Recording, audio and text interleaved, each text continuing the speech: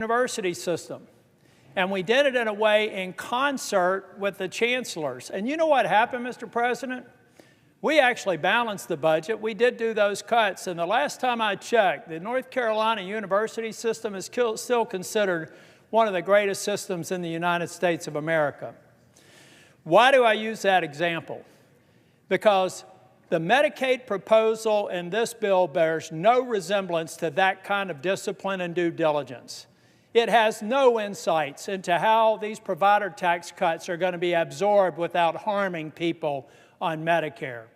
And even worse, most of my colleagues do not even understand on either side of the aisle the interplay of state-directed payments and the devastating consequences of the funding flows that are going to be before us. Mr. President, here's how I figured out the impact in North Carolina.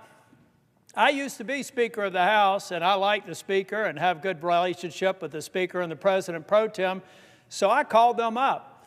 And I had my staff ask them if they would do an economic impact assessment on what this proposed bill would do to the Medicaid program in North Carolina. But I didn't want just the view of the Republican partisan staff that reports to the Speaker and the President Pro Tem on how they're going to absorb this bill. I decided to go to Josh Stein, the governor, and I went to his Democrat staff for Medicaid. I asked them to prepare an estimate, independent of the estimate that I had done with fiscal research. But I took a step further, Mr. President. I went to the Hospital Association. I asked 3 different independent groups, a partisan Democrat group, a partisan Republican group of experts, and a nonpartisan group of the Hospital Association to develop an impact assessment independent, not talking, not sharing, reporting to me.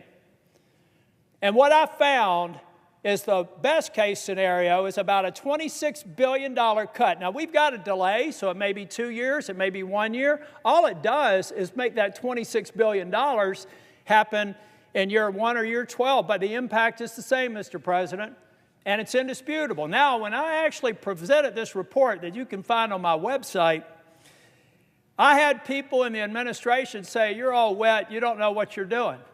I said, well, why don't we assemble a series of meetings? We're going to provide you our analytics. You go through it, tear it apart. I told about Mehmet Oz, who I consider to be one of the most capable people in the Trump administration. He's a brilliant man, and I'd encourage my Democrat colleagues to talk to him. He knows his stuff, and he's very focused on getting efficiencies out of CMS. So we had 3 different conference calls with CMS, with Oz on the phone and on the video, and me on the video. And I said this, guys, I would love nothing more than you to prove me wrong. I would love nothing more for you to tell me it's not $26 billion or $30 billion, that it's $2.6 billion or $2 billion or $200 million. But after 3 different attempts for them to discredit our estimates, the day before yesterday, they admitted that we were right. That between the state-directed payments and the cuts scheduled in this bill, there's a reduction of state-directed payments. And then there's the reduction of the provider tax. They can't find a hole in my estimate. So what they told me is that, yeah, it's rough, but North Carolina's used the system. They're going to have to make it work. All right.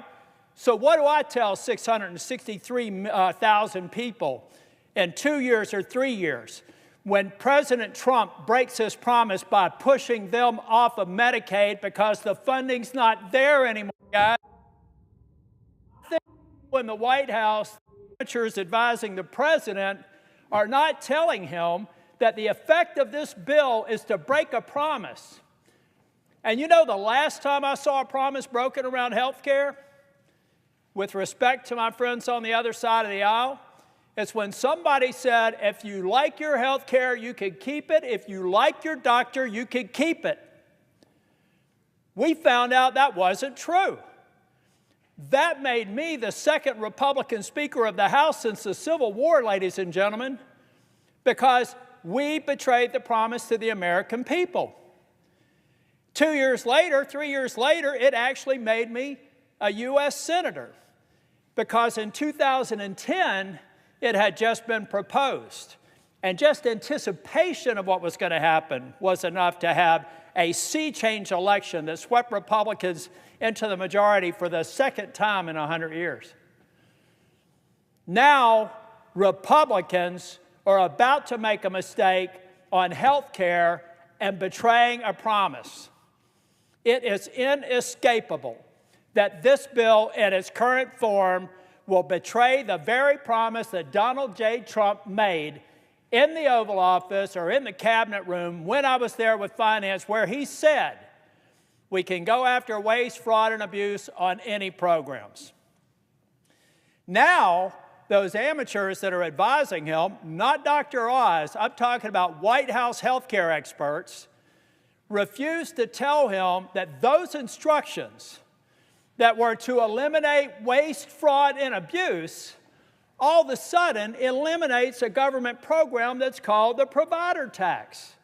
We have morphed a legal construct that admittedly has been abused and should be eliminated into waste, fraud, and abuse. Money laundering. Read the code. Look at how long it's been there. I was Speaker of the House. I refused to do it. When I left North Carolina, I said, we're not going to do a provider tax. I left it at 2.5%. Now it's 6%. Mistake on the part of the leadership. And frankly, I know my friends are probably going to think I'm a little bit crazy here, but I actually passed a law that made it illegal to expand Medicaid. Why did I do that? Because I was convinced someday we would be here. And I would have rather found a way to get more people on Medicaid at the standard FMAP than having this 90-10 match and watching it disappear and taking away desperately needed health care. So, Mr. President, over the course of the evening, I may look for an opportunity to speak again. But I'm telling the President that you have been misinformed. You supporting the Senate mark will hurt people who are eligible and qualified for Medicaid. I love the work requirement. I love the other reforms in this bill. They are necessary, and I appreciate the leadership of the House for putting it in there. In fact, I like the work of the House so much that I wouldn't be having to do this speech if we simply started with the House mark. I've talked with my colleagues in North Carolina. I know that we can do that, and I believe that we can make sure that we do not break the promise of Donald J. Trump that he's made to the people who are on Medicaid today, Mr. President. But what we're doing, because we've got a view on an artificial deadline on July 4th that means nothing but another date and time, we could take the time to get this right if we lay down the House mark of the Medicaid bill and fix it. And I know that my friend and colleague from New Hampshire, I jumped in front of her, so I'm only going to take another minute or two.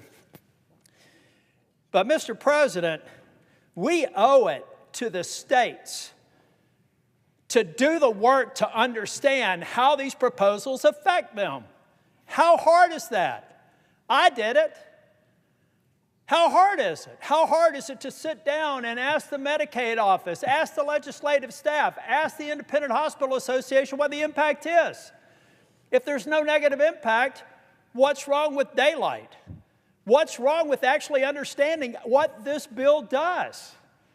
Mr. President, I know what it does because I spent a career implementing complex systems, and then I had the privilege of being Speaker of the House, and I implemented them in a government setting. And since I've been here, I've focused on bills and watched their implementation from the cradle until they're fully implemented. Mr. President, we owe it to the American people, and I owe it to the people of North Carolina to withhold my affirmative vote until it's demonstrated to me that we've done our homework. We're going to make sure that we fulfill the promise, and then I can feel good about a bill that I'm willing to vote for. But until that time, I will be withholding my vote. Thank you, Mr. President.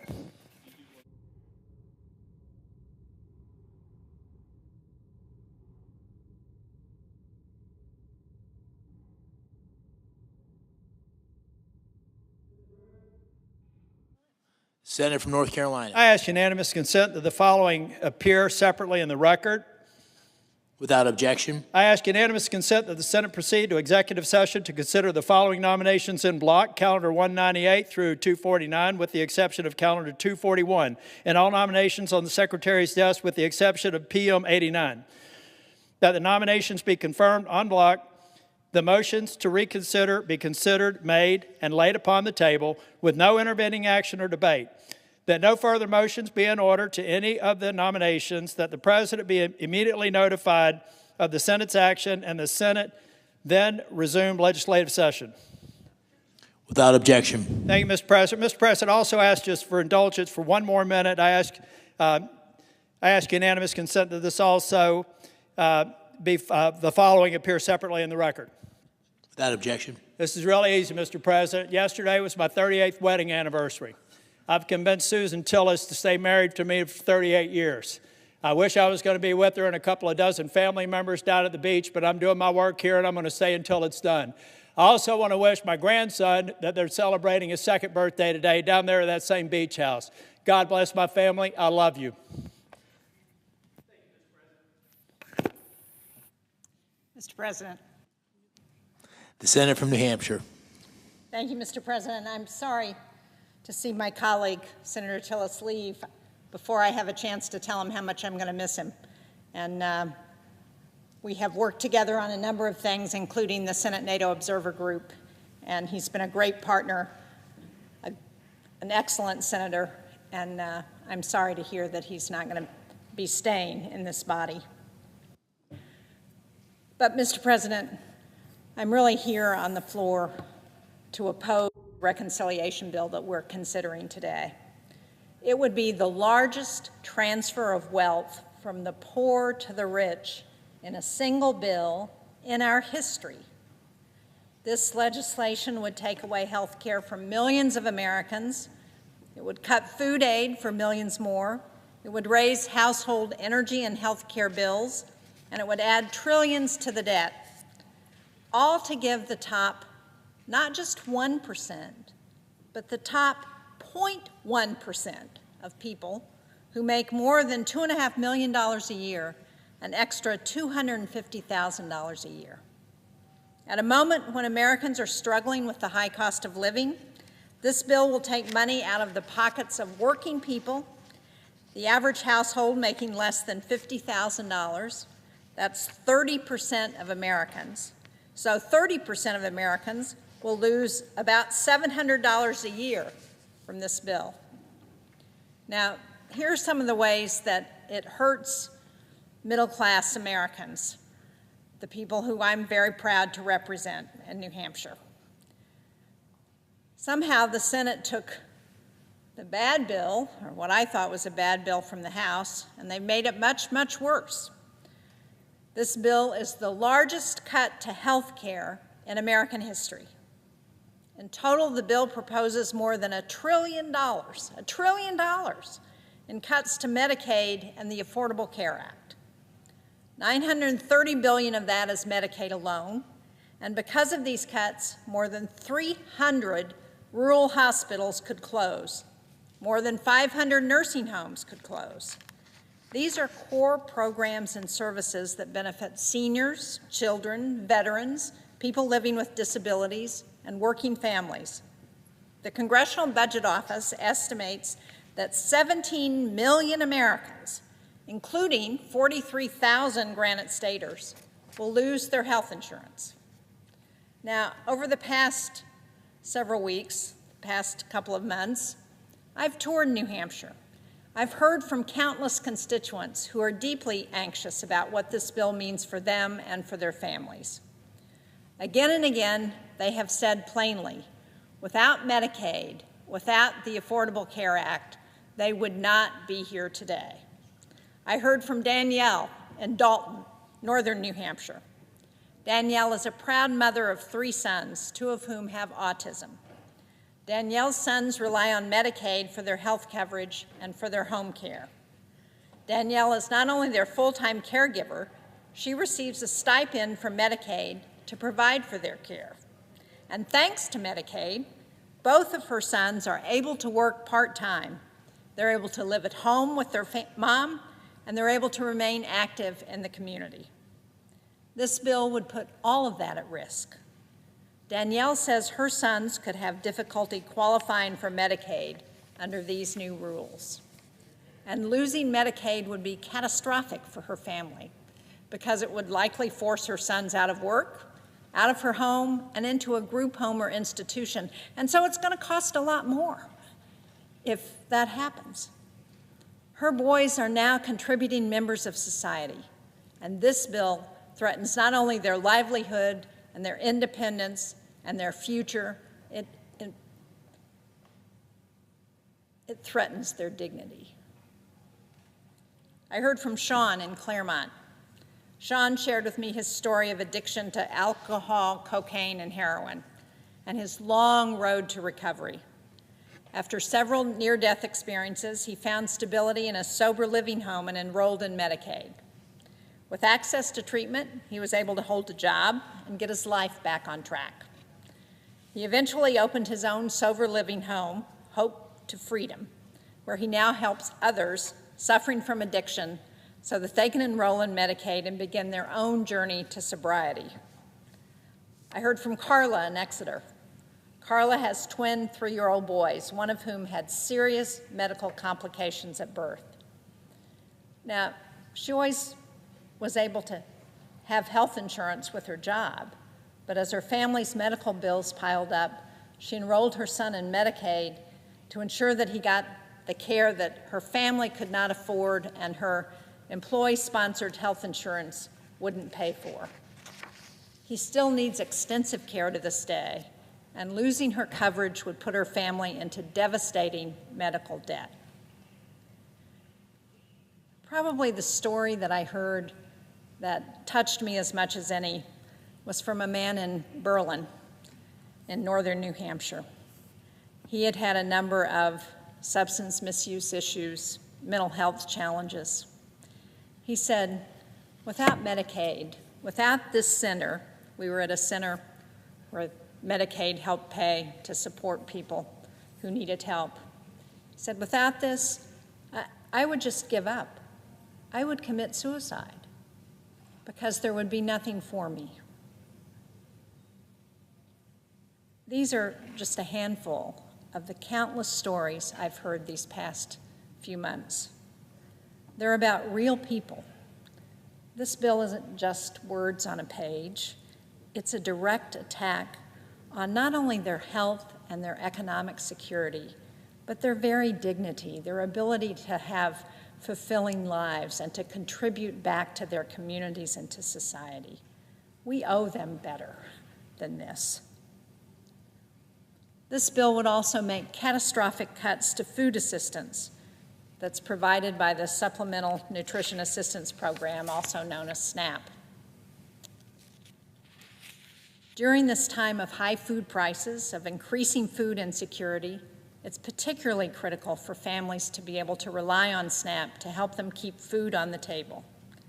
One of the ways this bill cuts the program is by requiring states to pay higher costs. Now, as the former governor of New Hampshire, I can tell you how much of a burden this is on our state's budget. And there are all kinds of provisions in this bill that are nothing but massive cost shifts to states. And this is one area. The bill puts food assistance at risk for families with teenage children, as well as older adults, veterans, and individuals experiencing homelessness. In New Hampshire, an estimated 1,000 older adults could lose SNAP access. These cuts will mean increased hunger across the country. You know, we talk a lot about kitchen table issues here. Passing this bill is an explicit vote to take food off of families' kitchen tables. I heard from Rachel. She's a care coordinator at a behavioral health center in Claremont, which is in the western part of New Hampshire. She told me, and I'm quoting here, SNAP is not just a program, it's a lifeline. For the parents I work with, it means being able to send their children to school with full stomachs and functioning minds. For caregivers struggling to make ends meet, it provides some peace of mind knowing there will be something on the table each night. And for children, many of whom are navigating mental health challenges, SNAP supports stability, dignity, and health during formative years. Without SNAP, the strain on these already vulnerable families would increase exponentially. And she goes on to say, finally, SNAP is not a handout. It's a step forward for families working hard to survive and succeed against overwhelming odds. And on the energy front, for families concerned about energy costs, this bill only offers more pain. In addition to cutting off tremendously successful incentives for electricity that are adding reliable, affordable, and clean energy to the grid at a record pace, this bill cuts off long-standing tax credits for consumers for average everyday Americans to make energy-saving improvements to their homes or to add rooftop solar to take control of their own energy bills. After countless promises to lower people's energy bills, this legislation would do just the opposite. Last year, 2.3 million families took advantage of the home energy efficiency tax credit and cut an average $130 off of their yearly energy bills. Now, that may not sound like a lot to the Mar-a-Lago crowd, but it makes a big difference for families in New Hampshire who worry about how they're going to heat their homes. American households are expected to pay an extra $170 billion in energy bills over the next 10 years thanks to misplaced priorities in this bill. And add to that 1.5 million good jobs that are likely to go away. And it makes you wonder if supporters of this bill have actually read it or if they actually care about American energy dominance. And on taxes, this bill spends more than $4 trillion on tax cuts, including nearly $1 trillion in new tax breaks for the biggest corporations. But for taxpayers earning less than $30,000 a year, they would see an average tax increase. Let me say that again, because I didn't say that quite right with the right emphasis. For taxpayers earning less than $30,000 a year, they would see an average tax increase in 2029. And these are the same families who are going to be harmed most by extreme cuts to Medicaid and SNAP. Families making under $50,000 are likely to be worse off, and some could lose more than $1,500 a year under this bill. So if you add to that the effects of Trump's tariffs, which raised the cost of living for a typical family by $2,000 a year, this makes it even worse for families. So the bottom 80% of households, those making less than $175,000, will be worse off on average under this bill. Now, I've talked about how this bill makes families pay more for health care, for energy and food, in order to give more money to billionaires. But there are a few other things that people should know. First, because of the trillions of dollars this bill would add to the debt, interest rates are likely to go up. That adds more than $1,000 a year for a typical mortgage. This bill makes it harder for students to afford the cost of college, and it removes debt protections for students who have been defrauded by their schools. And this bill actually tries to prohibit states from regulating AI for the next 10 years, making it that much harder to keep our kids safe online and to protect jobs from being lost to the use of this technology. You know, I was first elected to the New Hampshire State Senate more than 30 years ago.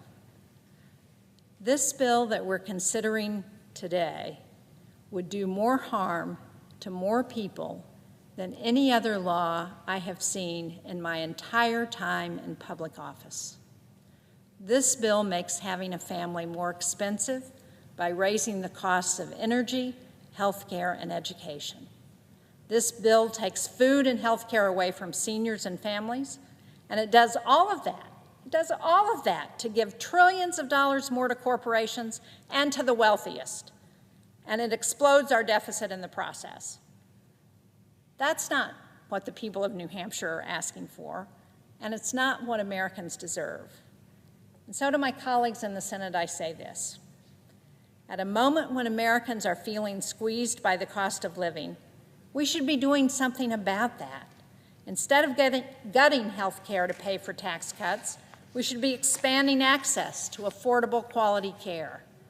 Instead of turning our backs on working parents, we should be making housing more affordable, and we should ensure that every child has access to high-quality, affordable early education. Instead of cutting nutrition programs, let's make sure that no child in America goes hungry. Instead of driving up food and energy prices, let's invest in the programs that help American families succeed. President Trump calls this the big, beautiful bill, but it is a big betrayal of the American people. There's nothing beautiful about taking away health care and food from working families to give more money to billionaires. So I intend to vote against this legislation, and I urge all of my colleagues to do the same. I yield the floor. Mr. President. Senator from Illinois. Mr. President, I don't believe you can serve in the United States Senate without being at least an amateur student of history. You're overwhelmed in this chamber, which is where the Senate has met since 1859, to reflect on all of the things that have occurred in the past, and you remember your own experience there as well. I certainly do. This is my 29th year of service in the Senate, and I think back this evening of some of the things which I've witnessed and still stick with me. I can still see that door open and Ted Kennedy walk through it, summoned from his deathbed in Massachusetts to cast a deciding vote on the Affordable Care Act, Obamacare. He wouldn't miss it, even if it meant he was going to die in the process. I think of that door over there when President Trump in his first term tried to basically eliminate the Affordable Care Act, and it was saved at the last minute at 2 o'clock in the morning when John McCain came through those doors, stood in the well right by that table to the Republican side, and cast his vote no. He couldn't raise his arm. It had been damaged so badly when he served as a prisoner of war during Vietnam, but you knew how decisive his gesture was. And he saved health care for millions of Americans. There were other moments as well that I can reflect on. But the point I'd like to get to is this. There was a speech a few minutes ago on the floor of the United States Senate which every senator should have heard, particularly every Republican senator. A senator from North Carolina gave a speech, Senator Tillis, and explained why he had decided to vote against this Republican budget plan, this reconciliation bill. He explained it in a thoughtful and comprehensive and convincing way. That before he made his decision, he turned to Republicans in the state and Democrats and a neutral third party to analyze the bill. And he concluded, Mr. President, after that study, that careful study, that this measure, this changes in Medicaid and Medicare and other health programs would be a disaster for the state of North Carolina. He'd made it clear before tonight that he was going to vote against this bill. And he made it clear this morning that he's preparing to retire from the Senate. I felt his statement was compelling, and I'm sorry that there weren't other members on the Republican side, at least one, beyond the presiding officer present, to hear it. It's seldom that you hear a speech on the floor of the Senate that you know is so personal and so heartfelt and so meaningful as the statement made by Senator Tillis earlier. He made a decision which will be widely reported, I'm sure, and showed a level of political courage which you seldom see in this chamber. He basically said, in a positive way, that the president was wrong in believing that this wouldn't hurt ordinary people.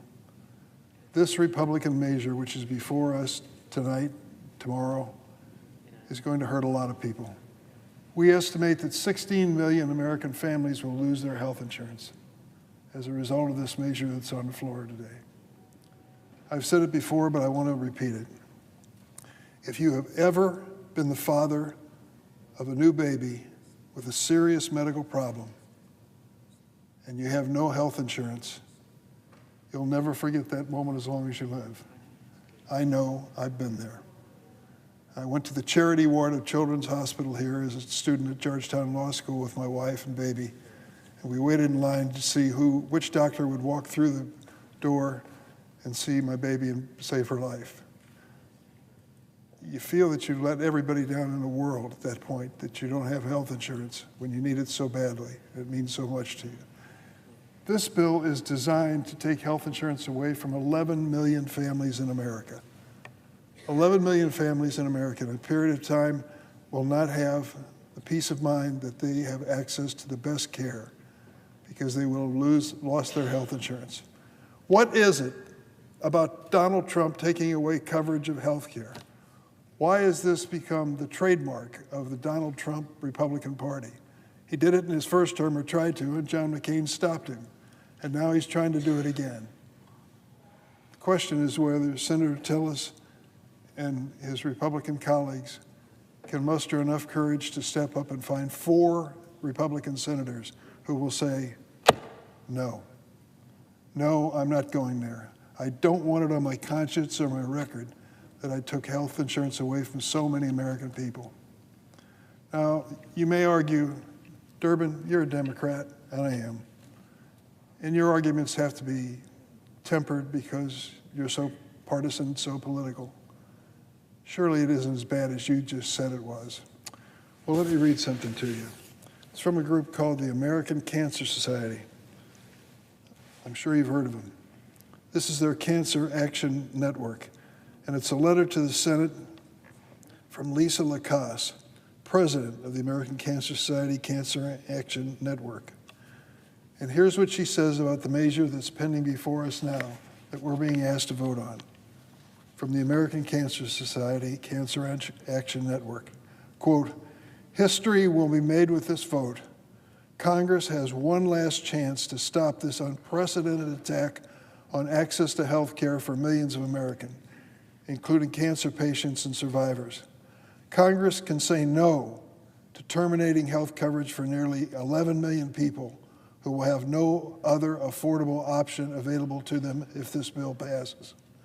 Currently, 1 in 10 people with a history of cancer have Medicaid coverage, including 1 in 3 kids who are newly diagnosed with cancer. We know having quality health coverage is one of the most significant factors in whether someone survives a cancer diagnosis. Voting for this bill means voting to rip the chance of survival away from real people. She goes on to say, simply put, this bill will mean more Americans are living sicker and dying sooner. And then she said, lives are on the line. So if you're skeptical about anything that I say because of my partisan background, I understand it. But for goodness sakes, from the American Cancer Society, to have such a definitive statement made that this measure that we're being asked to vote on is going to harm innocent people, men, women, and children. That's a fact. And Mr. President, I might add another short message that we received from the Children's Hospital Association. The Children's Hospital Association. Matthew Cook is their president and CEO. And here's what he says about this bill that is pending. The new version of the budget reconciliation bill is a crisis for children's health care, hospitals, and providers nationwide. And we ask Congress to oppose it as an act of support for American children. This bill goes much too far. The bill amounts to fewer doctors and nurses to see your child, longer wait times, and sicker children. We know that the impacts of poor pediatric health care reverberate for a lifetime. From the Children's Hospital Association. Neither of these organizations are partisan organizations. And they have confirmed what Senator Tillis said earlier on behalf of the state of North Carolina and what those of us on this side of the aisle are saying all along. Why would we risk the lives and well-being of so many children, so many American families? What is it about the $1 trillion which we will take out of the healthcare system in America that is so pressing, so demanding that we're willing to make these big risks? I'll tell you what it is. It is the extension of tax breaks. Tax breaks for the wealthiest people. Oh, Durbin, you Democrats always talk about billionaires and millionaires. That can't be true. Senator Angus King is here. He told me that he did an analysis of the actual tax breaks. And if I remember correctly, if you do a cutoff of income of $400,000 a year and said anyone over that figure is not going to receive any tax break, you would reduce the cost of this tax program by 60% or more. 60% or more. So when we talk about tax breaks for the wealthiest people in America, that's exactly what this is about. I want to give tax breaks, if I can, to working families who struggle from paycheck to paycheck. But for goodness sakes, a $346,000 tax cut for Elon Musk, the richest man on earth, what are we thinking? And I just want to make a quick reference to two states that have an experience coming with this bill, which will be dramatic. One is Kansas. In Kansas, 360,000 individuals rely on Medicaid coverage. 56% of them are children. But with this bill, 89,000 people in Kansas are going to lose their health insurance. In Kansas, Medicaid covers 1/3 of births, 58% of nursing home residents. What happens when Medicaid does not pay for enough money into the nursing home to keep your mother under good care, or your father, or someone in your family? What do you do next? Well, you exhaust the savings that are available to your family. And if that isn't enough, what's next?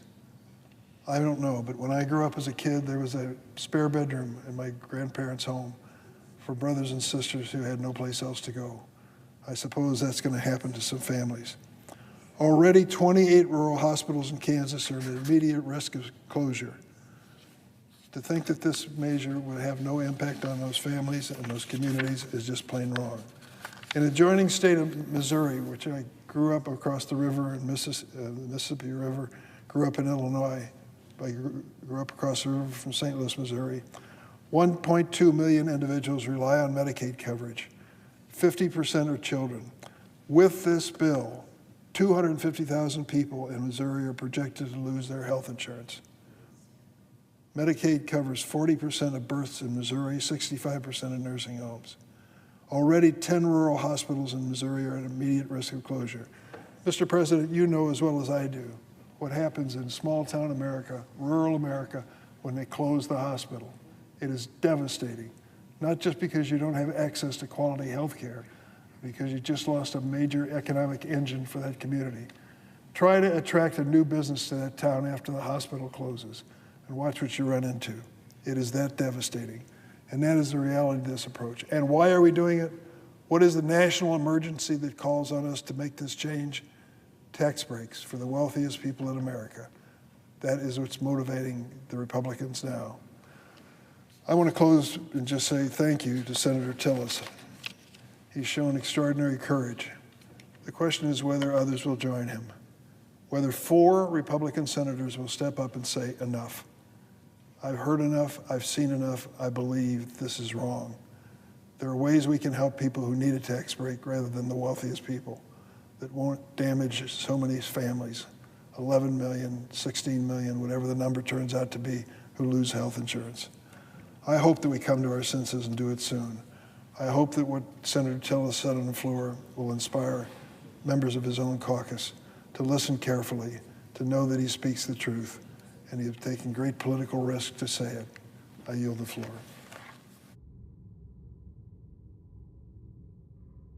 Mr. President. The senator from Wisconsin. Thank you. I am proud to join my Midwestern colleagues today to draw attention to what is happening in our states if this bill were to come to pass. And so I rise today on behalf of the 17 million Americans who are poised to have their health care terminated because of the Republicans' disastrous budget bill. And while I'm laser focused on the nearly 260,000 Wisconsinites whose health care will be placed in jeopardy by this measure, I realize that so many Americans who reside in states that are represented by Republicans don't have a voice in this fight right now on this Senate floor. You know, I have traveled my state extensively listening to people talk about how this bill would impact them and their families. And I've shared those stories. I've uplifted those stories, sometimes right here on the Senate floor, and sometimes in other ways. But I know that my Republican colleagues are getting the same influx of phone calls and letters that I'm getting from parents of children with disabilities, from the elderly, and folks who are working hard but just can't keep up. These are constituents who are downright scared that they will have a rug pulled out from under them. And I know my Republicans are hearing from their rural hospitals and their pediatricians who are clear about what this bill will mean for their ability to keep their doors open and to care for their patients. According to reports, my colleague from Kentucky even admitted as much behind closed doors last week, saying that, "I know a lot of us are hearing from people back home about Medicaid, but rather than committing to join us in this fight," he said, "they'll get over it," and urged his colleagues to forge ahead with this bill. Well, if my Republican colleagues won't fight for these Americans, I think it's well past time that some of us do. And that is why I'm proud to be standing with my Midwestern Democratic colleagues to do and say something about it. I'm here to stand up for the over 500,000 Midwestern Americans in Iowa, Kansas, Missouri, Nebraska, the Dakotas, whose health care is on the chopping block if Republicans jam through this terrible budget bill. In just those 6 states alone, over 340,000 Americans will lose their Affordable Care Act coverage, and over 225,000 Americans will be kicked off Medicaid if the Republicans get their bill and their way. In Iowa, over 100,000 Americans' care could be on the chopping block, including over 58,000 Americans whose families rely on Medicaid. When we talk about hundreds of thousands of people losing health care coverage, it can sometimes get lost that this actually means people, not numbers. The numbers we're talking about are people. They have faces, they have stories, they have families, and they matter. Take Patrick Kearns, a registered nurse in Iowa City at the VA Medical Center and father of 2 adult children with disabilities. He told the Des Moines Register, "My children are not scamming a system. The idea that they're somehow gaming the system at the detriment to the rest of society, especially when people like Elon Musk are using words like parasite to describe my children, anger doesn't quite encompass how I feel," he continued. "I just find it shocking that you would go after truly the most vulnerable people as if they are somehow conducting fraud. These folks are barely surviving." In Kansas, where nearly 90,000 Americans' health coverage is at risk, including 18,000 Kansans on Medicaid, Kathy and Jacob shared the story of their adopted sister, Maria, who suffered a traumatic brain injury at just 7 weeks old. Because of Medicaid, the family could afford at-home nursing services before their sister passed away in 2024. Jacob told the Kansas Reflector, "This is not right or left. This is truly a human right. Yes, we want to get rid of fraud. People using the support that's not fraud, that's called helping people live the best life in the most respectful and dignified way possible." In Missouri, 250,000 Americans' care is on the chopping block, including over 100,000 with Medicaid.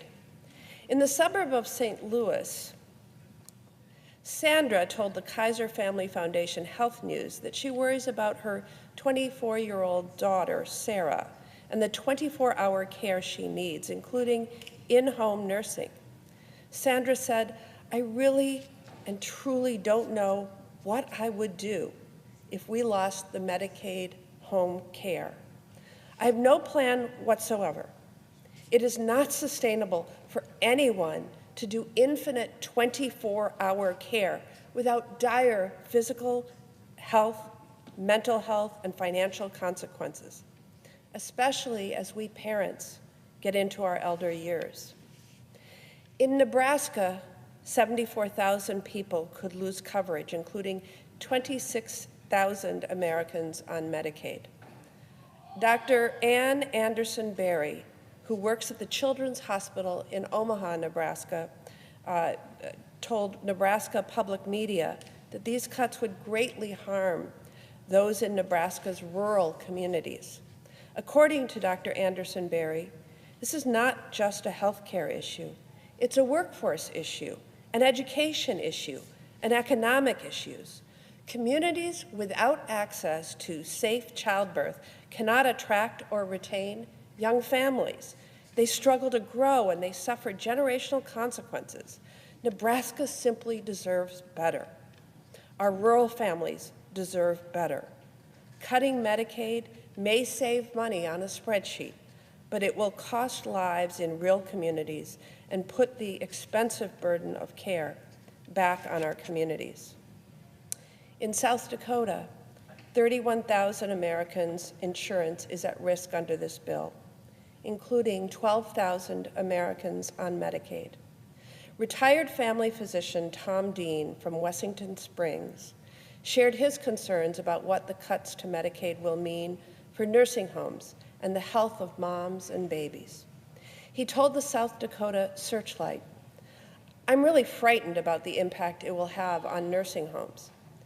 Medicaid is a major payer for prenatal, delivery, and postpartum care, and that's a major concern, especially in rural areas."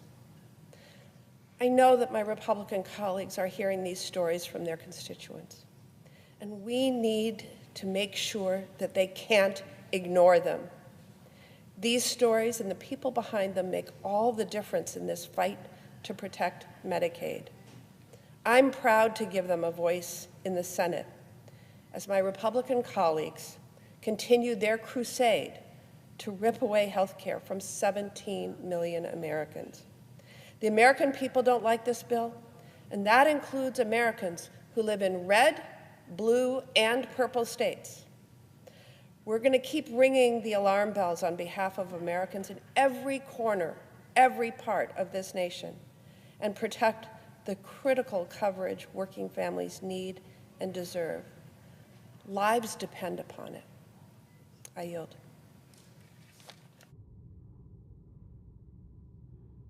Mr. President.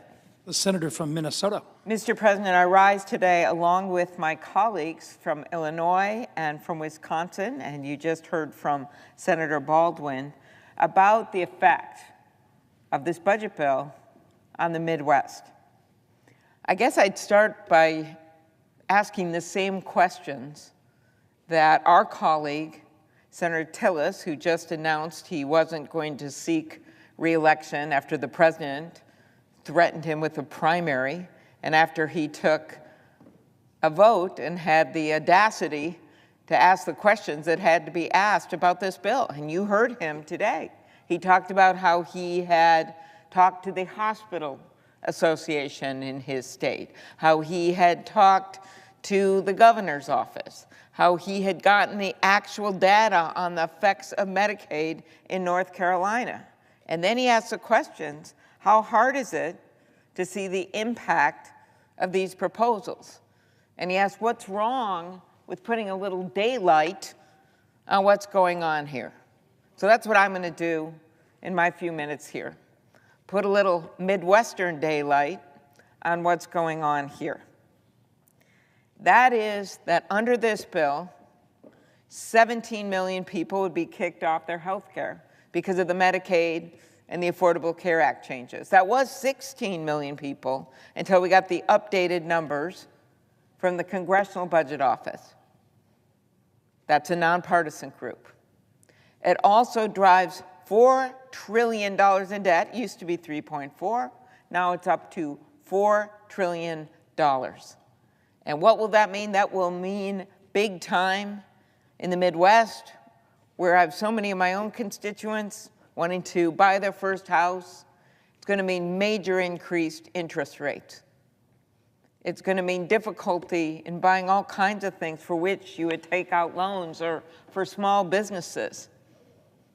all for giving a bunch of tax cuts for millionaires and billionaires, $400,000 for multi-millionaires.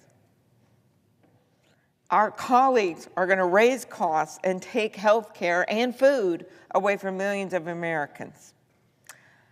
So my colleagues have talked about, Senator Baldwin and Senator Durbin, talked about the effect that this bill has in the Midwest when it comes to health care, the closing of the rural hospitals. The Midwest has a huge number of these rural hospitals, about half of them that be forecast to close. She talked about the Medicaid cuts. So I'm going to talk about a different piece of this, and this is the impact of cuts to food assistance. There is no avoiding the facts. Here they are.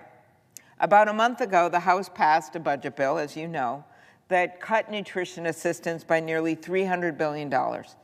It put the country on track to eliminate SNAP for 4 million Americans and reduce benefits for millions more. I was hopeful that we would go in another direction. And while there were some changes made by the Republicans on the Agriculture Committee that I appreciated, it still amounts to over $185 billion in cuts from the SNAP program. And let me remind you that the vast majority of people on SNAP are older Americans, people with kids, veterans, people with disabilities. We were just out on the Senate steps with a number of those people and the groups that they represent and faith leaders talking about this very subject. Why them? Why give tax cuts to the wealthy on their backs? We know that the impact of the big, beautiful betrayal of a bill will be even more stark in the Midwest. In the Midwest, here are some examples. Americans use SNAP benefits. Nearly 155,000 people in Nebraska, and let's face it, that is not the biggest population state, but 155,000 Nebraskans use SNAP. About 190,000 people in Kansas, 260,000 people in Iowa, 660,000 people in Missouri, 700,000 people in the state of Wisconsin. Senator Baldwin just talked about the impact of health care there, but 700,000 people and my neighbors in Wisconsin. Nearly 1.5 million people in Michigan use SNAP. And in Minnesota, 450,000. So yes, those people will be affected greatly by this faux shift to the state. And unfortunately, while we tried to fight part of this, the state shift, we were not able to get that changed in the last few days. This means certain states, I'm just going to give you some examples, hundreds of millions of dollars are supposed to shift over to states in the Midwest when 41 of the 50 states in our country have balanced budget amendments. So what are they supposed to do? Cut infrastructure? Cut law enforcement? When the majority of these cuts, and this is why this is such funny math, are shifts to the states. And it's why governors, especially in the Midwest, Governor Kelly in the state of Kansas has been speaking out big time on this, why they are so concerned about these shifts. In addition, and this is not something everyone thinks about when they think about SNAP, but we think about it big time in the Midwest, farmers and grocers. Over a third of America's farmland is located in the Midwest. That includes more than 722,000 farm operations, which is more than 1/3 of farms nationwide. So why would farmers care about this? Well, they will lose revenue because Americans won't be able to buy their products. And that loss, that's a SNAP program, right? It buys food from America, just like international organizations were buying food from America with USAID. That's been cut.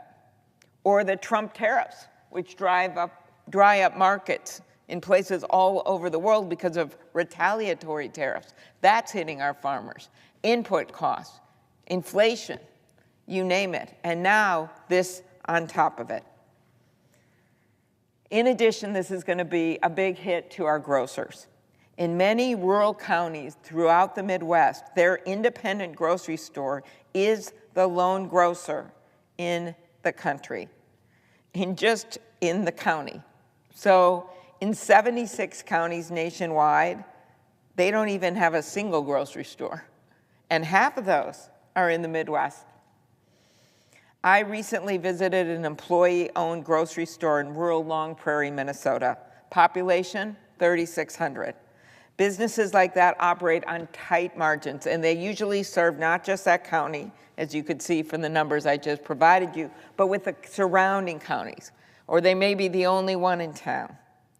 Businesses like that, the cuts to SNAP, it's pretty significant because that's sometimes the margin on which they're able to stay alive as a business.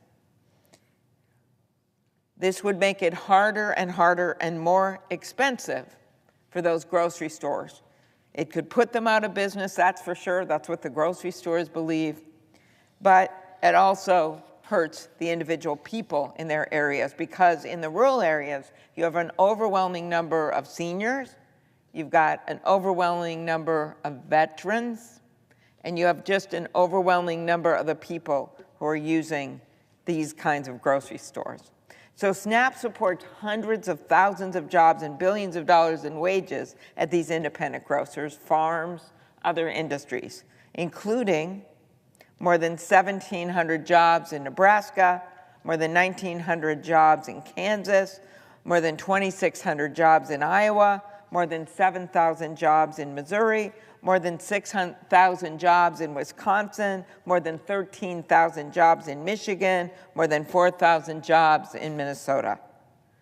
We know that from farmers and truckers to local grocers, for every dollar invested in SNAP, about $1.50 of economic activity is generated nationwide. For many Midwesterners, this bill would make the difference between having a grocery store in their region or not. I mentioned the shift of billions of dollars of costs to states that will blow holes through the state budget. They won't be able to afford it. And sadly, our Republican colleagues know this because 44 states have this balanced budget rule. And they're going to be forced to choose between paying the cost for food and paying for critical services. That is why 23 Democratic governors, all of them, just laid out in a letter to Congress. These cuts don't just increase state costs, they make it nearly impossible for states to effectively plan for these long-term budget impacts. Those are governors from Kentucky, with Governor Beshear, to Arizona, with Governor Hobbs. Across the entire nation, we heard from these governors. Not to mention the governors such as Governor Pritzker in Illinois and Governor Walz in Minnesota and Governor Kelly in Kansas and Governor Whitmer in Michigan. Based on 2023 figures, ready for this? The House and Senate version of this bill would shift, and it varies because the bills are different, but this is how much money we're talking to, between $16 million and $49 million onto the state of Nebraska, between $61 million and $101 million in costs onto Kansas. Imagine the budget. And there's suddenly, oh, you got to do an extra $60 million. Too bad you have a balanced budget amendment.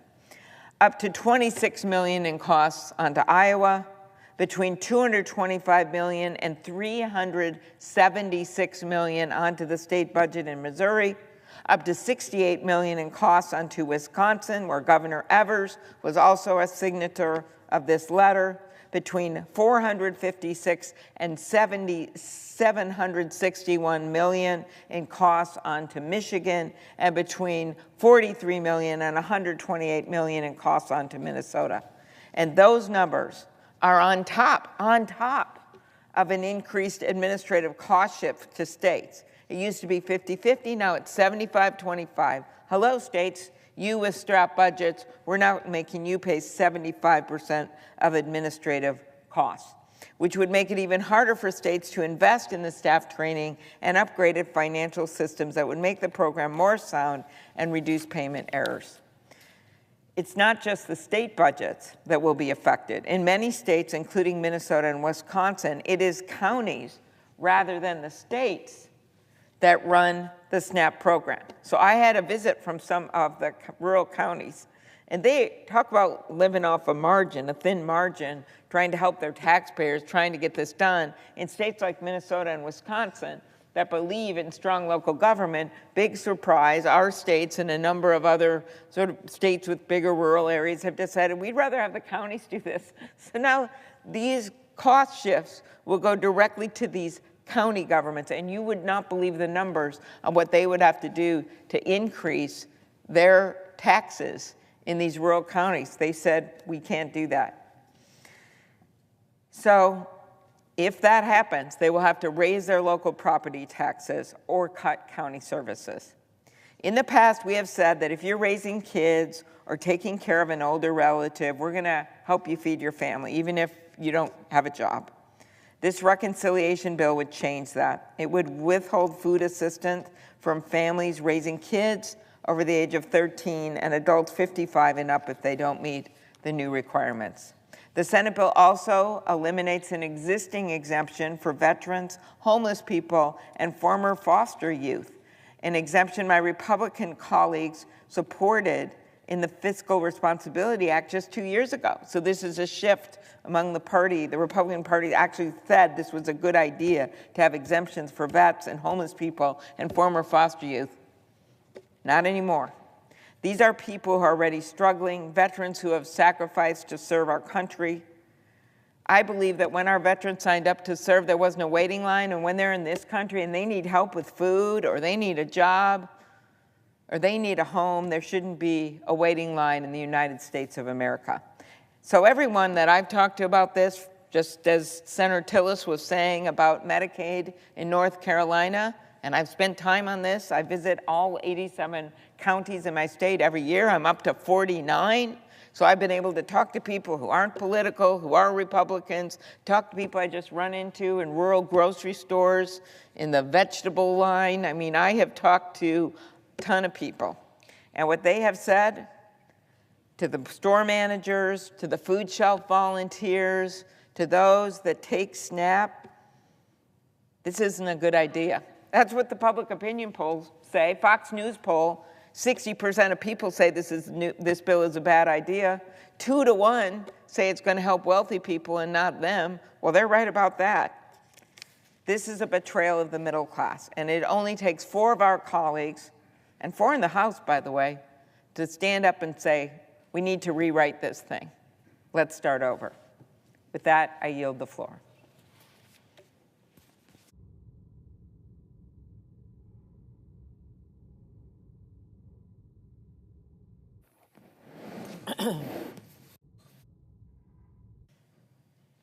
Mr. President. The senator from Nevada.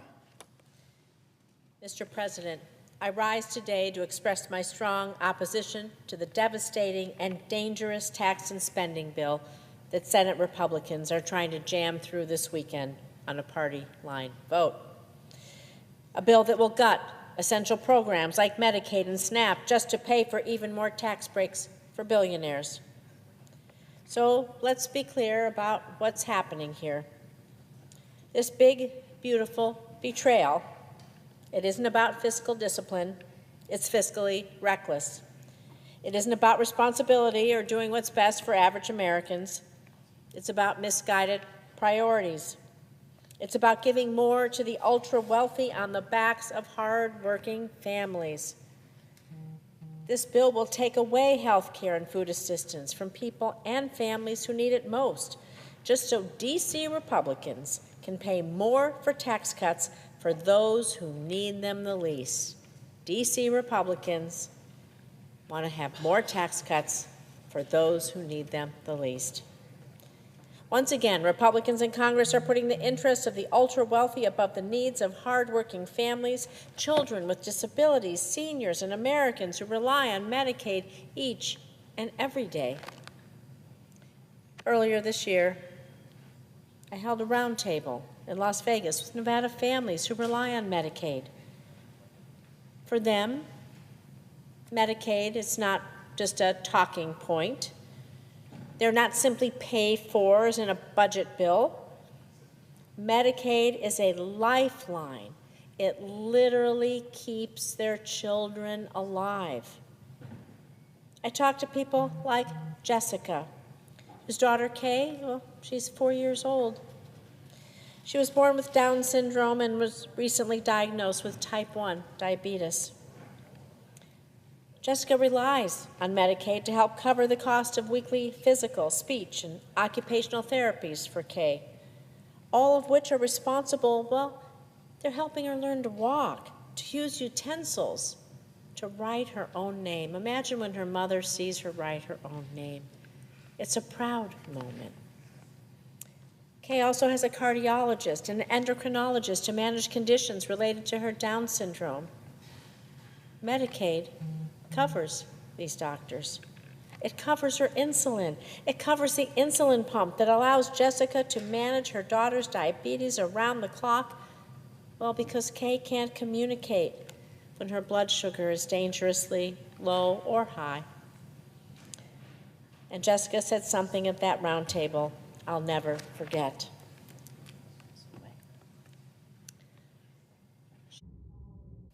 And I quote, "I can't imagine losing Medicaid. Obviously, I'm going to have to try to give up something because I'm not going to let her go without insulin and the life-saving care she needs. And I can't even imagine to think about what I'd have to cut or what I'd have to do in order to pay for the life-saving care that she needs and deserves." Christy, another Nevada mom, was also at that round table. Her daughter Sadie's 13. She's been bravely battling an aggressive form of leukemia for the past 2 years.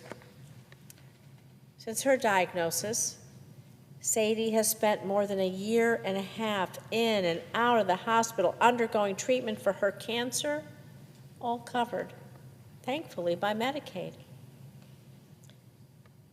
Sadie's father, well, he passed away during the COVID pandemic, sadly.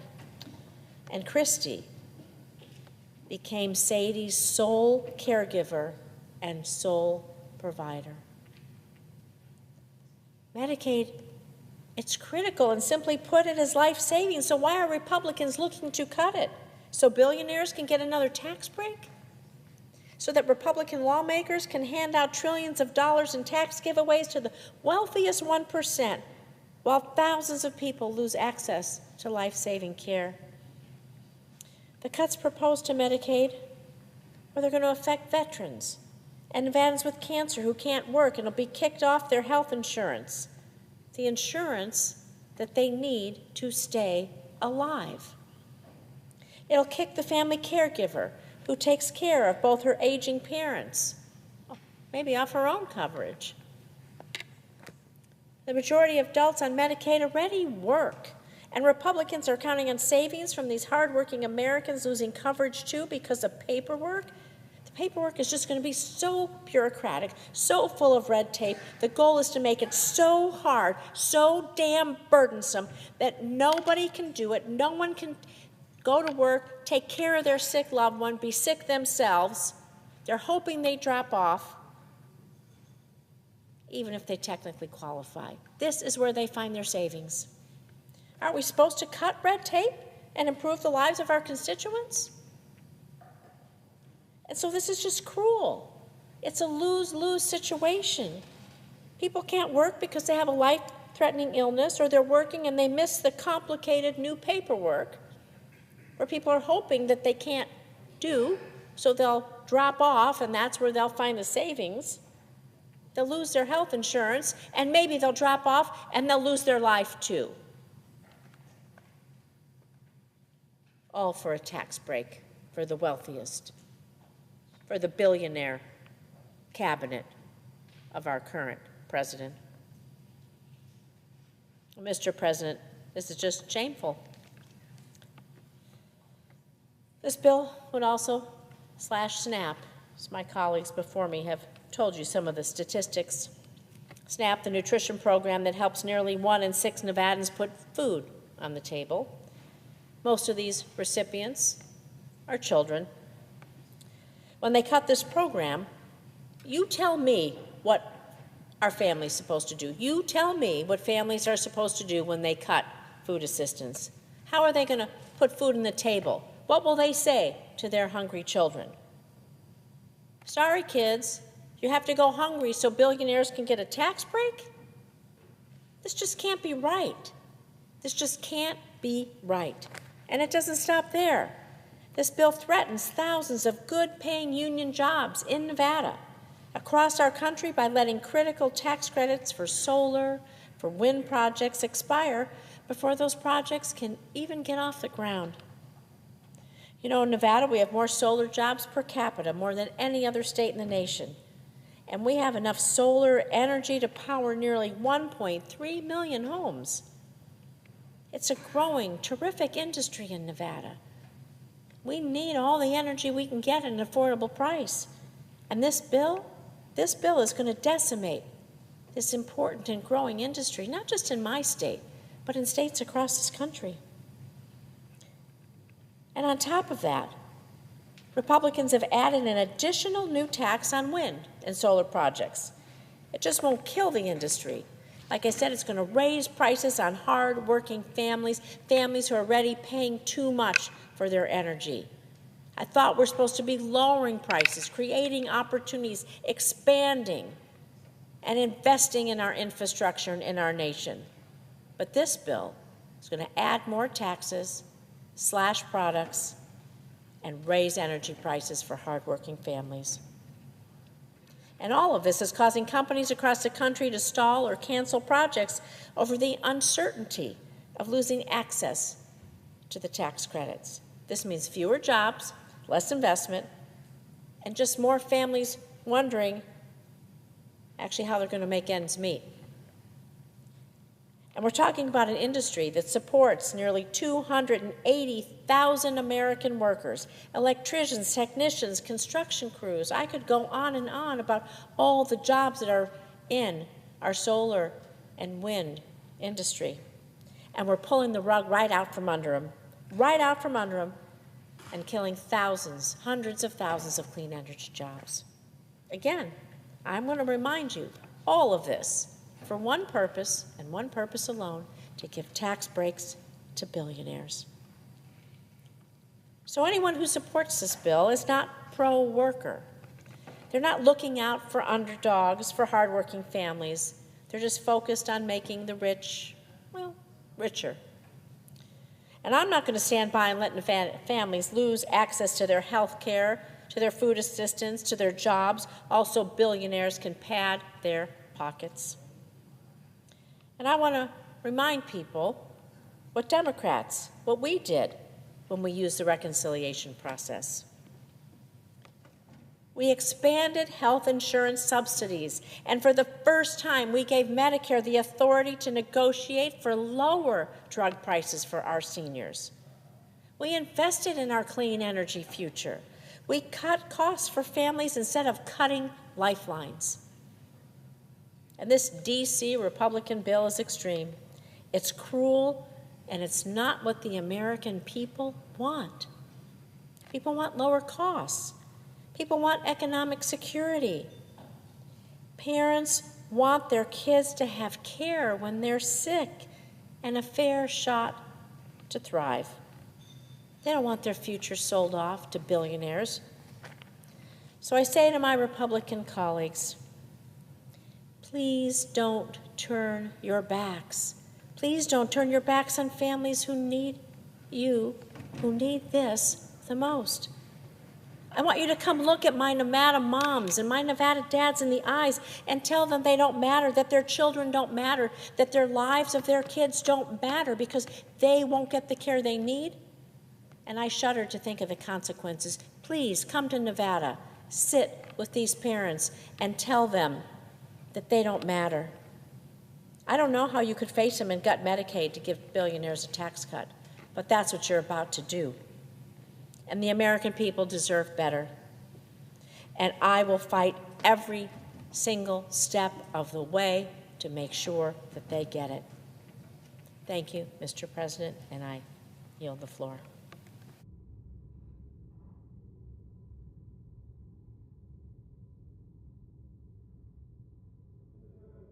The senator from North Carolina. Thank you, Mr. President. I'm going to be brief. I promised Senator Hollins, I'm sorry, Senator.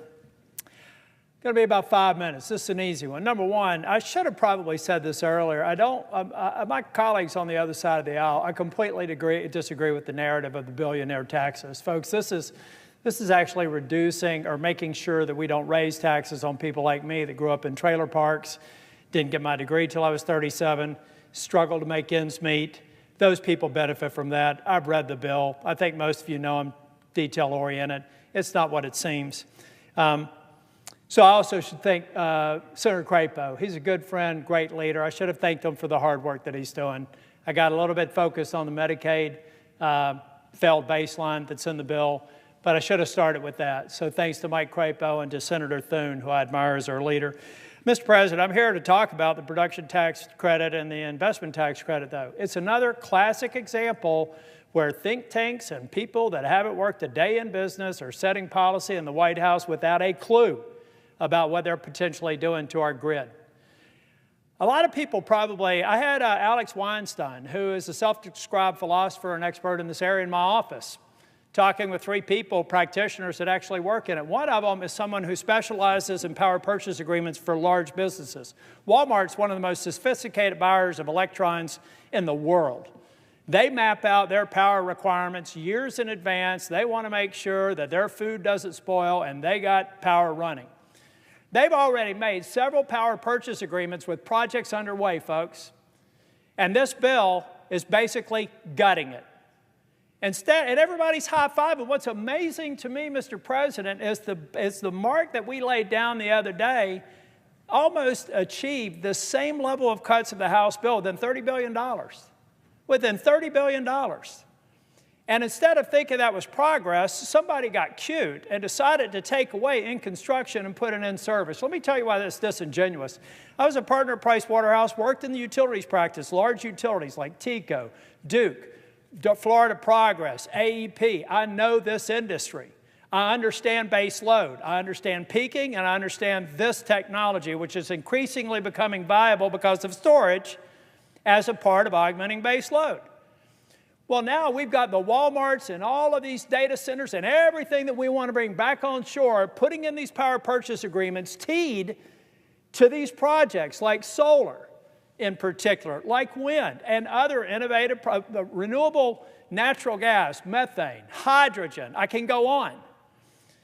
But somebody, a self-described philosopher in a think tank that I admire a lot, but I realize if you're a philosopher and you're in a think tank, you by definition have never worked in an operational role. So you can't possibly understand what happens to this pipeline of power purchase agreements and the future of our grid. So here's what's going to happen. Wipe it clean. Put an excise tax in. Effectively,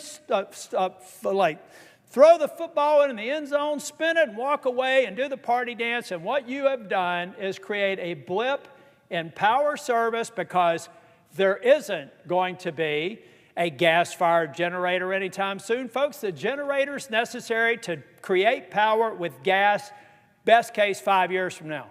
That's best case. 5 years from now. So you can't get that online at the same time this whole pipeline is going down.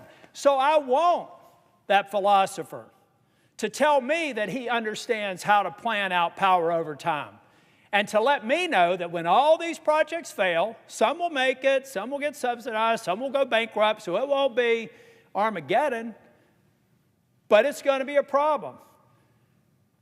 So they better get it right. It's another example, folks, when you rush a bill and you don't think through the implementation, you don't get it right. And so I hope that my colleagues recognize it's half-baked. It's another reason why we should go back to the House mark, get Medicaid right, so I can come on the floor and tell my colleagues on the other side of the aisle why they're wrong on all the attributes of the House mark, why they are wrong on some of their characterizations of the tax bill, and why they will be wrong on an energy policy that makes sense. But I have to vote against the bill from my own party that I have never parted from before because we're rushing to an arbitrary deadline with people who have never worked a day in this industry, maybe philosophized and written a few white papers on it, but haven't gotten their hands dirty. I have, and this is another segment of the bill that needs to change. Thank you, Mr. President. President. The senator from Maryland. Mr. President, Donald Trump likes to call the bill that Republicans are trying to rush through this Senate the big, beautiful bill. Well, it's big, all right. It took the Senate clerk nearly 16 hours to speed read through it. But it is only beautiful if you're a billionaire or otherwise very wealthy in America. For everybody else, this is a big, ugly betrayal of a bill. Betrayal because tax cuts for billionaires are coming at the expense of virtually everyone else. Now, I agree with many of the things my colleague from North Carolina, Senator Tillis, just said. But I've also read the bill. And if you look at the bill, the tax benefits overwhelmingly go to the very highest income earners in the United States of America. 50% of those tax benefits go to just the top 5%.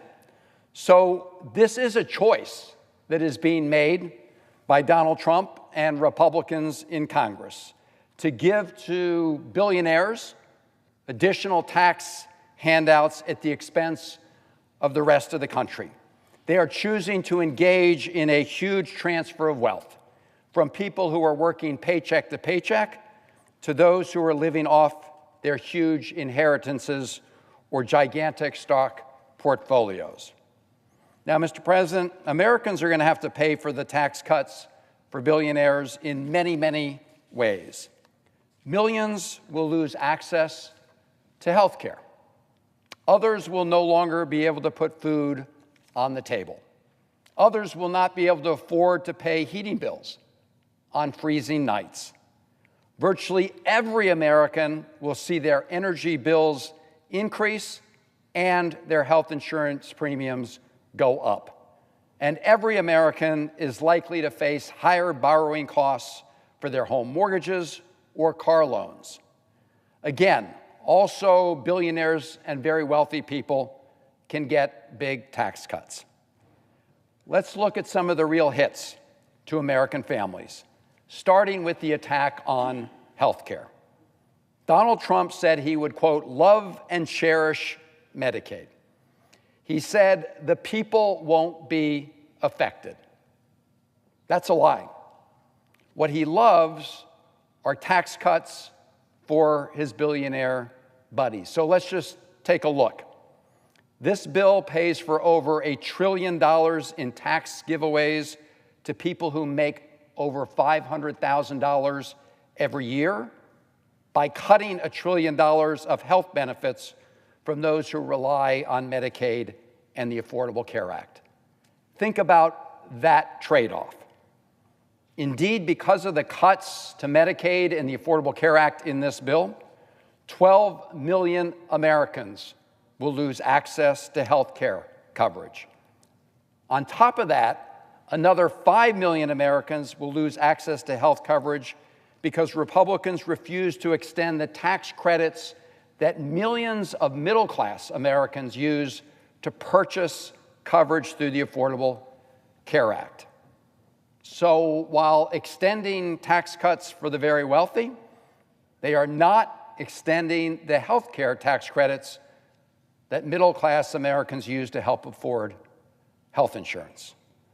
The result of these cuts and the refusal to extend those tax credits means that nearly 17 million of our fellow Americans will lose access to health care coverage.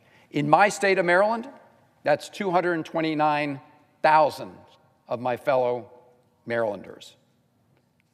And who are these Americans? Who are these Marylanders? They're babies and children.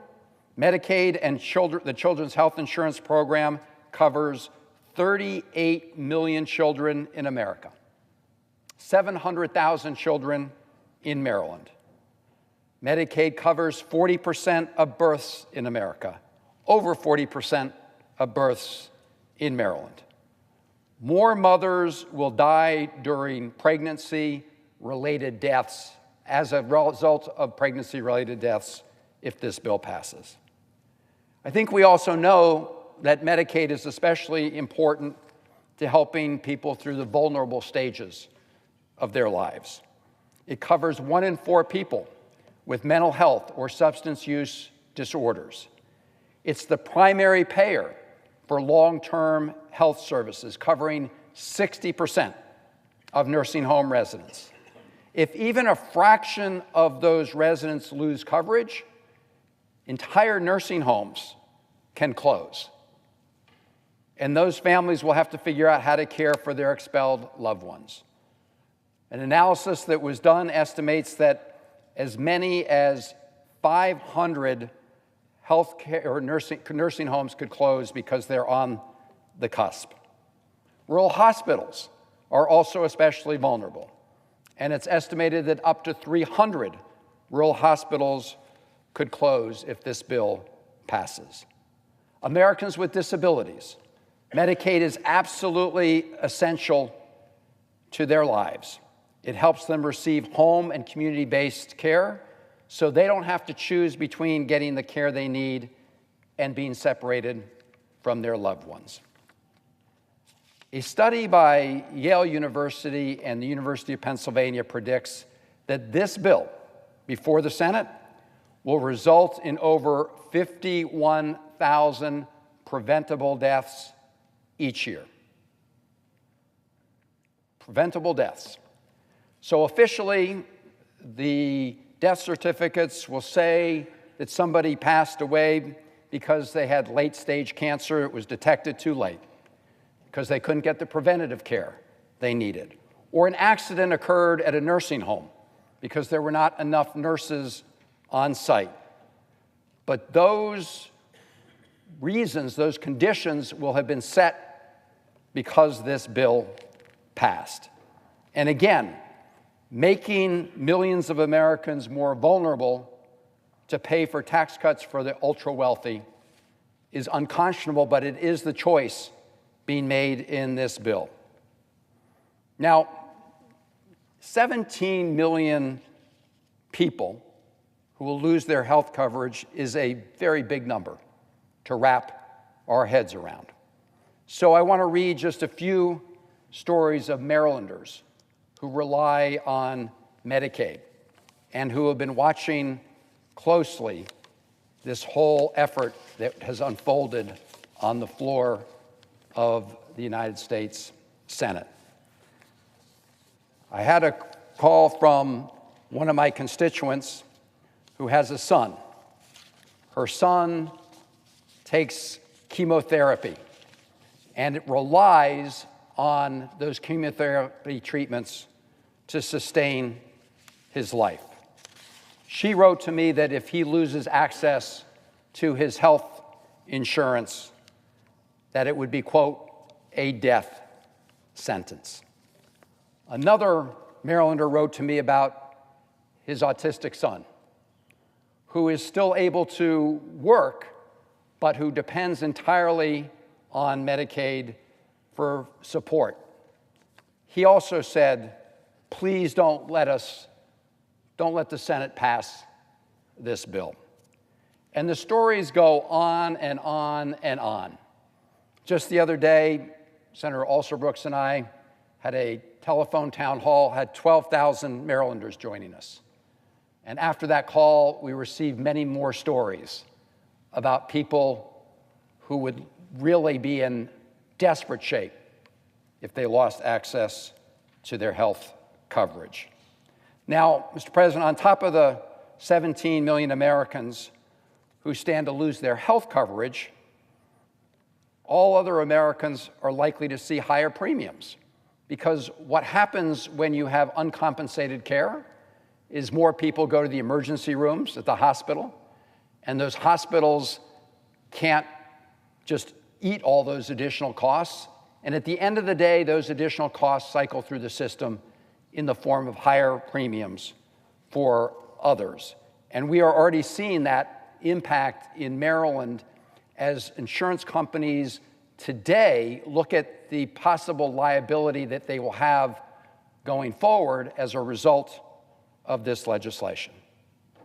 Now, beyond the 17 million who will lose access to affordable health care, you also have millions of Americans who are going to be hit as a result of the cuts to the food and nutrition programs, the SNAP programs. We're going to see a whopping 20% cut, $200 billion, to the SNAP program.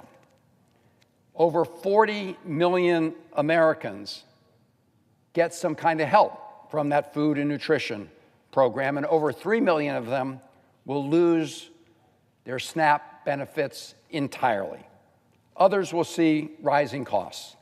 In Maryland, it's going to impact 684,000 people, most of whom are families with kids. Now, Mr. President, in addition to 17 million Americans losing access to health care coverage, in addition to the 40 million Americans who will be impacted by cuts to food and nutrition programs, I want to just focus for a moment on another hit to American households. Some of us have discussed it on this Senate floor before, but it hasn't gotten as much attention. And it relates to the energy bills Americans pay, including their electric bills, because this bill will drive them up because it directly attacks the production of more clean energy. And less energy with rising demand means higher costs for households. I don't know if folks remember about a year ago when Donald Trump had a steak dinner at Mar-a-Lago, where he begged 20 fossil fuel CEOs for campaign cash. It was reported on at the time. Well, he succeeded in raking in hundreds of millions of dollars in campaign donations, and now we see the payoff in this bill to those powerful special interests. And that payoff comes in two forms.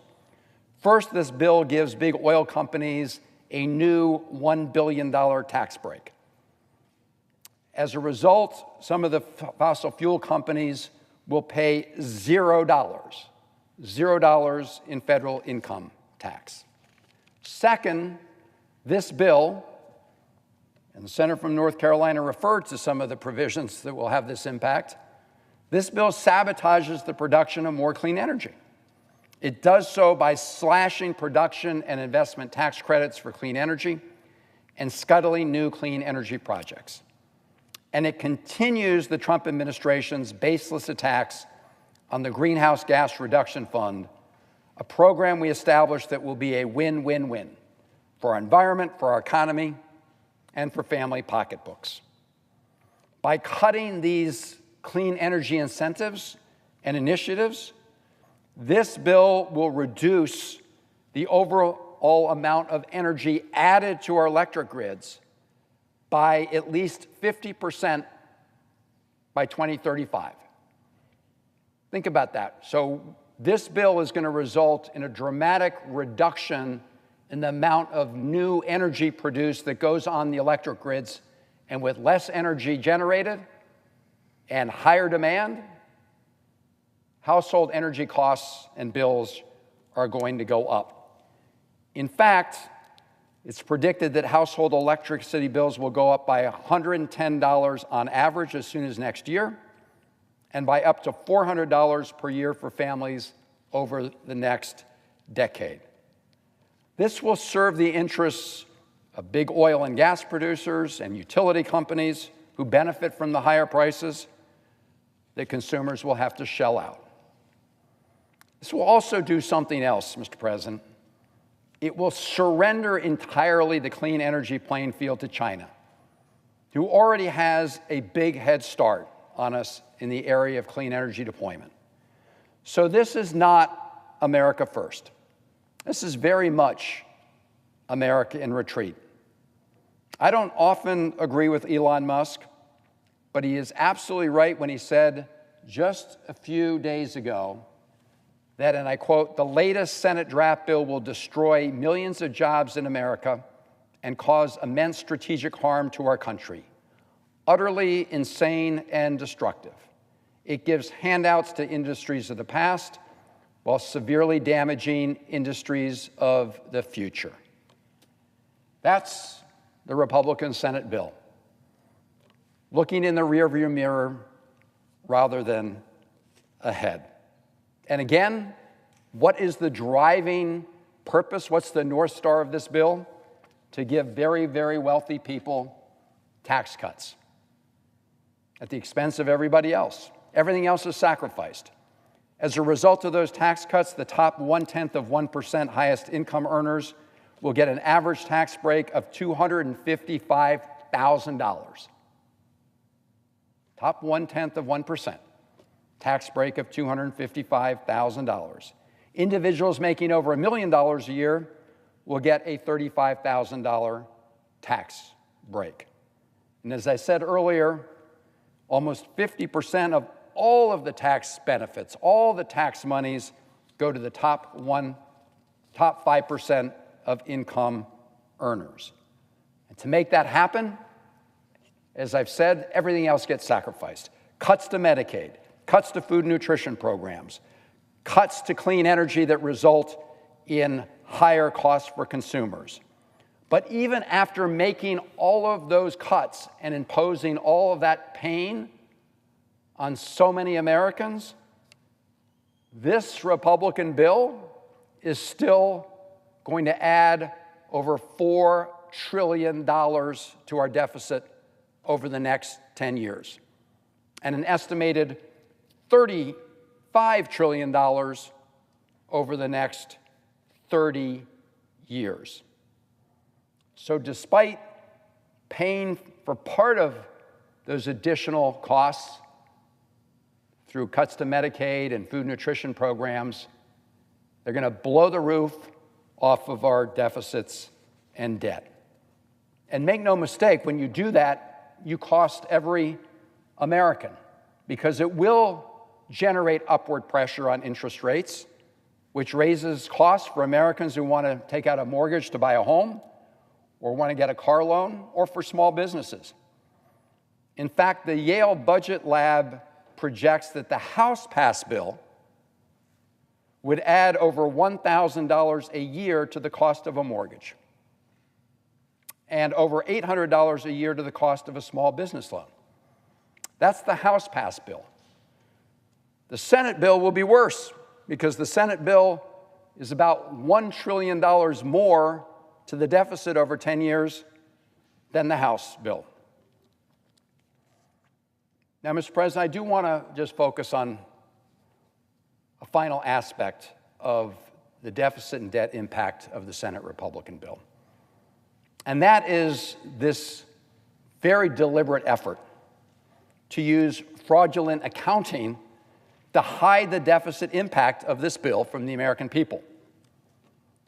Let me give you an example. Let's say you signed a contract to rent an apartment for $2,000 a month. You know that's going to cost you $24,000 for the full year. Now, at the end of the year, if you want to keep renting that apartment at that rate, any normal person would say, well, that's going to cost them another $24,000.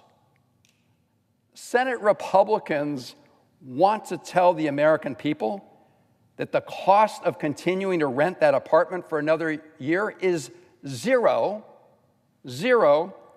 because the amount of rent they have to pay in year 2 is the same rent they had to pay in year 1. In other words, Republicans want to say that because they've been giving billionaires and wealthy people tax cuts for 10 years, it will cost nothing to extend them for another 10 years.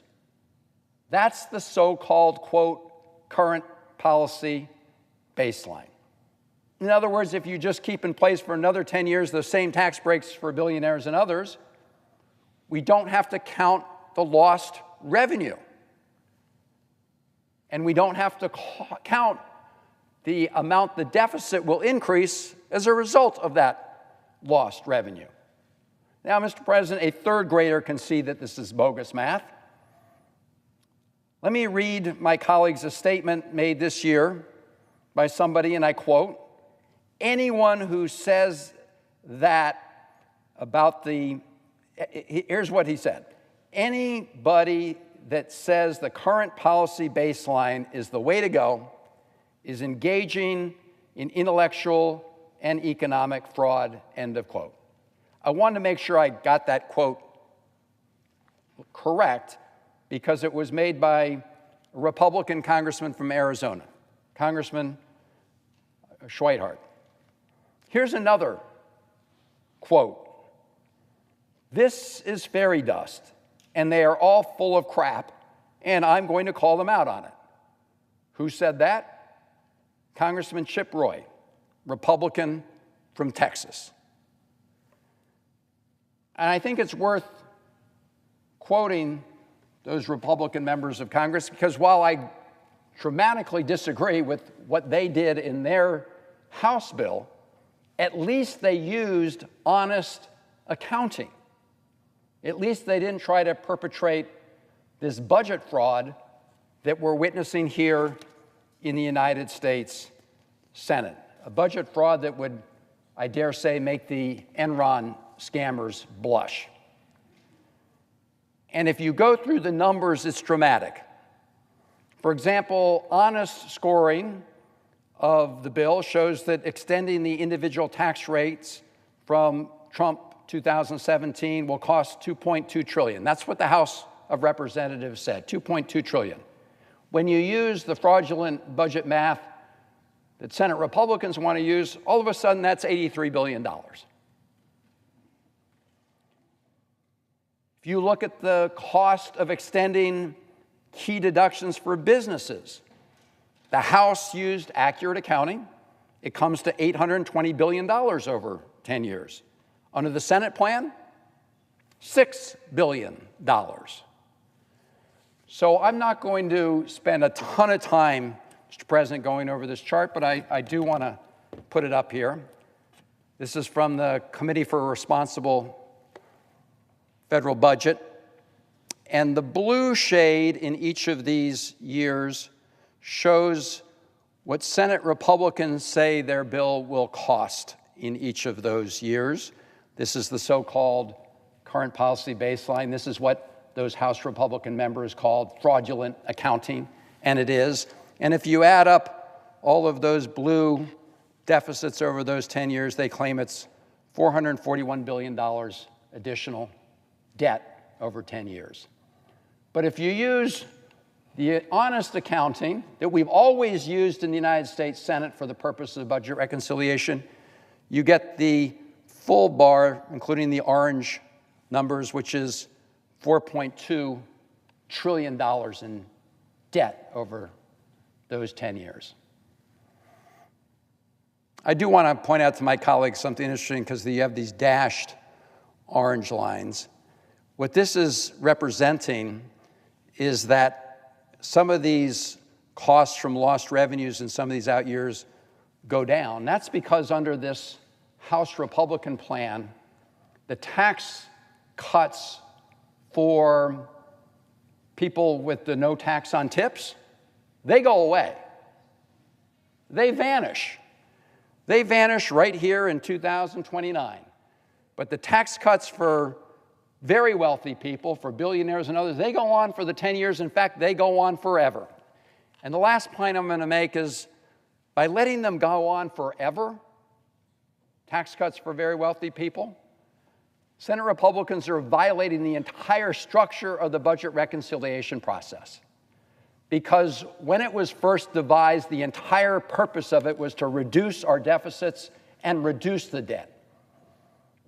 And Republican senators are perverting the entire purpose of that special procedure that allows things to pass in the United States Senate with 51 votes and not having to secure the 60-vote threshold to overcome a filibuster.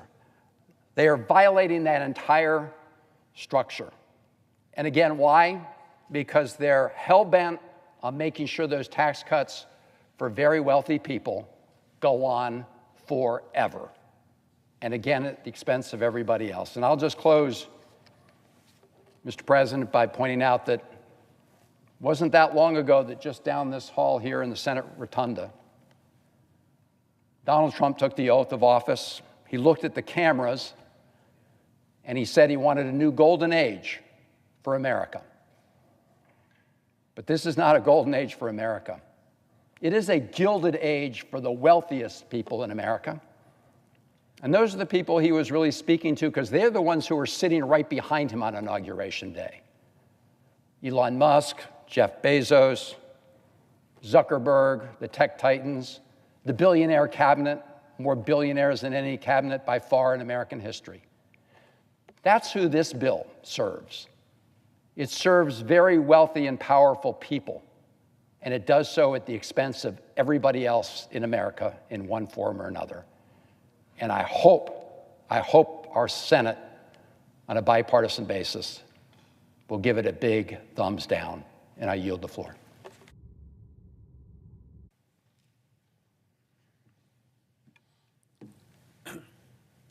Mr. President. To recognize the senator from Vermont. Thank you. Mr. President, never in my time in Congress have I seen a bill that does so much damage in so many ways to so many people in so many states and that will affect so many generations. Mr. President, the clerks have read the bill. It's now time for us to kill the bill.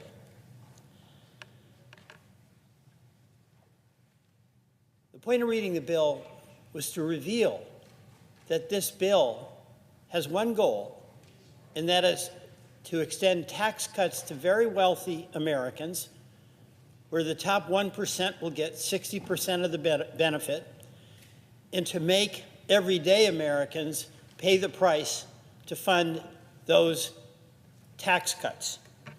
And it's no wonder right now that 2 in 3 Americans oppose this bill. The question is, will the United States Senate oppose this bill? Here are just a few ways that the president's so-called one big, beautiful bill will hurt Vermont.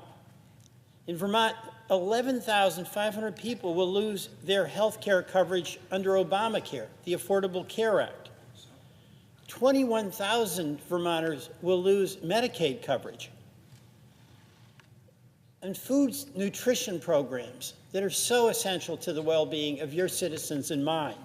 In Vermont, the SNAP program, 11% of our households use it, 65,000 people, a little over a third of households rely on the SNAP program, and they have kids.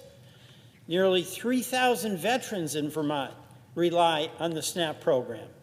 By the way, we're talking about $6 a day.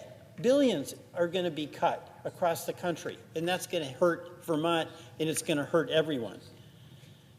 In Vermont, some homeowners, to save money on their energy bills, use the home energy efficiency upgrades that was made possible under the Inflation Reduction Act. Those are being ripped apart. Folks saved about $420 to $980 a year. That's real money for people living paycheck to paycheck. This bill scraps that. Mr. President, here's the good, the bad, and the ugly. The good, we still have time to kill this bill. And we should kill this bill. We Democrats are united in opposition to this bill, but it's not only Democrats whose constituents are going to be hurt by this bill. My colleagues on the other side of the aisle have an opportunity to make a choice. Read the bill and decide, are you going to protect your constituents who are going to suffer the same afflictions as my constituents, or are you going to defer to President Trump? The bad in this bill, it's going to inflict bipartisan pain. This is not aiming at red state or blue state. This is aimed at working class and middle class Americans. More than 76,000, just to give an example, West Virginia, a great state I visited, went into a coal mine, hardest working people ever, except maybe for Vermont dairy farmers. More than 76,000 people in West Virginia will lose access to health care because of this bill. 278,000 West Virginians are going to lose access to the nutrition programs of SNAP. In Tennessee, more than 295,000 people will lose access to health care, Medicaid, through this bill. And SNAP means 758,000 Tennesseans lose their nutrition benefits. So I just want to repeat here, this is the bipartisan infliction of pain. This is real. This is real, and is the tax cut largely directed to the very wealthy people? Is it worth inflicting that kind of pain on so many when the tax cut benefits so few? Mr. President, let's talk more about what's in this bill, because the American people, they need to know what we're voting on. It makes major cuts, of course, as I've said, in Medicaid. But the immediate effect of those Medicaid cuts is that it really threatens the financial stability, the viability of the community hospitals that are in all of our communities. Folks are going to show up to get care. And across the country, 17 million people will lose any reimbursement from Medicaid. So they'll go to our community hospitals and they'll do what they do. They'll provide care even if they don't get paid, but they can only do that so long. So those hospitals are literally threatened to go out of business in every single state. This bill cuts Medicaid by over $930 billion. So that ripple effect is going to hurt all of our hospitals. And absolutely some of those are going to close. And by the way, that's going to result in a higher cost shift, so that those employers who are doing everything they can to provide employer-sponsored health care for their employees are going to see their premiums spike badly. The bill's going to rip away food assistance programs that more than 42 million Americans need. That's $6 a day, as I mentioned, and that'll be gone. This, by the way, has a real impact on our farmers. They put food on our table. One of the things that our farmers are so proud of is they feed America and they feed the world. And they've been able to supply the food that is then distributed through the SNAP program. It's going to undercut the revenue that they get for doing really good for a lot of people across our country. The bill takes us backwards in our effort to expand energy production and fight climate change. The bill actually adds a tax on wind and solar. It takes away the incentives and it adds a tax. And Mr. President, 95% of the new electric generation, and we need so much more of it, in the past few years has come from clean energy. We don't have that going into production to provide energy along with storage technology. The cost of electricity to the people you represent and the folks I represent in Vermont is going up. Mr. President, there's another aspect of this bill. It just makes no sense being in this bill. It makes no sense being in any bill, particularly. It is a Republican-led bill that strips states of their right to pass laws to protect their consumers against AI threats and against social media threats. It imposes a moratorium for 10 years on any states taking any action. This affects Vermont directly. It affects every single one of our states. And how, I ask, can one argue they're for state rights and then strip states of being able to act on behalf of their own citizens? This bill is a real threat to our economy. It's going to increase the debt, already about $35 trillion, by at least $3.3 trillion. And for what? Tax cuts to very, very wealthy people, multinational corporations who are having record profits at the expense of health care, at the expense of our community hospitals, at the expense of our investments in clean energy, at the expense of our food and nutrition programs. Invested in what? It's destructive. It's not productive. Inflation is going up under this bill. Just think of how much more we're going to pay in debt service, dead money. it's about $1 trillion. So home mortgages, folks are going to be paying at least $1,000 more. Small business loans, at least $1,000 more. Grocery prices, definitely going up for about all Americans.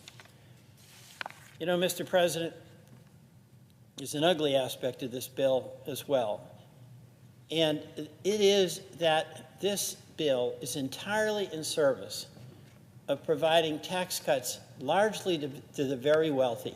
The top 1% of income earners in this country will get 60% of the benefit. That's a couple of 100,000 people will get immense tax breaks that exceed the so-called tax breaks that go to a couple of 100 million Americans. And it's those in the 60% category that are going to be paying the higher prices for utilities, credit card debt, cost of a car loan, rent, groceries. So, Mr. President, I say let's come to our senses and not do something that is in a massive escalation of the wealth transfer from the working class, the middle class, to the very, very wealthy. Many of us have a number of amendments, and I do too, to try to make the point that our job is to make things better for everyday working Americans, not inflict additional burdens on them. We have a job to do. It is to strengthen this economy, provide more stability for our families and our communities. And in this bill, we're doing exactly the opposite, aggravating income inequality, not mitigating it, accelerating climate change rather than diminishing it, making life tougher for everyday families. Mr. President, I urge my colleagues to defeat this bill, and I yield back.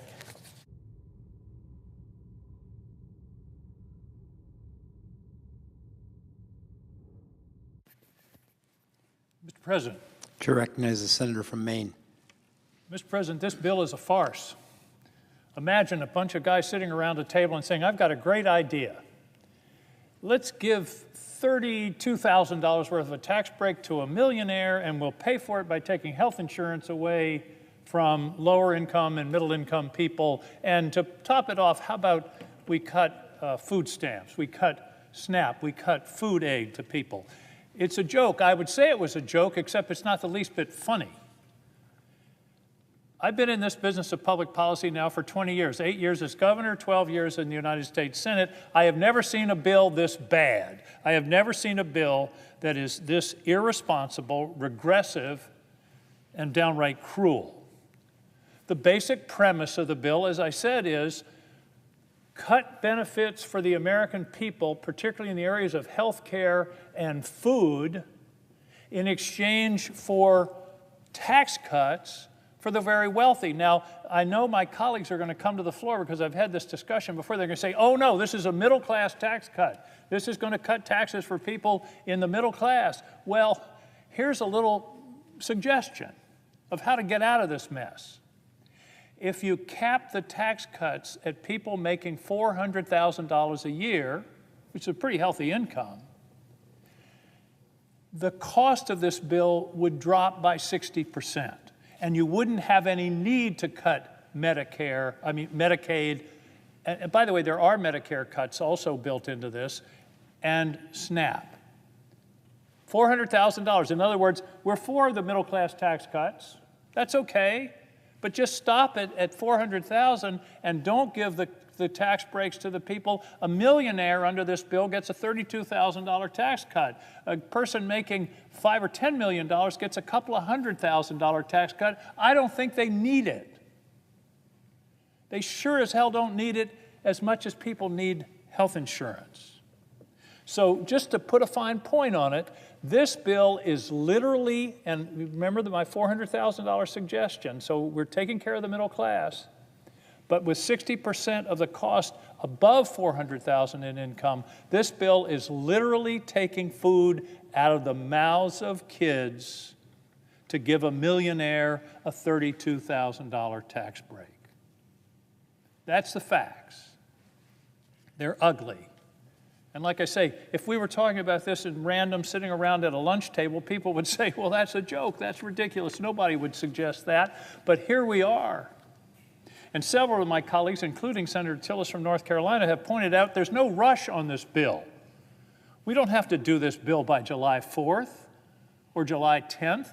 There's no rush. These tax credits, these tax cuts don't expire until the end of the year. Let's take our time and write a decent bill. Let's kill this bill. It'll only take 4 or 5 senators on the other side. We can kill this thing and start over and write a decent bill on a bipartisan basis. And I think we'd find agreement on middle-class tax cuts.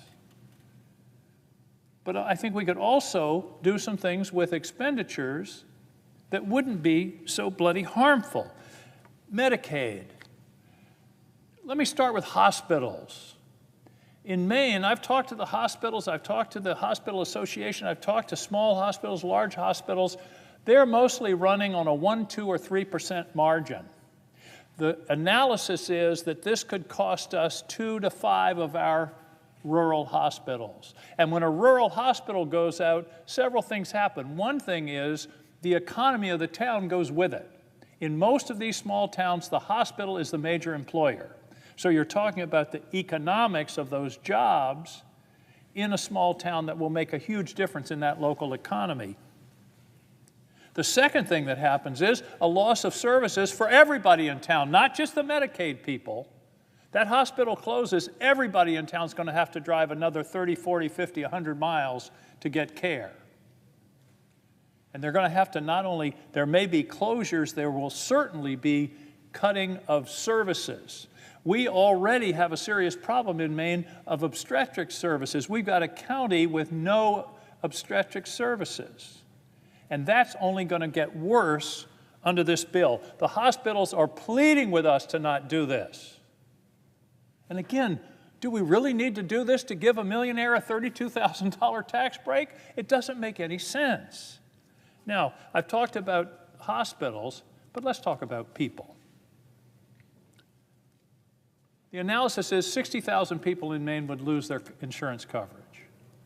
40,000 under Medicaid, about 20,000 under the Affordable Care Act.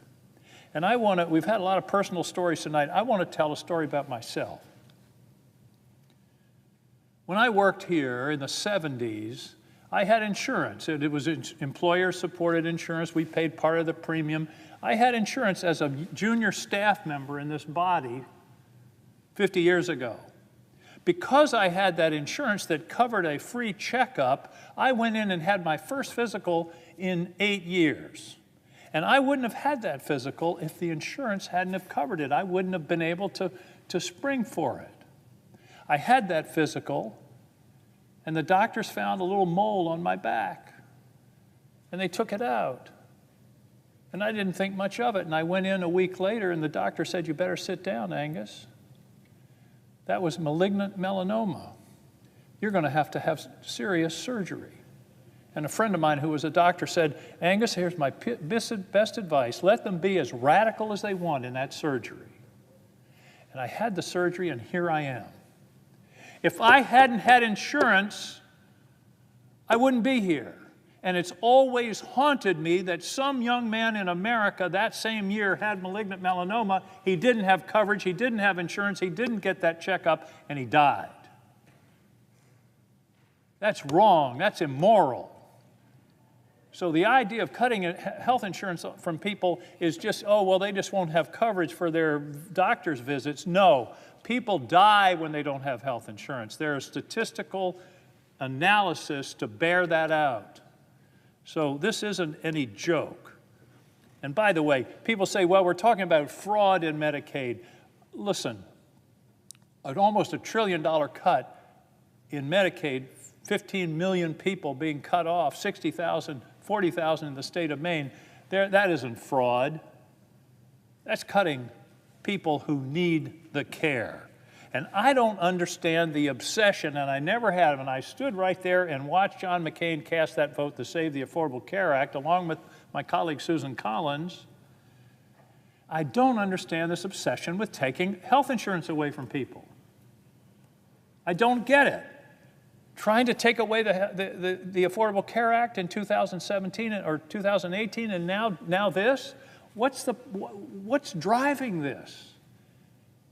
What's the cruelty to do this, to take health insurance away from people, knowing that it's going to cost them?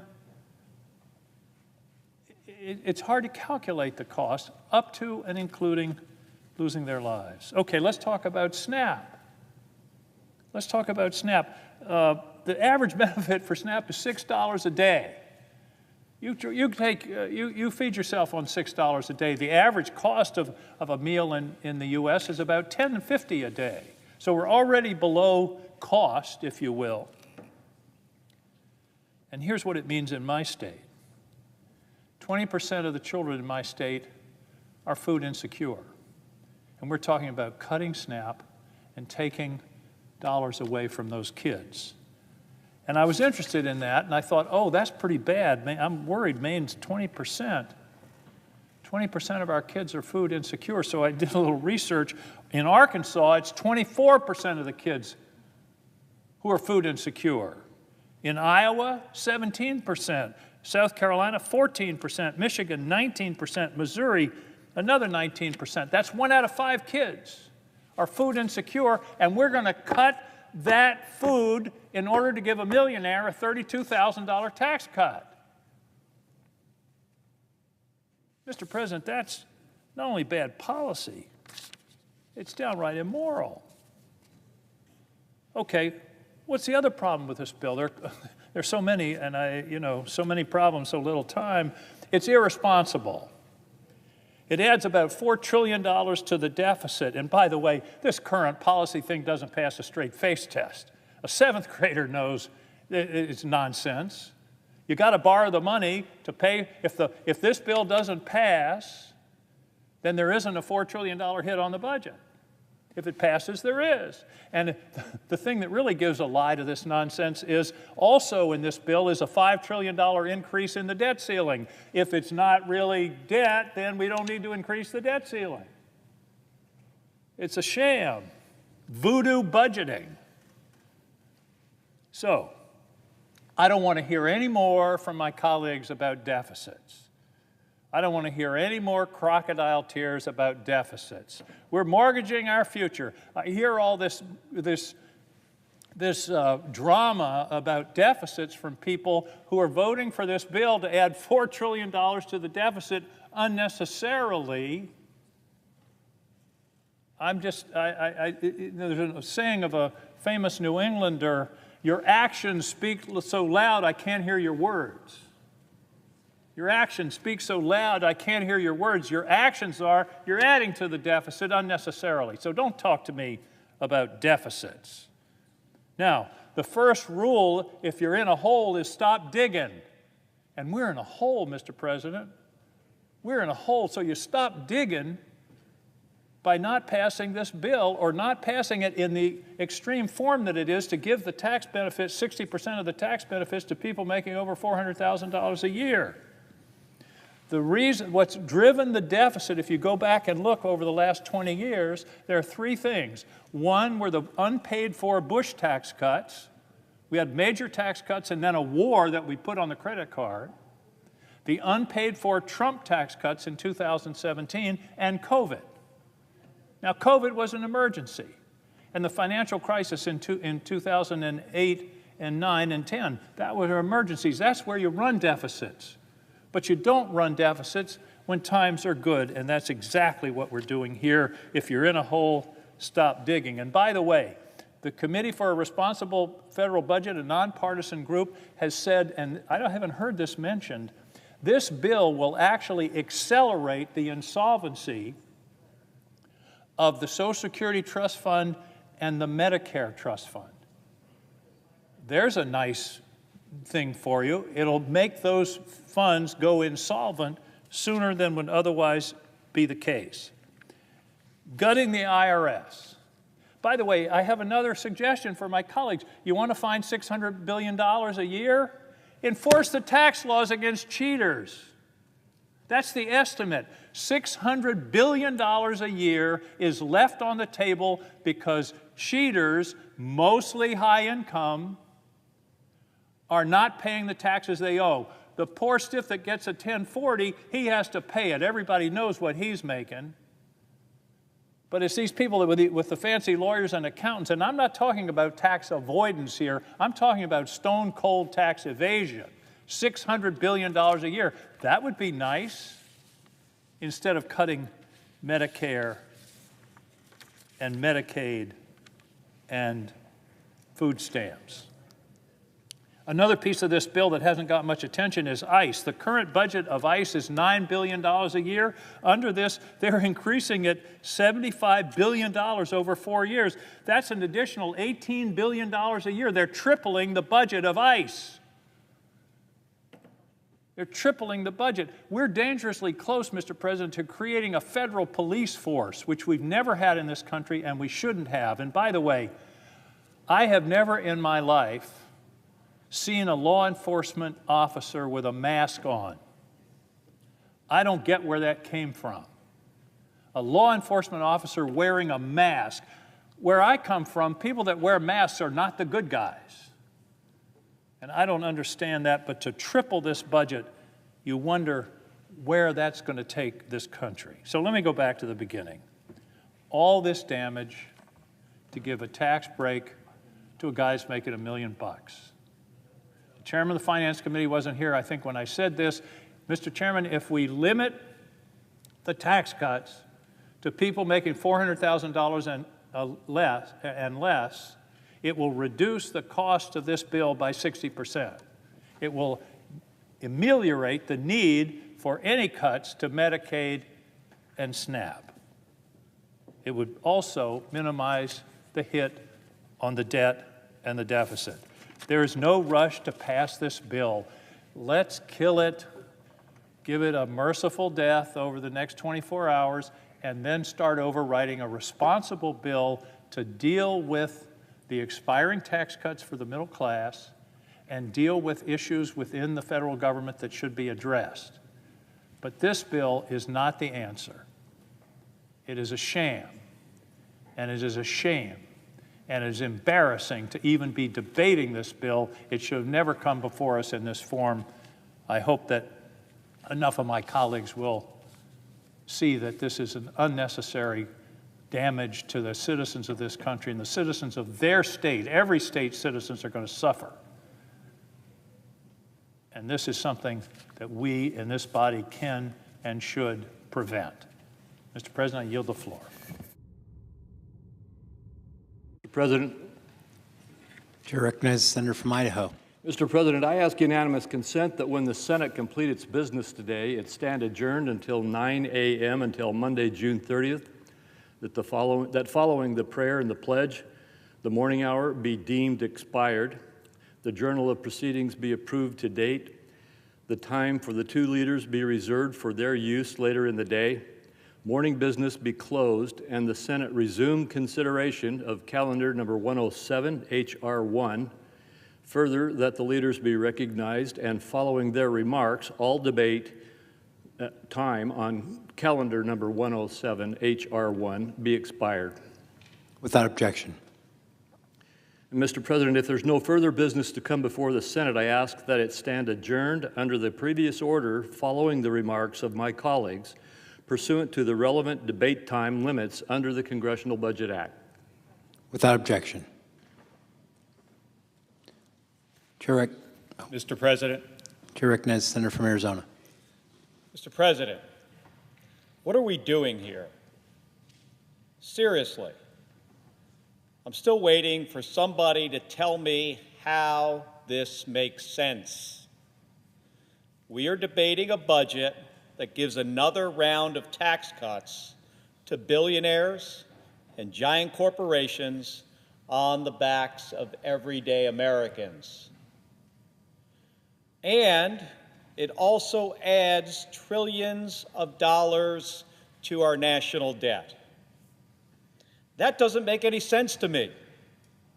And it doesn't make sense to the Arizonans that I've been hearing from in every corner of our state. If you grew up in a household like mine, where money was tight, you would know that budgets are about priorities. I can still picture my mom sitting at the kitchen table trying to figure out which bills to pay. You take the money you have and you put it where it's needed. This budget clearly tells the American people who President Trump and Republicans in Washington need help. If you're a billionaire, it says, we've got your back. But if you're a parent trying to provide for your family, a senior in a nursing home, or a child who counts on school for your only hot meal, you're on your own. This isn't about balancing the books. It's about picking winners and letting everybody else fall behind. And who loses? It's the Americans working 2 jobs, raising kids, caring for elderly parents, and just trying to stay afloat. Because if you grew up in a family like mine, you also know how hard people work to reach their American dream. The promise that if you work hard, that your kids will get a good public education, you'll be able to put food on the table, and you'll be able to go to the doctor and stay healthy, and your kids will be able to grow up and achieve their own American dream. This promise is already getting harder, and it's getting more expensive. We need to be working together across the aisle to ensure that everyone who works hard can have a brighter future. But that's not what my Republican colleagues are doing with this bill. The plan that they are jamming through right now will put the American dream out of reach for more families. And for what? To hand out more tax breaks to people with more wealth than they could spend in 10 lifetimes. Now, Mr. President, I've spent the last several months traveling across Arizona. I've been to our big cities, Phoenix and Tucson. I've been to small towns like Clarkdale and Sierra Vista, talking to Arizonans face to face, listening to their stories, hearing what it would mean to them if Medicaid, food assistance, and other essential services got cut for them and their families. And what I've heard is clear. This budget is going to make it harder for them to stay afloat, let alone get ahead. In Clarksdale, I met a guy named Christian. He's a rural hospital nephrologist, that's a kidney doctor. And he told me that his patients, many of whom rely on Medicaid for dialysis, are now considering stopping treatment altogether because they might not be able to afford it. He said, this is a quote from Christian, he said, financially, none of the patients I serve can pay out of pocket. It's a choice of either massive debt or death. That's the reality to many rural communities.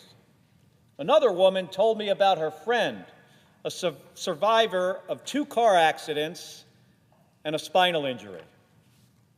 Her friend relies on Medicaid to help her deal with her chronic pain. Without it, meaning Medicaid, she said that her friend might end her life because the pain is unbearable.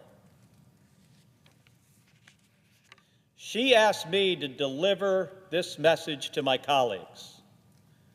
She said, this is not a country that can't afford to care for people like her.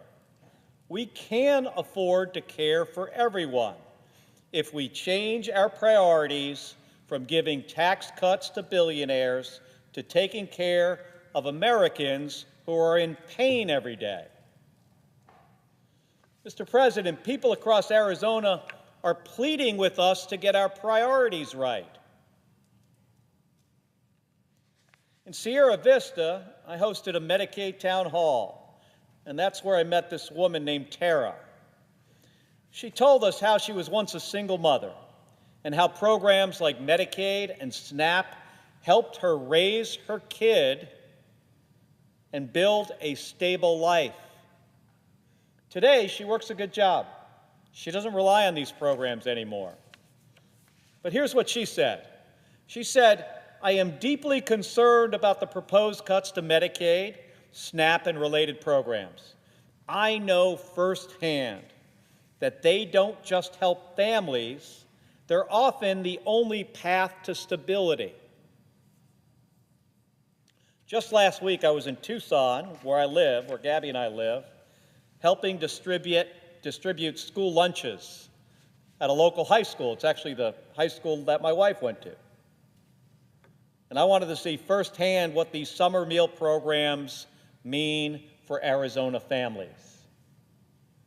These programs are funded through the United States Department of Agriculture, and they rely on data from SNAP and Medicaid to identify the children who need them the most. If this bill passes, a bunch of these kids that I served, I think it was last weekend, they won't be eligible for these programs anymore. It will be harder for them to access school meals, which I think we all know it compromises their academic performance. That's the real cost of this legislation. It's not numbers on a spreadsheet. It's hunger. It's illness. It's fear. It's a bunch of folks who work really hard, doing everything right, and they're still going to get punched in the gut. And it's not just what I hear in person, Mr. President. My office gets hundreds of letters and phone calls every week from Arizonans. People are scared, and they want us to listen. I want to share some of their voices. Frank is a veteran on dialysis. He called this week, and he said, the food bank and my SNAP benefits are the only way I eat right now. I can't work.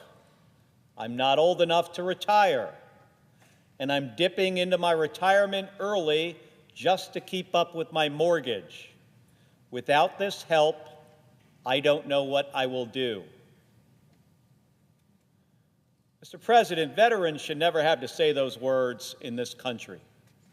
One of the most sacred promises we make to the men and women who serve is that we will take care of them when they return home. That promise doesn't end when they hang up the uniform. It includes making sure that they can afford food, access health care, and live with some dignity. And yet, here's Frank, sick, struggling, and wondering how he'll survive because the programs he relies on are under threat. Cheryl from Tucson, who is a 59-year-old widow, said, I receive disabled widows' benefits, Medicaid, Medicare, and SNAP. Get this. She said, my rent and utilities eat all but about $300 of my monthly income. SNAP and my health care card used to cover most of my food costs. I used to have about $40 left over to buy some extra groceries for the unsheltered in my area. So here's a woman with $40 extra, and she's helping other people. She also says, now, buying food for my household takes all of it. I'm scared.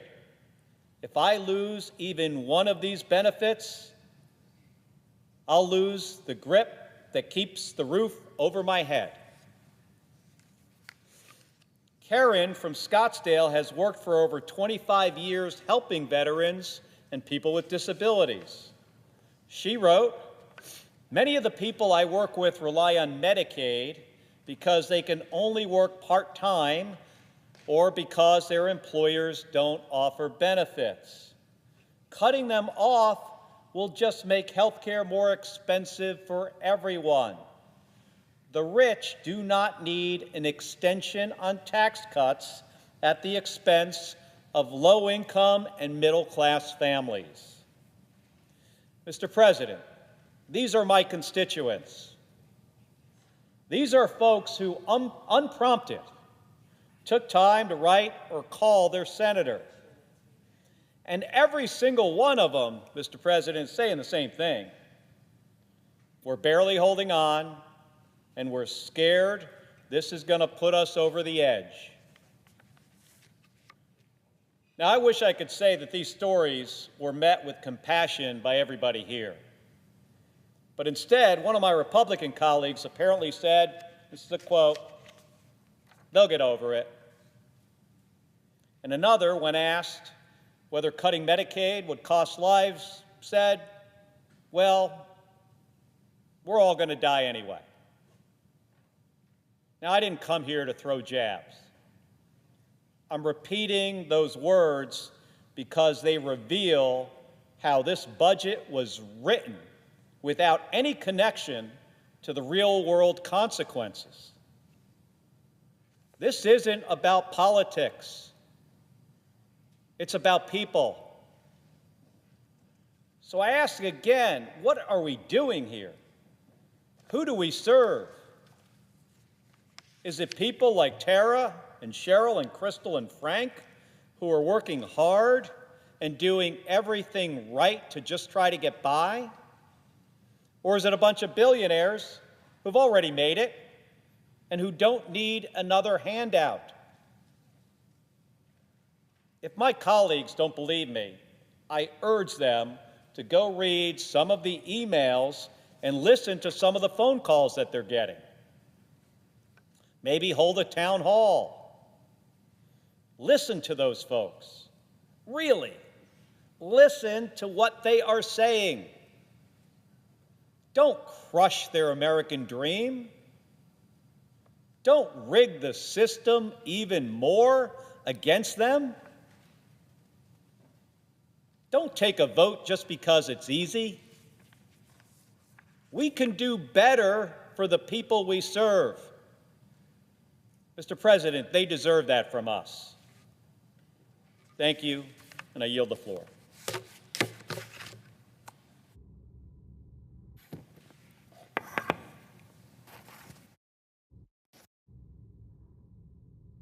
Mr. President. Chair recognizes the senator from Wisconsin. I rise today in disbelief. You know, it may sound a little cheesy, but at the end of the day, I fundamentally believe in public service.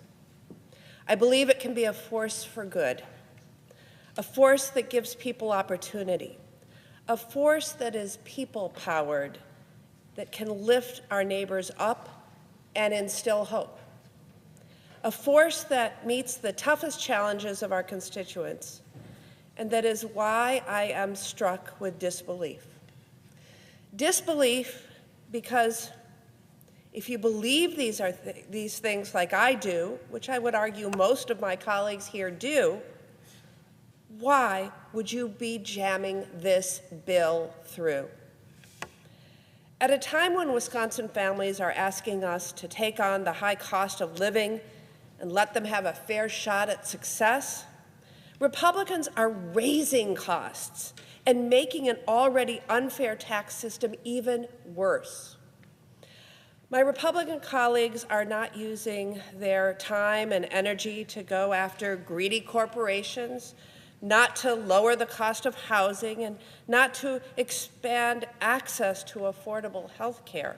but rather they are instead forging ahead with a bill that will kick millions of Americans off their health insurance, jack up prices for care for millions more, and literally take food off the tables of hungry families. Look, I was on the same ballot as Donald Trump last year. I heard the same concerns from my constituents that he did. Families needed some breathing room. My Republican colleagues often say that this president's victory gave him a mandate. Well, then, the president and I got the same mandate to lower costs and give people the opportunity to live a steady and comfortable life. But in response, the difference could not be more stark. I'm actually working to do something about it. And this bill, the landmark bill from this president and the Republican Party, does just the opposite and will raise costs for families. One of the biggest cost drivers I hear about is health care. And so instead of standing up to big drug companies to lower prescription drug costs, and instead of building on the Affordable Care Act to expand access to health care coverage, this bill actually terminates coverage for Americans. In fact, 17 million Americans will be kicked off either Medicaid or the Affordable Care Act because of this bill. That is like stripping health care coverage from the entire populations of Wisconsin, Minnesota, and Iowa combined. And these aren't just numbers. These are people. These are people who have stories, and they matter. I should know, after battling a childhood illness, I became one of those Americans labeled as having a pre-existing health condition. And insurance companies were legally able to deny me coverage. But because of the Affordable Care Act, we changed that. And we gave families like mine hope. Hope that they can get health care at a price they can afford and sleep well at night knowing they have coverage. Medicaid has given that same hope for generations to some of our most vulnerable neighbors. But with this bill, my Republican colleagues are instilling fear. When we talk about Medicaid, we're talking about the elderly, people with disabilities, and children. We're talking about a single mother of 3 who is struggling to make ends meet, and so many more. I have traveled the state of Wisconsin from Superior to Racine, La Crosse to Green Bay, and everywhere in between, to hear from people who will be harmed by this bill. I have come to this very floor to share their stories, to try to help my Republican colleagues understand what this bill will mean. But it's not just the folks who need Medicaid to survive who are sounding the alarm. Take it from Dr. Abigail Wilgruber, a family medical resident in rural Wisconsin. She said this bill, quote, will deprive millions of Americans, particularly children, seniors, and individuals with disabilities, of the care they need to survive. She continued saying, these provisions will limit my ability to complete my job to the fullest, will lead to worse outcomes for patients. Or take it from Rosalanja Burbot, the executive director of an outpatient counseling center in the Fox Valley in Wisconsin, who said, and I quote, without Medicaid and Medicare reimbursements or with reduced rates, our nonprofit will struggle to survive. She continued to say, quote, I would hate to consider cutting staff or programs, but that could become our only option. We would lose the ability to serve hundreds of clients, not because the need has diminished, but because we could no longer afford to provide care without reimbursement. I have more and more of these stories from doctors, nurses, and administrators on the ground who are spelling out the absolutely dire consequences of this bill. In Wisconsin, we are already in a crisis when it comes to getting good health care in our rural communities. The system is broken, and this bill is destined to make it only worse. While health care is near and dear to my heart, there is more bad news in this bill. Republicans' big betrayal will also take food assistance, the literal means by which some people are able to put nutritious food on the table, away from them. This bill will take SNAP assistance, our nation's best way to make sure that no one goes hungry, away from more than 3 million Americans. And that leads us to the why. Republicans are making all of these cuts so that they can rig our tax code, which I must say already is deeply unfair to working families. And they would further tilt it in favor of the biggest corporations and the richest in our country.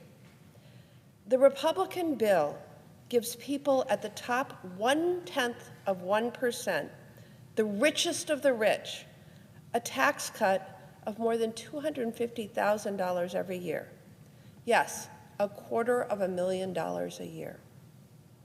All the while, this bill hits working families the hardest. When taking into account the disastrous Medicaid and SNAP cuts, many working families would see their annual incomes fall by over $1,500. And it doesn't have to be this way. Yes, our system for taxes and health care are broken, but this bill is not the solution. This bill would make it harder for working families to have the opportunity to get ahead, harder for parents to get their kids health care, harder for families to put food on the table. We, Democrats and Republicans, should be working together to give some relief to workers, but instead, Republicans will choose to go it alone and vote to give the biggest corporations and the wealthy another unfair leg up. I will end with this. While I remain in disbelief and frankly disgust, I will always have hope. I have hope because it's not the people in this chamber with the power, it's the people. It's the people who will sadly feel the repercussions of this bill. It's the people who are rising up and will hold anyone who passes this disastrous bill accountable. That is where the true power is. And with that, I yield.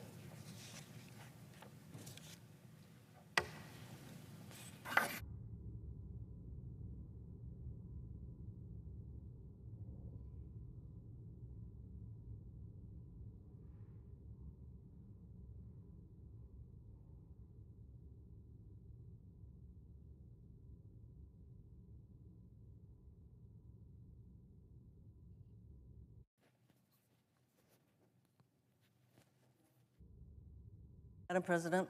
The senator from Hawaii. Madam President, Democrats have been on the floor for hours today, pointing out what's in this 1,000-page bill that took over 16 hours to read. I call it the 1,000 pages of pain, the billionaire's gain. So it's bad enough that my colleagues have been on the floor talking about how this bill is going to hurt people on Medicaid, taking food away from our children and families through major cuts to the SNAP program, health care, food, housing, energy support, you name it. The pain is in this bill. But one of the areas that people don't know about is this bill actually has provisions that would take away support for our public schools.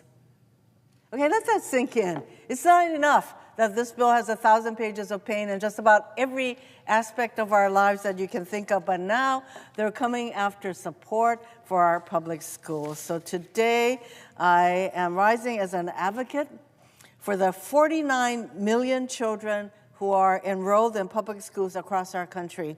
Nearly 90% of K-12 students go to public schools, including 95% of children with disabilities. Yet, we have a regime that is actively working to end federal support for public schools. We have a president who tried to totally eliminate the Department of Education, and sadly for him, he can't do it with through executive order because only Congress can do that, but they're doing a lot of other things that withhold support for public schools. So, as Republicans in Congress are trying to undermine support for public schools through the first ever national private school voucher program. Let that sink in. The first ever national private school voucher program. That is taking money away from public schools and basically turning it over to private schools through a voucher program. So let's be clear. The school voucher program, the provision, isn't about money for schools. It's about even more money for billionaires because they're the folks who are going to get the most out of this voucher for public schools program. Under this program, wealthy donors would receive large handouts for supporting school vouchers. So this is why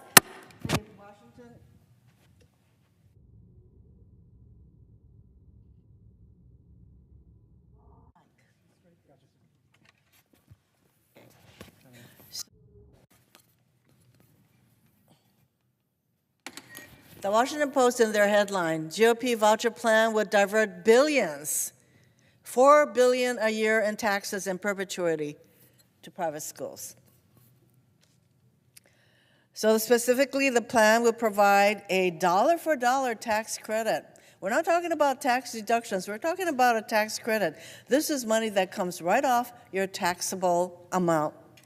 So what this bill would do is provide a tax credit of $5,000 or 10% of a taxpayer's adjusted gross income, whichever is greater. So a taxpayer making $10 million, we do have people who make $10 million a year, could contribute $1 million and receive a credit for that full amount. How do you like that? You can get $1 million off your tax bill by contributing to this private school voucher program. So rather than calling this plan what it is, and I tell you, the word scam comes to my mind. It's like scamming the public schools. Republicans are deceitfully trying to sell this plan as an expansion of school choice for families. Oh, isn't this voucher program great? More families can send their kids to private school. Here's the reality. Based on what we know about school voucher programs, they do not promote school choice. Let me give you two examples of why this argument does not hold water. For one thing, school vouchers do not cover the full cost of private school tuition. When was the last time anybody thought about how much private schools cost? Maybe, in schools in Hawaii, private schools can cost something in the order of $15,000 to $20,000 a year, starting from kindergarten. A voucher program will not support that full amount. That means that families who want to send their kids to these private schools will have to make up the cost difference. Well, how many middle-income, low-income families would be able to exercise that choice to send their child to a private school that costs that much? And not only that, as we have seen in states that have passed voucher programs, private schools often raise their tuition when they become eligible for vouchers. Iowa is an example. After they approved vouchers in 2022, private schools there increased their prices by over 20% for kindergarten and by over 10% for other grade levels. Here's another example of why this argument that this program promotes choice. There are fewer private schools in rural communities. So many families do not have access to private schools if they live in rural communities. How does this expand choice for these families? The reality is the majority of vouchers have gone to wealthy families and to subsidizing school tuition for students who already attend private schools. Under this bill, Republicans will make that even worse by prioritizing scholarships for these students. I'm going to repeat that because not only is it bad enough that we're going to divert all of this money basically to private schools, but this bill actually has a provision that says the people who will get these scholarships are students who already go to private schools. In Louisiana, for example, now 99% of voucher tax credits there went to families with annual incomes above $200,000. In Virginia, the number was 87% of vouchers in that state going to wealthy families. In Arizona, it was 60%. Americans have consistently rejected school voucher programs and initiatives. Nebraska, Kentucky, and Colorado have all voted against voucher programs within the last year. In Nebraska, school vouchers were put on the ballot last November, and they were soundly defeated for the fourth time. This is not a Democratic or a Republican issue. Nebraska is not a red state. They voted for a Republican president by a 20-point margin, and yet they rejected school vouchers with 57% of the vote. The bottom line is vouchers take money away from public schools, and Americans of all political stripes understand that. According to All for Ed, over 2/3 of voters would rather increase funding for public schools than increase funding for voucher programs. That is not a new sentiment. In all 17 state referendums on school vouchers since 1967, voters have rejected these programs. While the Republicans in this chamber may not give a rip about public schools, the vast majority of Americans get it. Democrats, Republicans, independents alike support strengthening our public schools, not taking money away from our public schools, because they know that strong public education is fundamental to a strong country.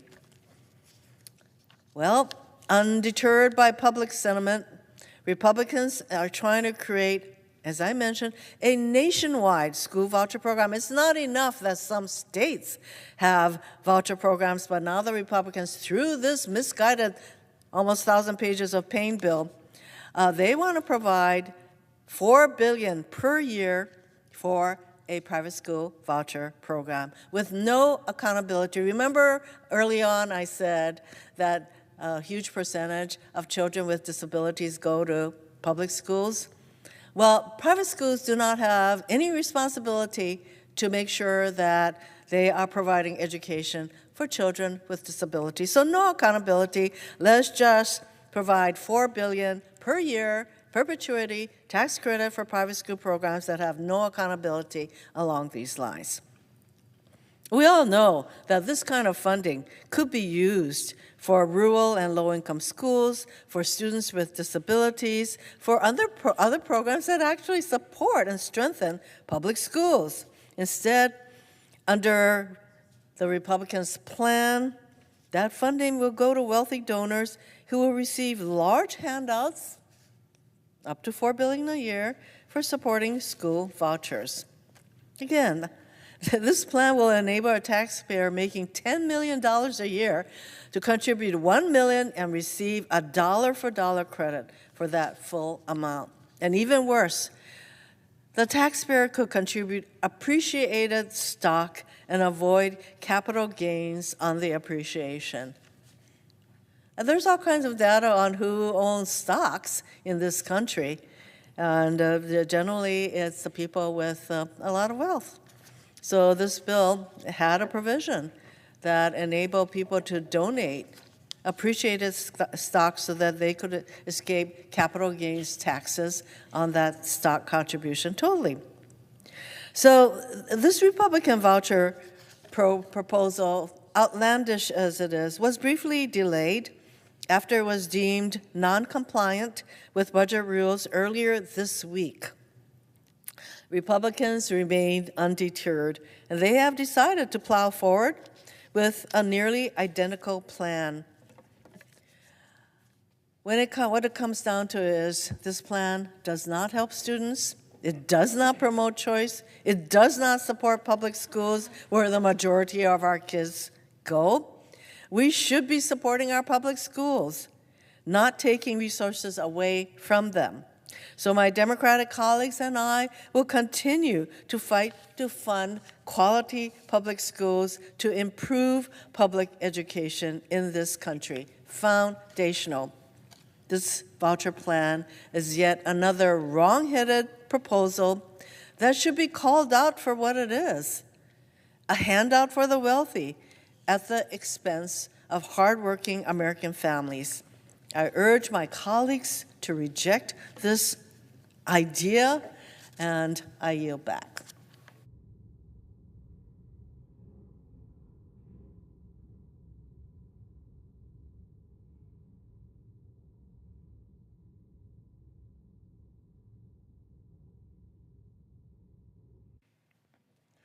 Madam President. The senator from Georgia. Madam President, I rise tonight in a moral moment in our nation. As we debate this bill, so much is on the line. The health care of over 16 million Americans, 750,000 of them Georgians, is on the line. Food for hungry children. In a wealthy nation where 1 in 5 children are already food insecure. They don't know where their next meal is coming from. Their livelihood, their welfare is on the line. The well-being of seniors in nursing homes and the disabled who rely on Medicaid and those who care for them is on the line.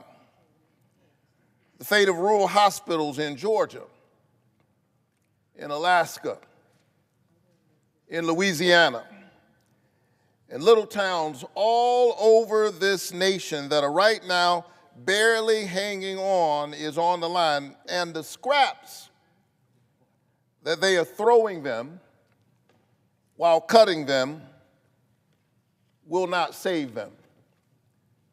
And my friends on the other side of the aisle know it. They know that these scraps that they're throwing at rural hospitals will not save them. And so in a very real sense, lives are on the line. We are in a moral moment because something else is on the line. I submit that the character of the country is on the line. In a real sense, the question tonight is, who are we? Not who do we tell ourselves we are, but who are we really? What and who do we care about? What kind of nation are we?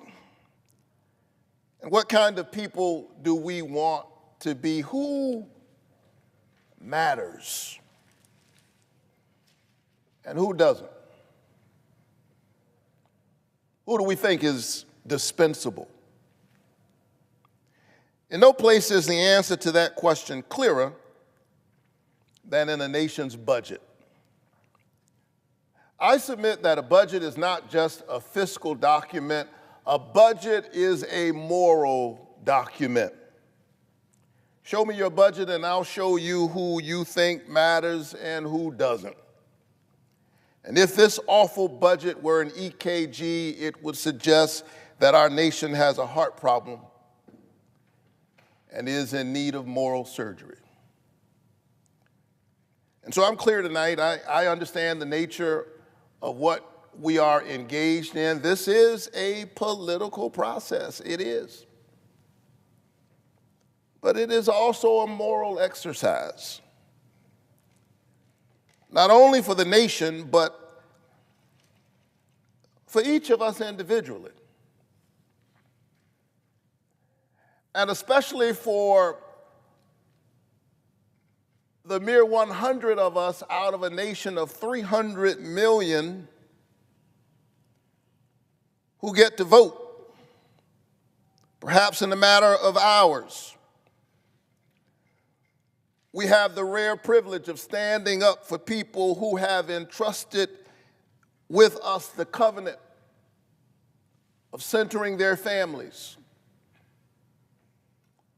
It's a real privilege for the people of your state to say that since we can't all go to Washington, we're going to trust you in rooms of power to be thinking about our children, to be thinking about our parents as they deal with the blessings and the burdens of growing old. And so the question for me tonight is, how will we show up in this moment? And that's why yesterday I gathered in the Russell Rotunda with a multi-faith coalition of clergy to pray that lawmakers might have the courage to stand up to their party, to stand up to the special interests, and protect seniors in nursing homes and pregnant mothers on Medicaid and children who risk going to school hungry every single day in this country. 1 in 5 children in the wealthiest nation on the planet already food insecure. And with these SNAP cuts, this body is about to make it worse. And so, surrounded by a clergy of many faith traditions, yesterday I prayed that we would have the courage. I prayed that we would have the grace to stand as voices for the voiceless. And as I stood there, I could not help but feel a sense of deja vu. This is not the first time I've been in our nation's capital speaking out against these policies that betray hardworking families. It was 8 years ago, almost to the day in 2017, when Washington Republicans were trying to pass a tax bill that favored wealthy Americans over working families, that I came to this building not as a senator, but as a pastor. I had no idea that 8 years later I would be serving in this body. I had no notion that I would even run for the Senate.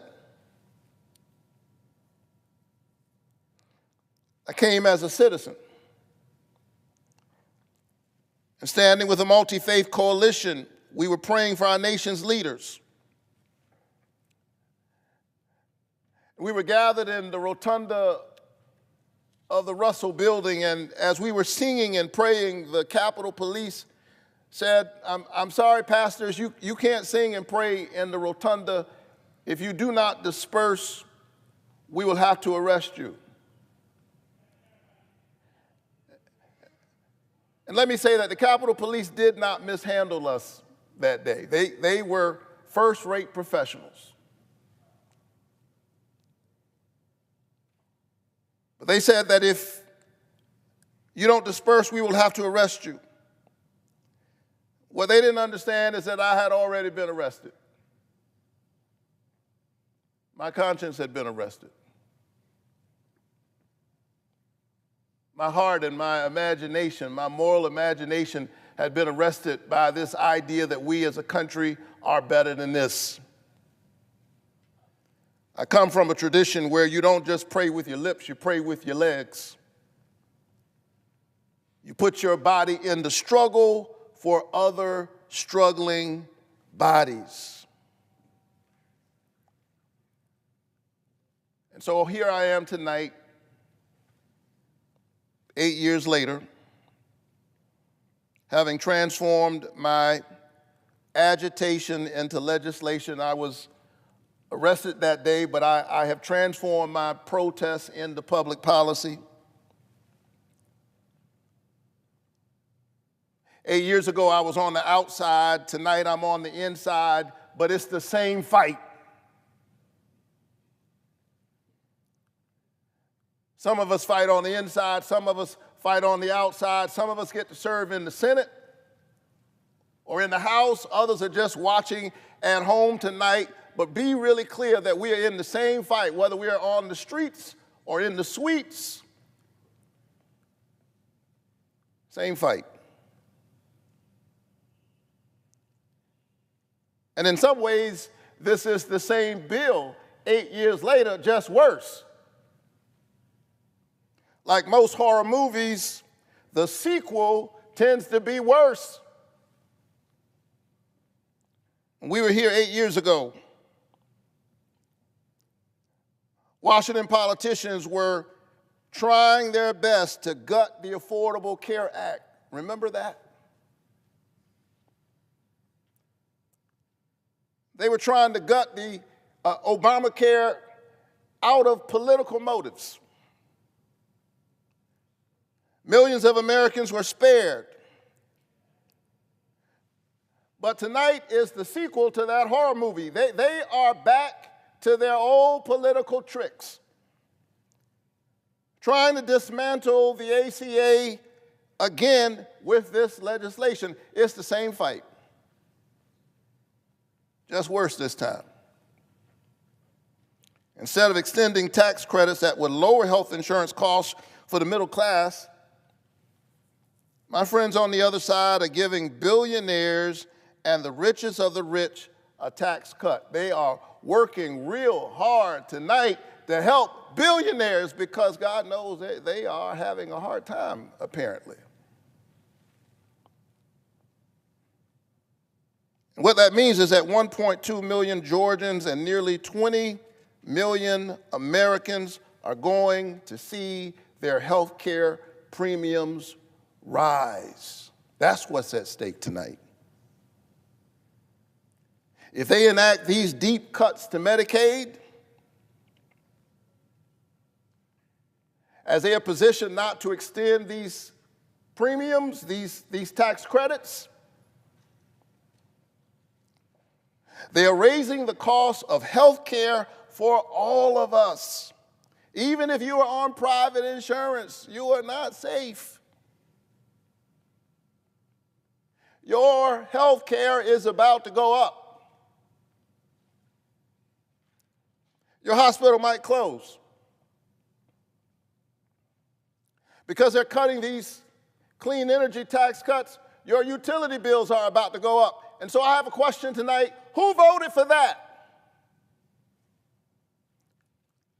Some of us are Democrats, some of us are Republicans, some of us are independents, some voted for one party, some voted for the other party. I get it, but who voted for that? Who voted for everybody's health care premiums to go up and their hospitals to close? Here's what I know. The folks back in Georgia didn't vote for that.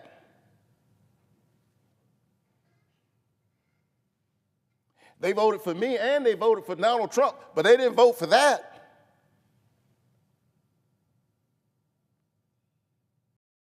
Ordinary folks don't want this. Just ordinary, everyday people who barely pay attention to politics, they don't want this. Even a Fox News poll, and you won't often hear me say that, but even a Fox News poll from this month found that Americans don't support this big, ugly bill. This is symptomatic of the ways in which the people's voices have been squeezed out of their democracy. This is not just a health care fight, it is that. It is not just a fight for food security, for SNAP, it is that. But in a real sense, it is a fight for our democracy, whose voice gets to be heard in this chamber. That's what this is about, the character of the country. Ordinary Americans don't want to do this to our children. That's why they need to know that 71% of all Medicaid enrollees in Georgia are children. 71%. Taking away health care from kids to pay for tax cuts for billionaires. Now, let me be clear. I'm all for tax cuts. I believe working families deserve a tax cut, and I certainly don't want to see them face a tax hike this year. That's why I want to nearly double the child tax credit. I believe in tax cuts for hardworking families, for middle-class people, for working-class families. But instead of doing that, instead of helping working-class families who are struggling now against a 10% tax on everything and rising costs, we're now burdening our children by adding $3 trillion to the debt.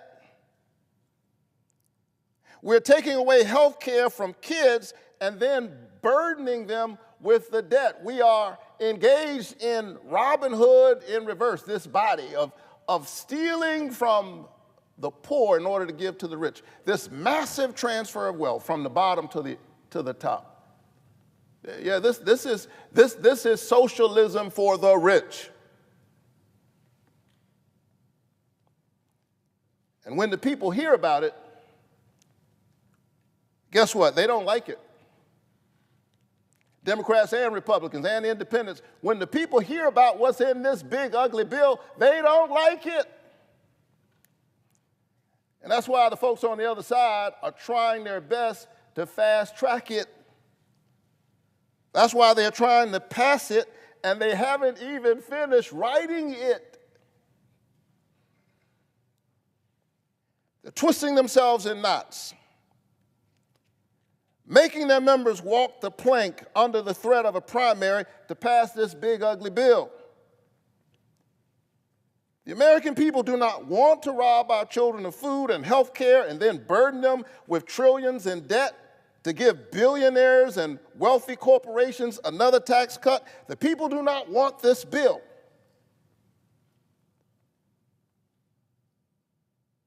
And so if the people do not want this bill, but they are trying to pass it, here's the question you got to ask yourselves at home. You have to ask yourselves, well, who are they working for? Who are they fighting for? Who do they think matters? Do you think they are working for you?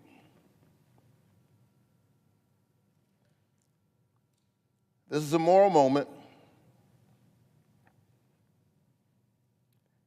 and a budget is a moral document. And we have been summoned to this moment, people of faith and people of moral courage who claim no particular faith at all. And maybe because I was here yesterday and 8 years ago for a similar fight with faith leaders, maybe because I'm a preacher and it's Sunday, and I've been here instead of church, I have especially been thinking about those of us who are people of faith. People whose lives are informed by Scripture, people of the book. And maybe those of us who have different politics but read from the same book ought to spend some time together reading the book. Because I do sometimes wonder, and I say this with all humility, none of us owns the truth. But if I'm honest, there are days when I have to ask people of my faith tradition as a Christian, are we reading the same book?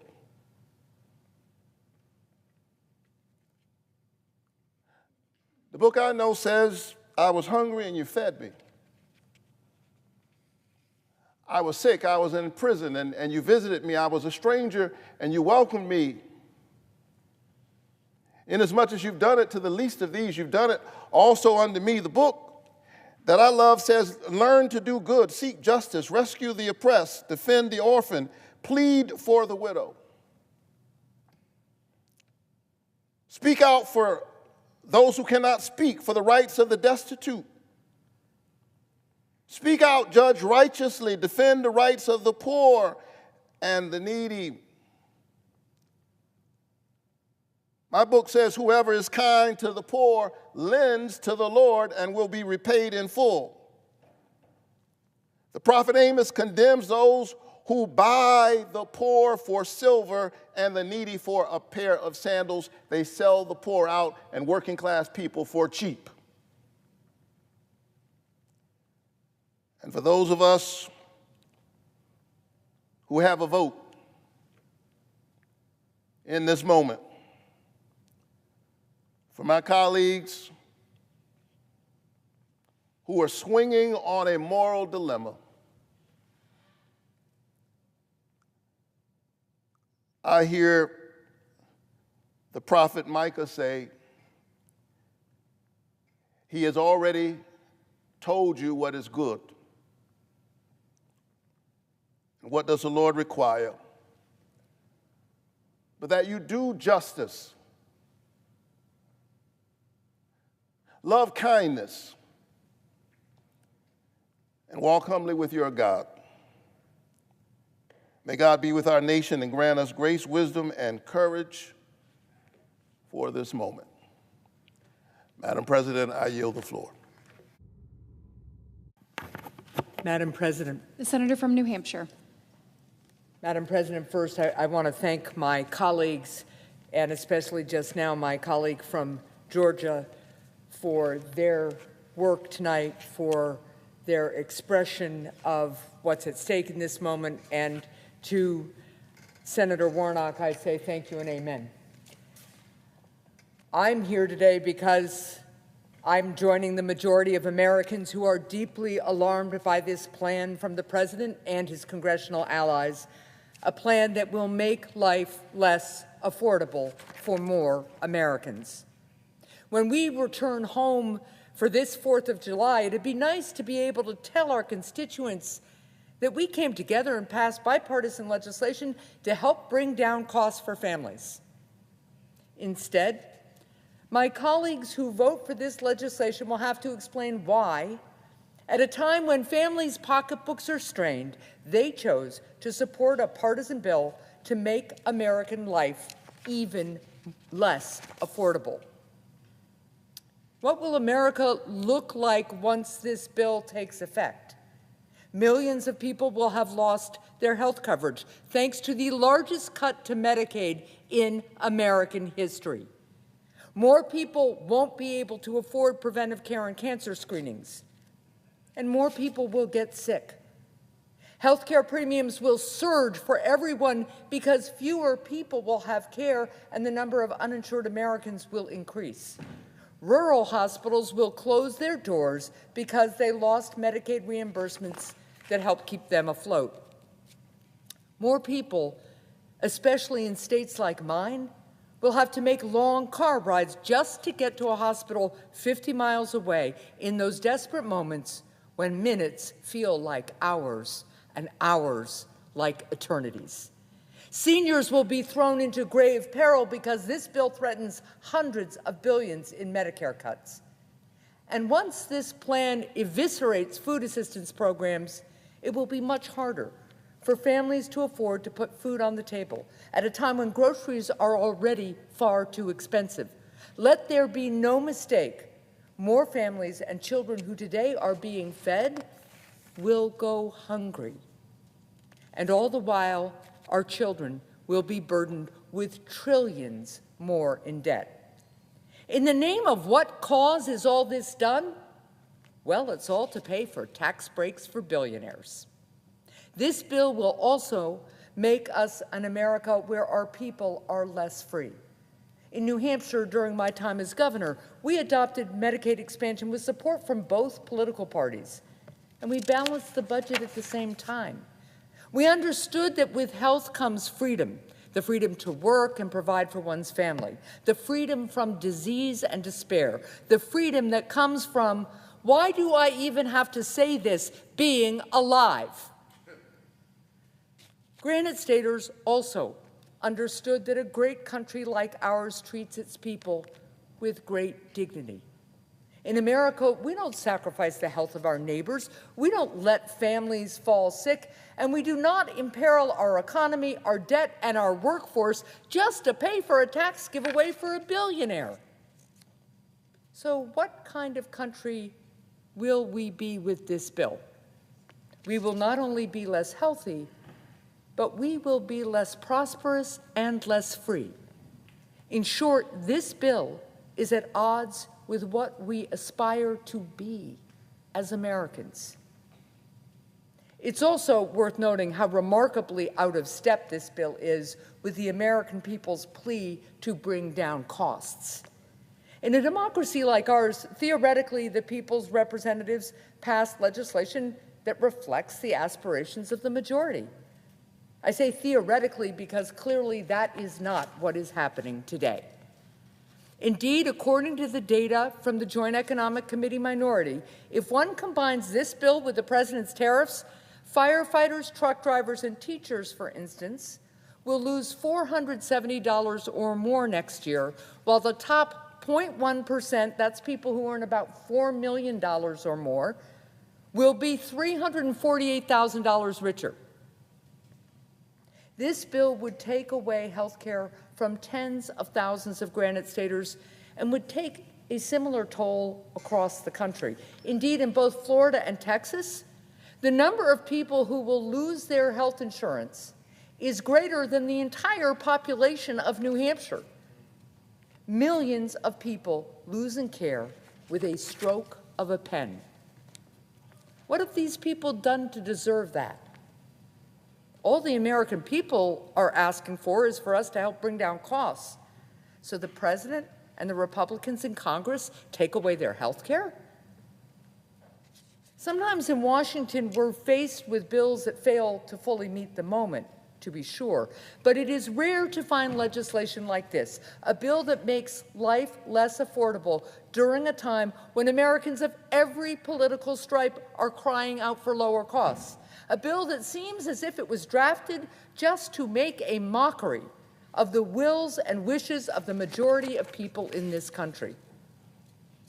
Lately, many of my colleagues and some political pundits have been talking about this bill as if it were inevitable, a runaway freight train so vast that it cannot be stopped. And in light of this inevitability, they suggest that some of the bill's deficiencies can just be overlooked. But of course, this bill was not inevitable, nor is it now. So let's be clear.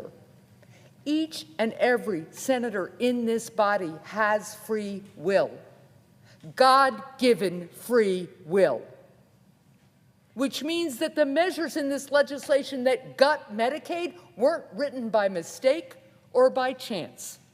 We didn't arrive at this day with a vote on this terrible budget bill by accident. Let's not delude ourselves. We're only here because a majority in this body decided to ignore the majority of the country and made a series of decisions. The Republican majority decided to gut Medicaid. They decided to take away health care from millions. They decided to raise insurance premiums for the rest of us. They decided that closed hospitals were a risk worth taking. They decided that taking food away from hungry kids was acceptable. They decided that trillions more in debt was not a problem. The Republican majority decided that depriving the American people of all these things and raising their costs were worth it, just as long as they paid for another tax break for billionaires. Because that's the bargain that this administration, along with my Republican colleagues, is forcing the American people to accept. Our people will be less healthy, our kids will have more debt, but the president and billionaires like him will get a tax break. Of course, part of what makes this bill so frustrating is that it includes some individual provisions that I've spent years trying to pass into law. This bill includes provisions I support, some even that I authored, like strengthening the R&D tax deduction to support our entrepreneurs and a tax cut for families to make childcare more affordable. I also support this bill's provisions which would tackle our housing crisis by expanding the low-income housing tax credit to bring down the cost of housing, as well as a provision making mortgage insurance tax deductible so that it's easier to buy a home. And I'd support a bill with real tax cuts for the middle class and small businesses, unlike the token measures included in this bill. If my Republican colleagues worked across the aisle to draft a bill that brought this bipartisan approach to other critical areas, like health care and food assistance, I'd vote for it. Instead, my colleagues chose to take these common sense solutions hostage by linking every good idea to 3 bad ones, turning this into a purely partisan endeavor. So yes, I'm glad that some of these bipartisan provisions will be signed into law, but I regret that they aren't a part of a truly bipartisan effort because of the politics of division and destruction that President Trump brings to Washington. Now, I know that there are many areas of common ground with my Republican colleagues in this body, but it has become far too difficult to move forward on finding solutions when at every turn the president seems far more interested in demonizing and dividing rather than bringing people together, turning areas of agreement into weapons to force disagreement. Now, that's exactly the kind of cynical politics of division that does lasting damage to our families, our economy, and our democracy. Now, President Trump likely will get this bill passed. He may get enough of the Republican caucus to stand in line once again to pass it, even though my Republican colleagues know that budget analysts have added up the financial cost of this bill and have told them that it adds trillions upon trillions to our national debt, burdening our children's future.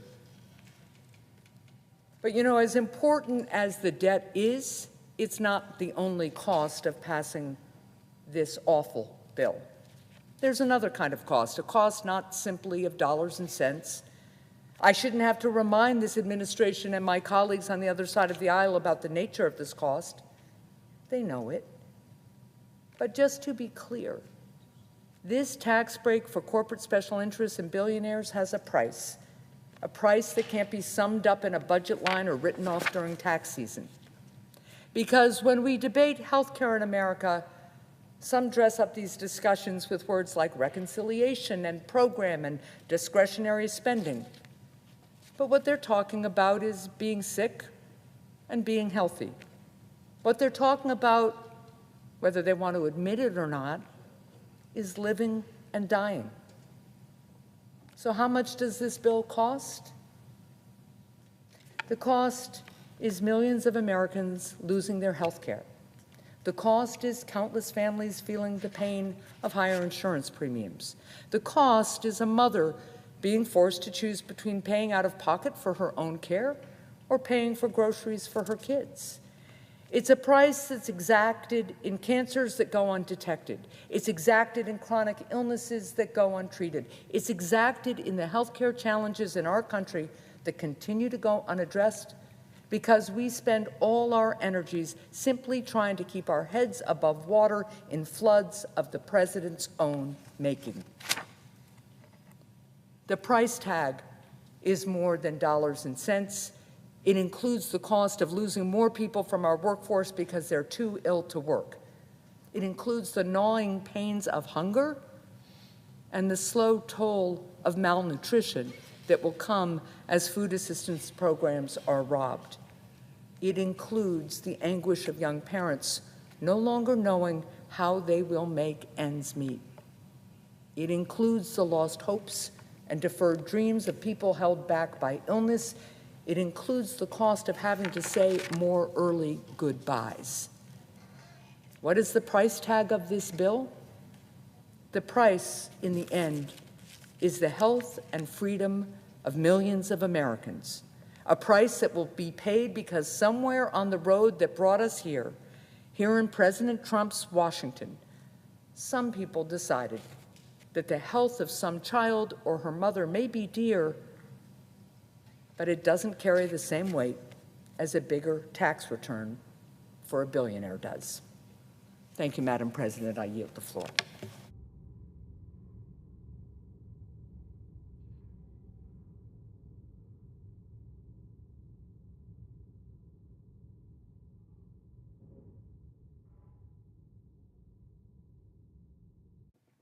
Madam President. The senator from Colorado. Thank you, Madam President. And the hour is late. I want to thank the presiding officer for being here. I'm glad to be here with my colleagues from New Hampshire and my neighbor from New Mexico. I want to thank the floor staff that's here tonight. And I would like to suggest, this is not the purpose of my speech, but the next time that senators make the suggestion that the floor staff should spend the entire night reading a bill here, that the senators actually read that bill instead of imposing that on the staff that's here. I think that would be a just thing for us to do and the appropriate and proper thing for us to do.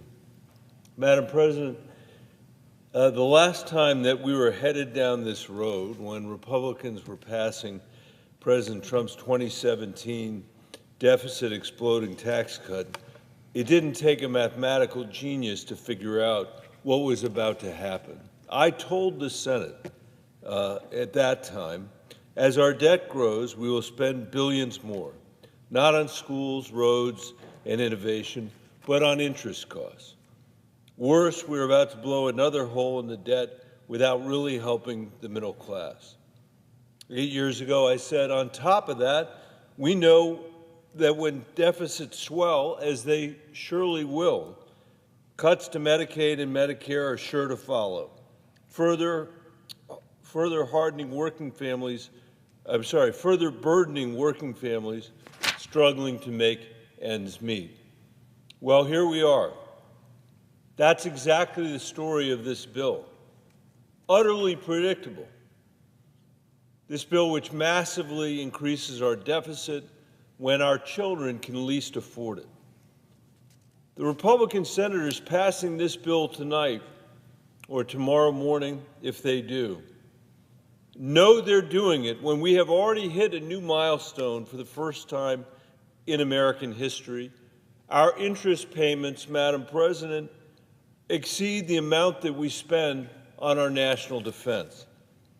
For the first time, the American people, because of the irresponsibility in this chamber, are going to pay $1 trillion in interest. That is a massive number. That is essentially the same as what we spend on Medicare, what we spend on children and higher education together, what we spend on housing, bridges, broadband, ports, and highways combined. I want to be very clear tonight that over the years, Democrats and Republicans have pursued policies that have led to that $1 trillion in interest payments. There is no doubt about it. And it's worth thinking about what we could do if we hadn't made such fiscally irresponsible choices. Expand the child tax credit, as my colleague from Georgia said, and cut childhood poverty in half and hunger by a quarter. Build a modern energy grid to meet our expanding energy demands so Americans in cities and rural communities can enjoy affordable, reliable energy at home. Establish a healthcare system that the American people deserve, a modern system that people in other rich industrialized countries take for granted, a system that does not cost twice as much with worse outcomes like in the United States of America, the richest country in the world, that forces parents to choose between their children's prescriptions and school supplies, that exhausts the American people who day after day after day have to fight endless negotiations with their insurance companies just to keep their children covered, that constantly threatens rural hospitals and clinics with closure in this country. No other rich country in the world puts up with that craziness. And we're spending twice as much as any other country in the world to get worse health care, worse outcomes, more scarcity. Every senator on this floor might make a different choice about the policies that they would enact, their preferred policies. But I doubt, Madam President, there is anybody here who is willing to go home and defend the virtues of wasting $1 trillion of the American people's money on interest payments. The nonpartisan Congressional Budget Office and outside groups like the Penn Wharton Budget Lab tell us that by the end of the next 10 years, we will have the highest debt ratio ever, eclipsing the debt our nation had in the 1940s. What was happening in the 1940s? That's when the greatest generation had borrowed money to defeat economic misery at home through the New Deal and European fascism by becoming the arsenal of democracy. Those were their receipts. Those were the receipts of a generation that understood its commitment to the next generation, to us. When we contemplate from this broken Senate the patriotic accomplishments of the greatest generation, what has always seemed particularly egregious to me have been the tax policy Republicans have passed 4 times since Ronald Reagan passed it in 1981. Every single time they made the same promises. Every time. Look it up. They made the same promises that their trickle-down tax policy would drive economic growth, cut our deficit, pay for themselves. Every time, including the recent Trump tax cut in 2017, these promises have been false. They've been false. That was 8 years ago. That wasn't a century ago. We know what the math is. Everybody in this room knows the deficit is far worse today than it was when Donald Trump passed those tax cuts.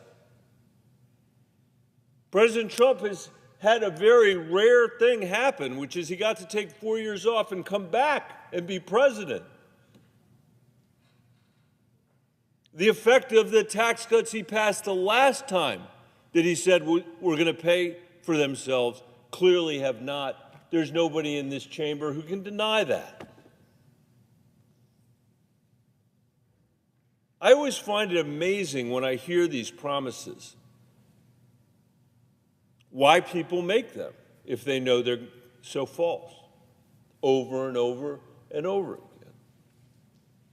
And I think the reason is, Madam President, that it is a way that politicians in Washington can avoid the objections that you could never get away with at home.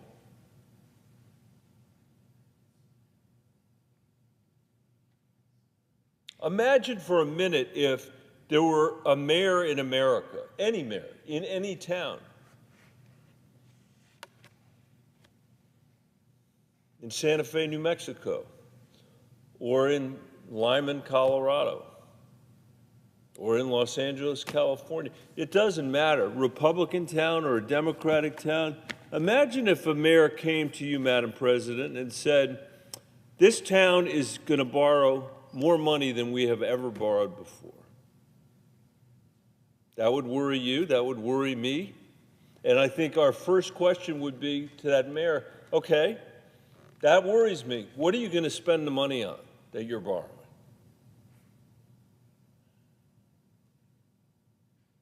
Are you going to spend it on schools? No. Are you going to spend it on parks? No. Are you going to spend it on the water infrastructure that so many communities in New Mexico requires? Are you going to spend it on the mental health crisis that our teenagers are facing because of our failure to address it? Are you going to spend it on infrastructure?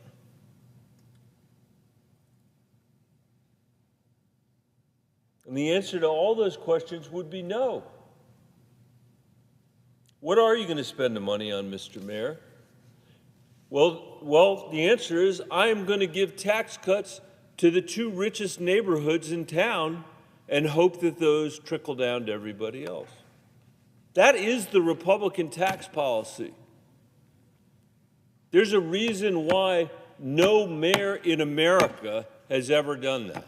There is no mayor in America who has ever pursued trickle-down economics, because you would get run out on a rail. You would get run out on a rail if you went and said, we are going to borrow the most money that has ever been borrowed from our children to finance tax cuts for the richest neighborhoods in town. It makes no sense. It is preposterous. And yet that has been the argument since Ronald Reagan first said these tax cuts will be paid for. The economy will grow. There won't be a deficit. There's a reason we're paying more than $1 trillion in interest today, and that's because our deficits are enormous.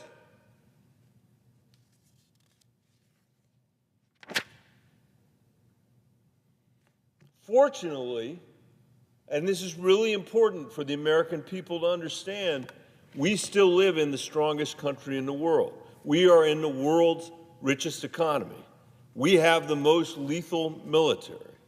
Apart from our president, we have a national commitment to an independent judiciary, the rule of law, and low levels of corruption in our economy and in our society. We have unparalleled capital markets, cutting-edge innovation, and world-leading universities. We have all those things going for us, partly because the folks that came before us invested in those things and built those things and tended those things. But what we struggle with in our time is a sense among most Americans that they can't get ahead, that the American dream is farther and farther out of reach for themselves and for their family. And in my view, that is the biggest challenge our country faces. And in the face of this bill's ill-considered tax cuts to our health care, and in the face of this bill's ill-considered tax cut and cuts to our health care system, which is going to throw millions of people off their health care and make health care more expensive for everybody else. By the way, what's the logic of that? The logic of that is that when you throw people off their health care, they end up going to the emergency room to take care of themselves and take care of their families, just as anybody would. That's the most expensive care that anybody could have. That expense is then put into our insurance, in our insurance policies, and all of us are going to pay more. You can't wish away people just because you throw them off health insurance. When other countries in the world, other wealthy, rich countries in the world have a system of insurance that basically guarantees health care and mental health care to their citizens, it's worth asking why we would throw our people off the not-so-great health insurance that they have. That's a good question. But it's particularly crazy when it just drives up the cost for everybody else.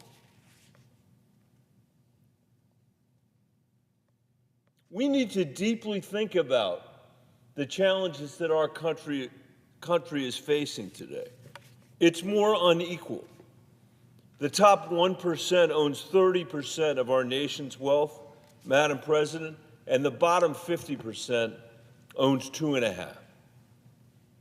The top 1% of Americans own 50% of the value of the stock market.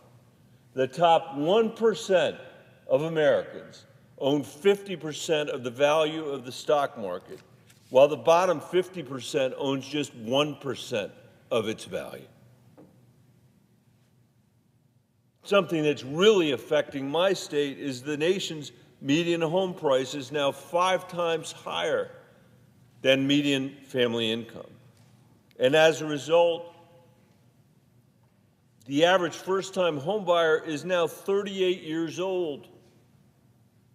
Madam President, 38 years old versus 29 just a generation ago. Reading scores in our nation have hit a 20-year low. And perhaps most damning and perhaps most upsetting is that our lifespan has declined since the 1980s. We are now, on average, likely to die 6 years shorter than other people that live in wealthy countries around the world.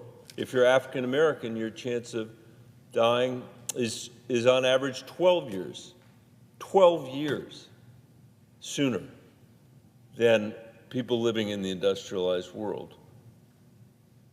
If we don't shift course soon, Madam President, we will be the first generation of Americans whose kids and grandkids will be worse off than we are.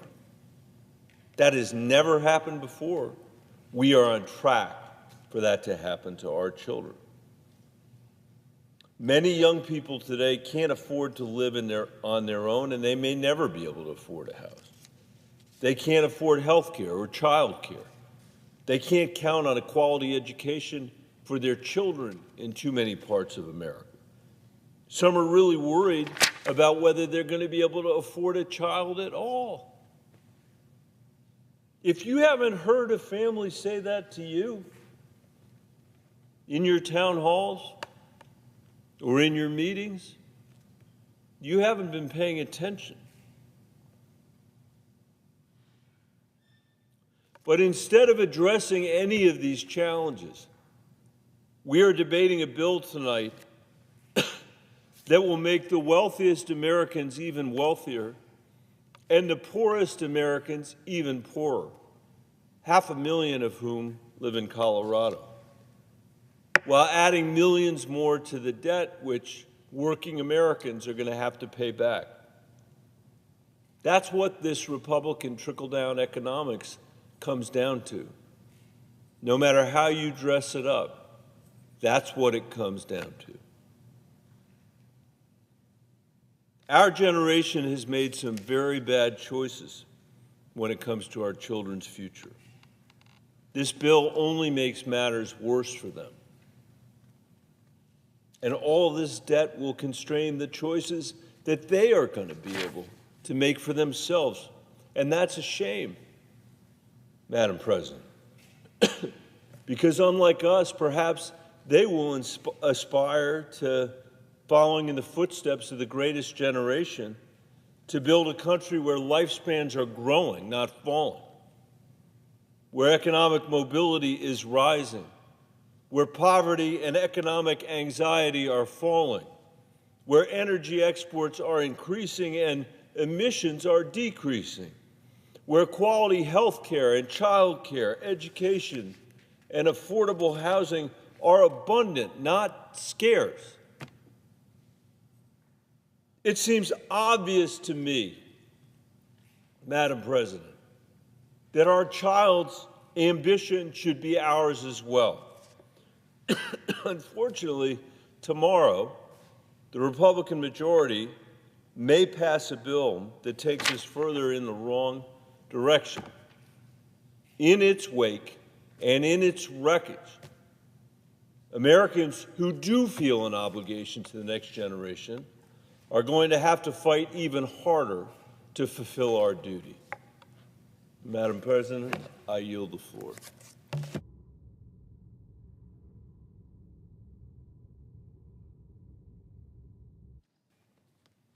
Madam President. The senator from California. Madam President, today we meet at the center of a great debate, at a crossroads that will determine the direction of the country for another generation. And this debate, this choice, goes to the heart of a central question that has been plaguing families in America over the last 3 decades, but that is now just coming to the forefront. And that question is this: if you are working hard in America, can you still earn a good living for yourself and your family? If you are working hard in America, can you still buy a home or pay your rent, buy your food and medicine, get the health care you need, afford fuel for your car, get a decent education, or go on a family vacation? And if the answer is no, and for all too many millions of people the answer is no, what do we do about it? When I was a kid, my father was in the clothing business. He was a traveling salesman and he made $18,000 a year. On the strength of that single income, my parents bought our first home for $18,000. He made $18,000 a year and he bought a home. My parents bought a home for $18,000. It was the American dream and it came true for our family. Today I'm a U.S. Senator. That too is part of the American dream, that anything is possible in this country. But could anyone buy a home for the cost of the annual income even of a U.S. Senator? Not a chance in the world. An average home in California costs 3 or 4 times that much. My kids are paying thousands and thousands of dollars a month in rent. Could they find a home for the cost of their annual income? There is even less of a chance of that. And what about your grandkids? At the rate we are going, at the rate housing prices are rising, what chance will they have to afford a home at any income? And of course, it's not just a home. Healthcare costs are rising even faster. Millions of families are only one healthcare crisis away from failing. And it's not their fault. It's not their fault. They are working hard, harder than ever, and they can't keep pace with rising premiums, out-of-pocket costs, hospital stays, drug costs, and charges at the emergency room. Energy prices are going up. It costs more to heat your home in the winter and a lot more to cool your home in the summer. Utility bills have been rising by double digits, while incomes have remained comparatively flat. It's too much. It's too much. Now, why is this coming to a head now? Why, when we're not in a Great Depression, not even a Great Recession, although with Trump's destructive tariff wars, we may get there soon enough, why now? Why now is this coming to a head? And the answer is that people feel more squeezed than ever, more pressure than ever, more like a failure than ever because they're doing their best, working their hardest, and they are still hanging by a thread. And you know something? It's not their fault. It's not their fault. They are doing everything they can to provide for their families, and it's just not enough. It's not their fault, but it is someone's fault. It is someone's responsibility. There is someone who should be held accountable for the fact that this generation is the first to renege on a compact between generations that we would leave the country better off to the next generation than the one that came before. And you know who that someone is? It is us. It is us. The world has changed, the nature of work has changed, and we have not changed with it.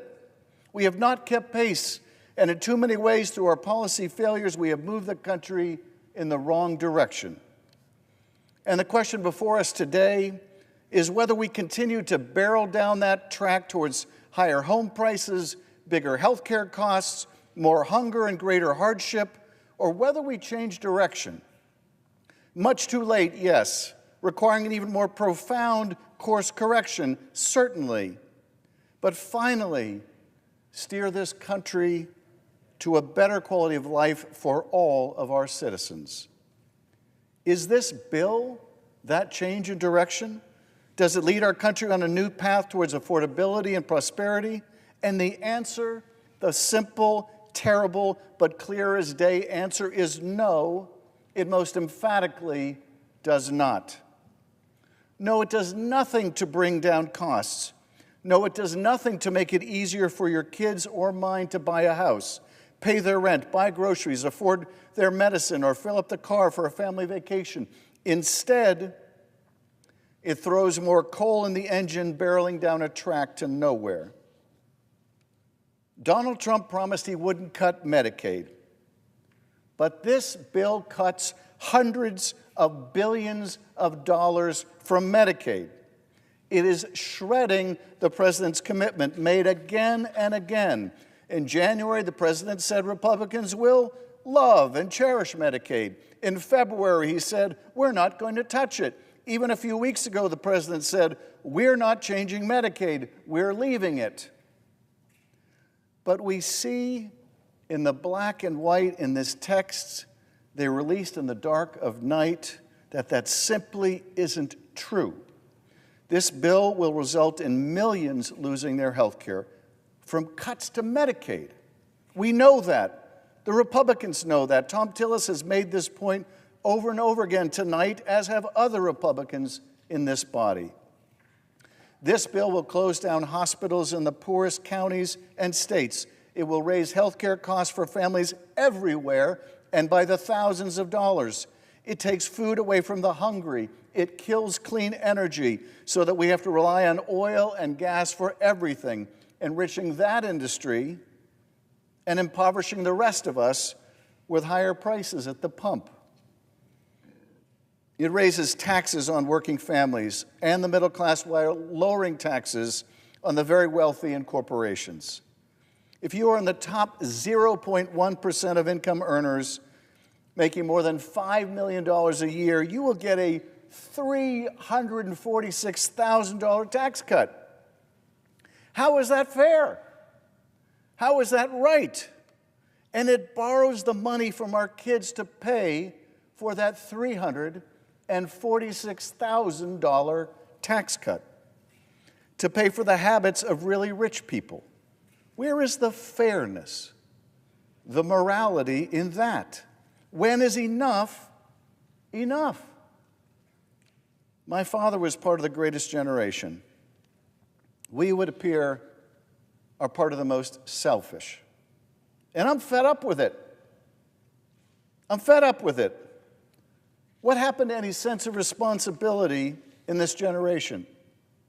What happened to love of country? Can we love our country and impoverish it? Can we love our children and grandchildren if we take from them only to give to ourselves? In this bill, we borrowed trillions from our kids. And for what? So the rich can have a bigger boat? So corporate CEOs can have more money? So a company can buy back more of its stock? So we can be richer than our neighbor while his neighbor has no home at all? The test of our progress, Franklin Roosevelt said in 1937, is not whether we add more to the abundance of those who have much. It is whether we provide enough for those who have too little. Last week, a landscaper in Los Angeles was tackled to the ground because he was undocumented. He's the father of 3 Marines. 3 Marines. When one of those Marines was finally able to speak to his father after his detention, he had one ask of his son: please go back to the work site and finish the job. That was his ask. That is the work ethic that has made this country great, not the ethic that brought him to the ground. Raising 3 Marines, that is the patriotism that has made this country great, not the rancor that beat him while he lay there. But if this bill is not the answer, and it most certainly is not, if this bill only makes matters worse, far worse, then what is the answer? What direction shall we go? How can we begin to make the country work for people once again? Well, we can give instead of take. We can build instead of tear down. We can recapture once again the sense of possibility in this country. If Eisenhower was part of the generation that won the war and built the roads and highways, let us be the generation that wins the peace by creating the next giant boom in housing in America, making the investment necessary, tapping into the great potential of the government and industry working together, breaking down each obstacle in the way, millions and millions of new homes that my children can afford and your children. Let us build new hospitals instead of closing them down, and in so doing, bring the cost of health care down with them. Let us train new doctors and nurses so it is not so expensive to visit them, and new home health care workers to take care of us even as we take care of them. Let us grow more food and feed more people at home and abroad and bring down the cost of our groceries. Let us thank our farm workers instead of chasing them through the fields to separate them from those they love. None of this is beyond our capacity. It may mean that we can't afford yet another tax break for the wealthy, or a giveaway to the oil industry, or a giveaway to any other industry and its corporate titans. It may call for some sacrifice on our part, but a fraction of what our parents and grandparents gave to this country. It means that we pay more attention to our kids and their needs and less our own, that we once again show concern and compassion for our neighbor, and remember that we were once strangers in a strange land, that we show humility about our own achievements and recognize that none of us got here on our own, that all of us can prosper without someone else being made to suffer. You know, the way it used to be, the way it could be once again. Madam President, I yield back.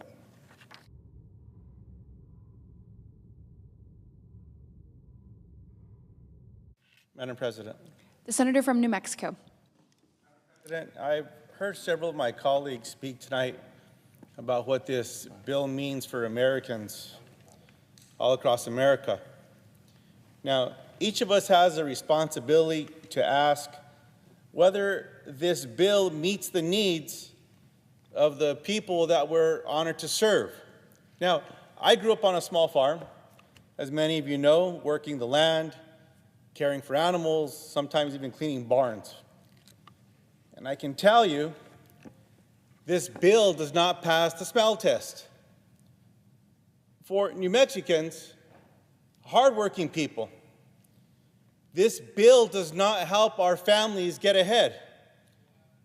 New Mexicans work hard. Folks are not looking for a handout. New Mexicans are the type of people who would give you the shirt off their back if you needed it. It's just who we are, and I'm proud of it. But sometimes people fall in hard times. And I'll remind you all that this could happen to any of us. We might need medical care. We might need help putting food on the table. Maybe support to care for a loved one, or just want enough security to know that a job will be there for us. Some claim that this bill will help Americans, which we know is not the truth. Because from where I stand, there is very little in this legislation that helps hardworking New Mexicans. Now, it's important that this debate is happening, because now New Mexicans and people all across America can clearly see what's in this bill and what's not. As has been said time and time again this evening, The vast majority of this legislation benefits the ultra wealthy, the wealthiest 0.1%, getting over 250 grand back in their pocket. Can you believe this? How many people might not make that in a lifetime? An extra $250,000 in their pockets. That's what this bill's about. Now, meanwhile, it does not help farmers. It does not support teachers or children. Nothing for New Mexico seniors who rely on Medicaid and SNAP. And nothing for New Mexicans who served our country and deserve our care in return. New Mexicans are hardworking people who believe in the values of loving your neighbor, following what the Bible teaches us. Do unto others as you have them do unto you. This bill goes against everything New Mexicans stand for. It's not honest, it's not caring, and it's not fair. Now, I've heard my colleagues try to claim that this bill does not cut assistance. That's a lie. It's not true. This bill cuts more than $1 trillion from the Supplemental Nutrition Assistance Program and Medicaid, for crying out loud. Senate Republicans are gutting the Affordable Care Act and ripping health care away from over 17 million Americans. Now, a few of my colleagues across the aisle have spoken with some clarity, saying out loud what we all know to be true. One Republican senator warned about SNAP, about these cuts, saying, quote, if we don't watch out, people are going to get hurt. Another Republican colleague said of Medicaid, quote, we can't be cutting health care for working people and for poor people in order to constantly give special tax treatment to corporations. Now, that same senator went on to say that, quote, slashing health insurance for the working poor is morally wrong. That's right. I wish more of them spoke with that clarity. At least a few of them are saying out loud what the rest of America is thinking. Now is the time for more courage, though. The courage to put people first. My colleagues all have a chance to vote against this legislation. They all have a chance to vote for amendments that will say, hands off Medicaid.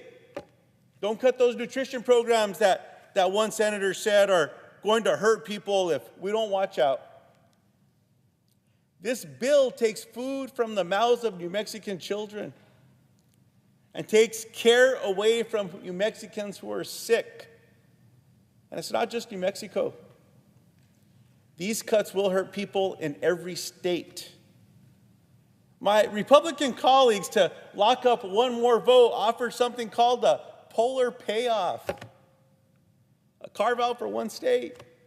Now look, these carve-outs are an admission that this bill will leave people hungry and without care, plain and simple. Otherwise, why would they want to carve out for their state? Why was this carve-out added?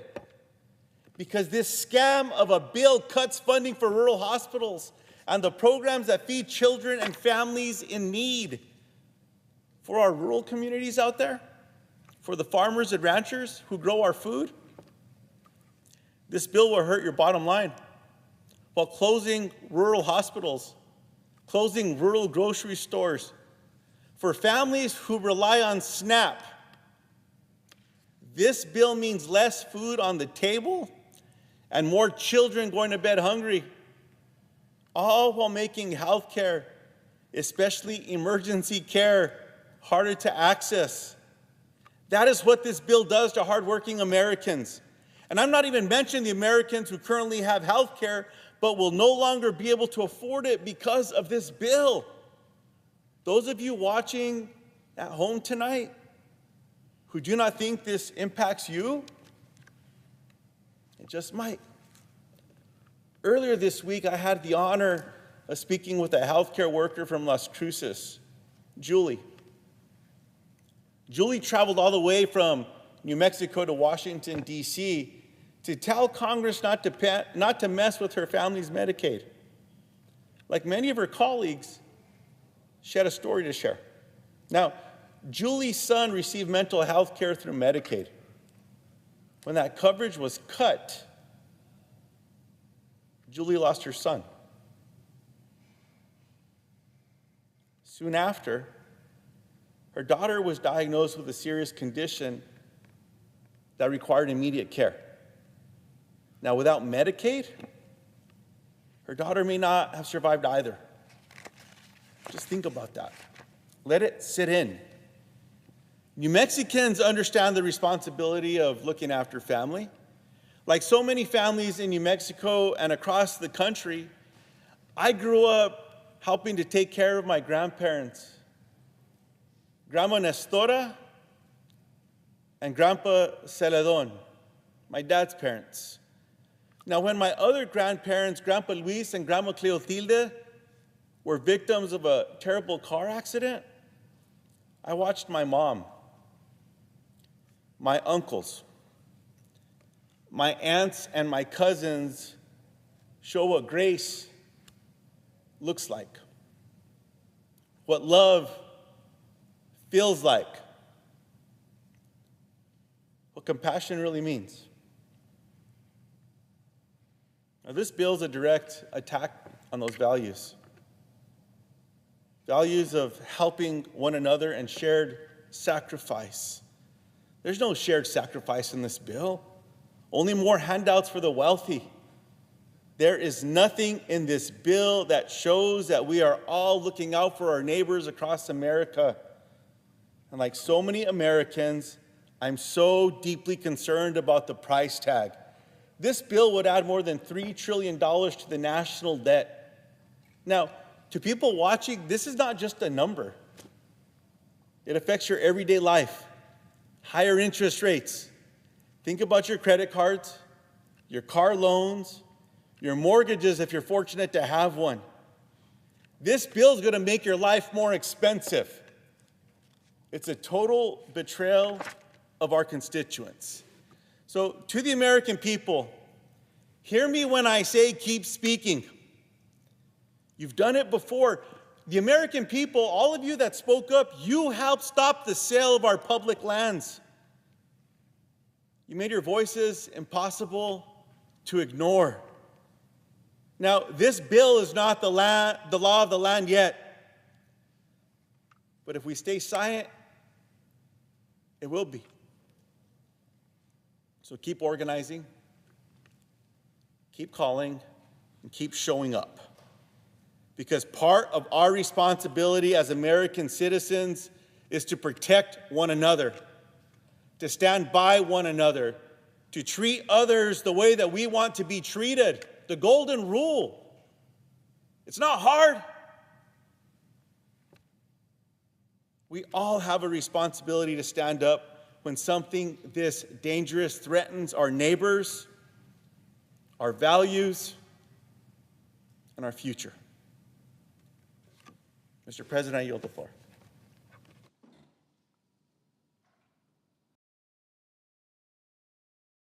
Mr. President.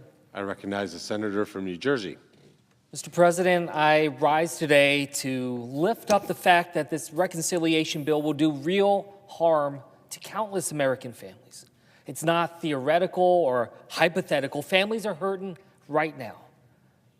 The opiate crisis that has ravaged large parts of my state, mental health crisis that people across this country are so concerned about and are begging for help about. And so many other challenges that are out there. Every single family knows the fear of a health crisis. Like Susan, a mother I met at a town hall down in Egg Harbor.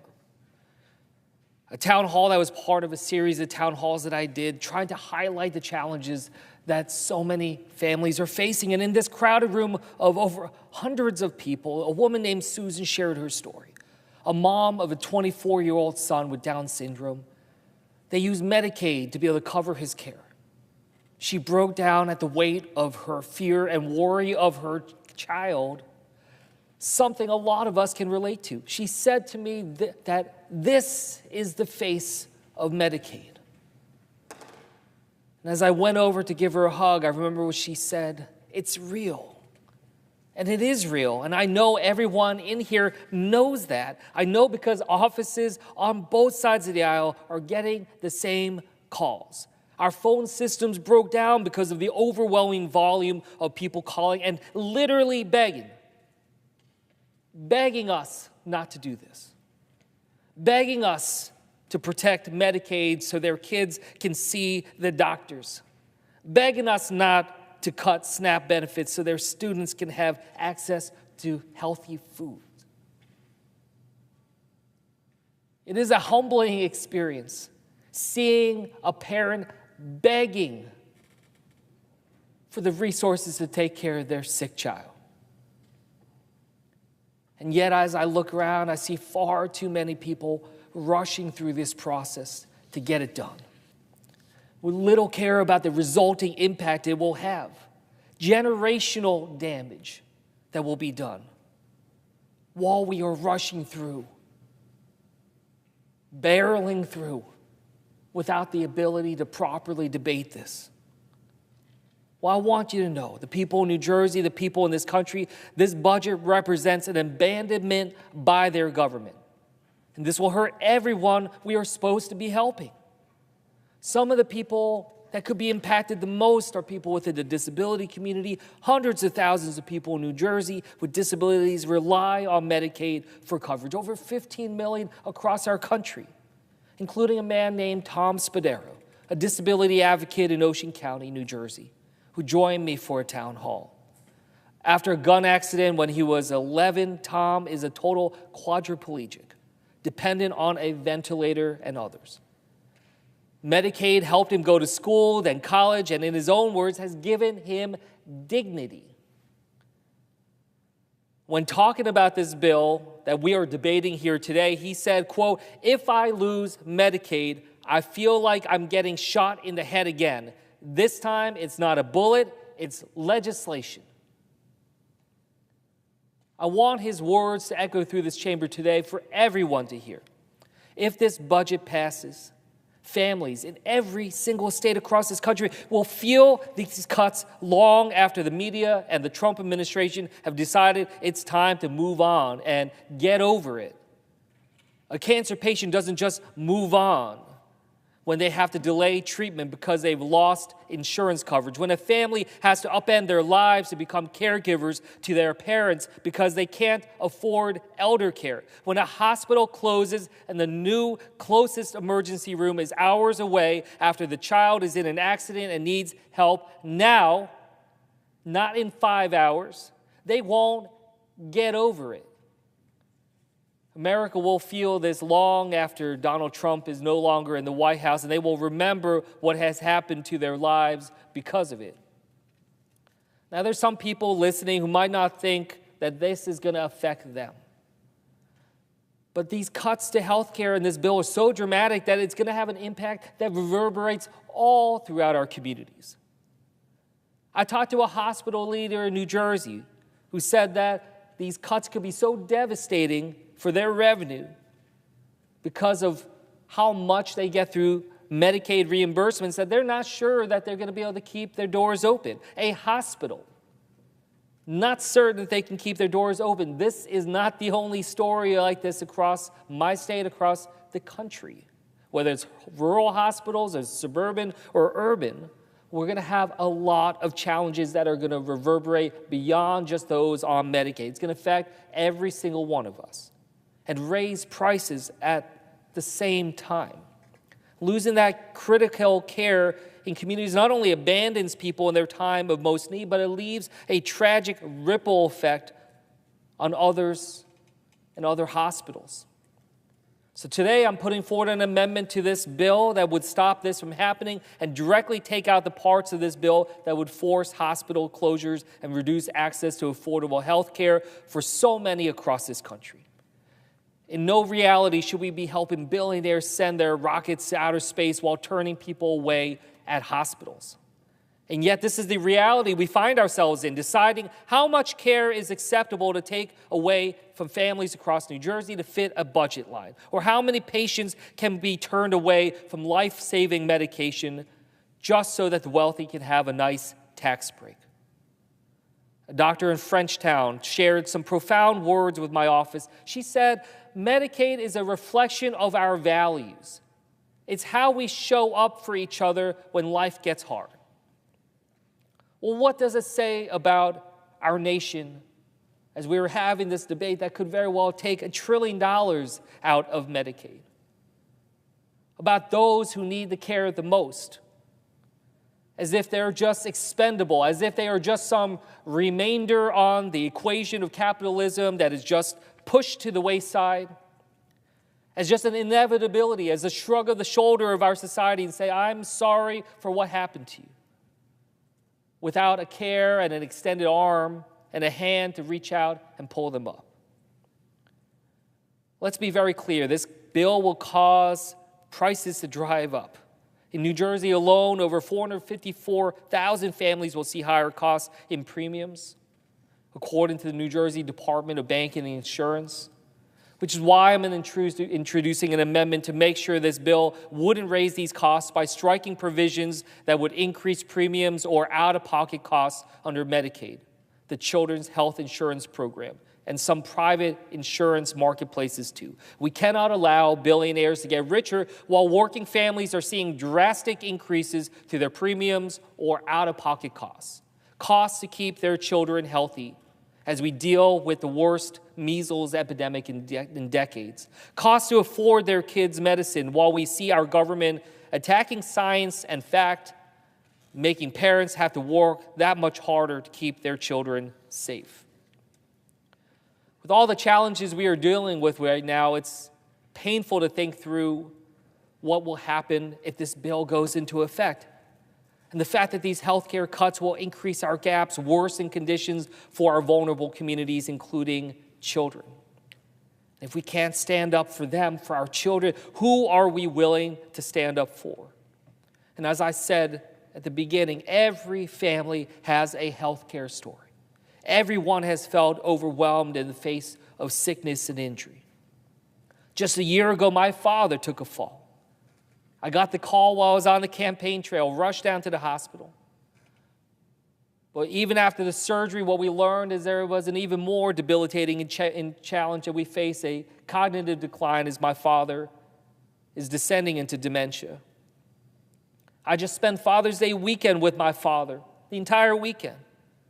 But it was in the emergency room as he had twice fallen in 2 days, 2 separate trips to the emergency room. My family is overwhelmed right now.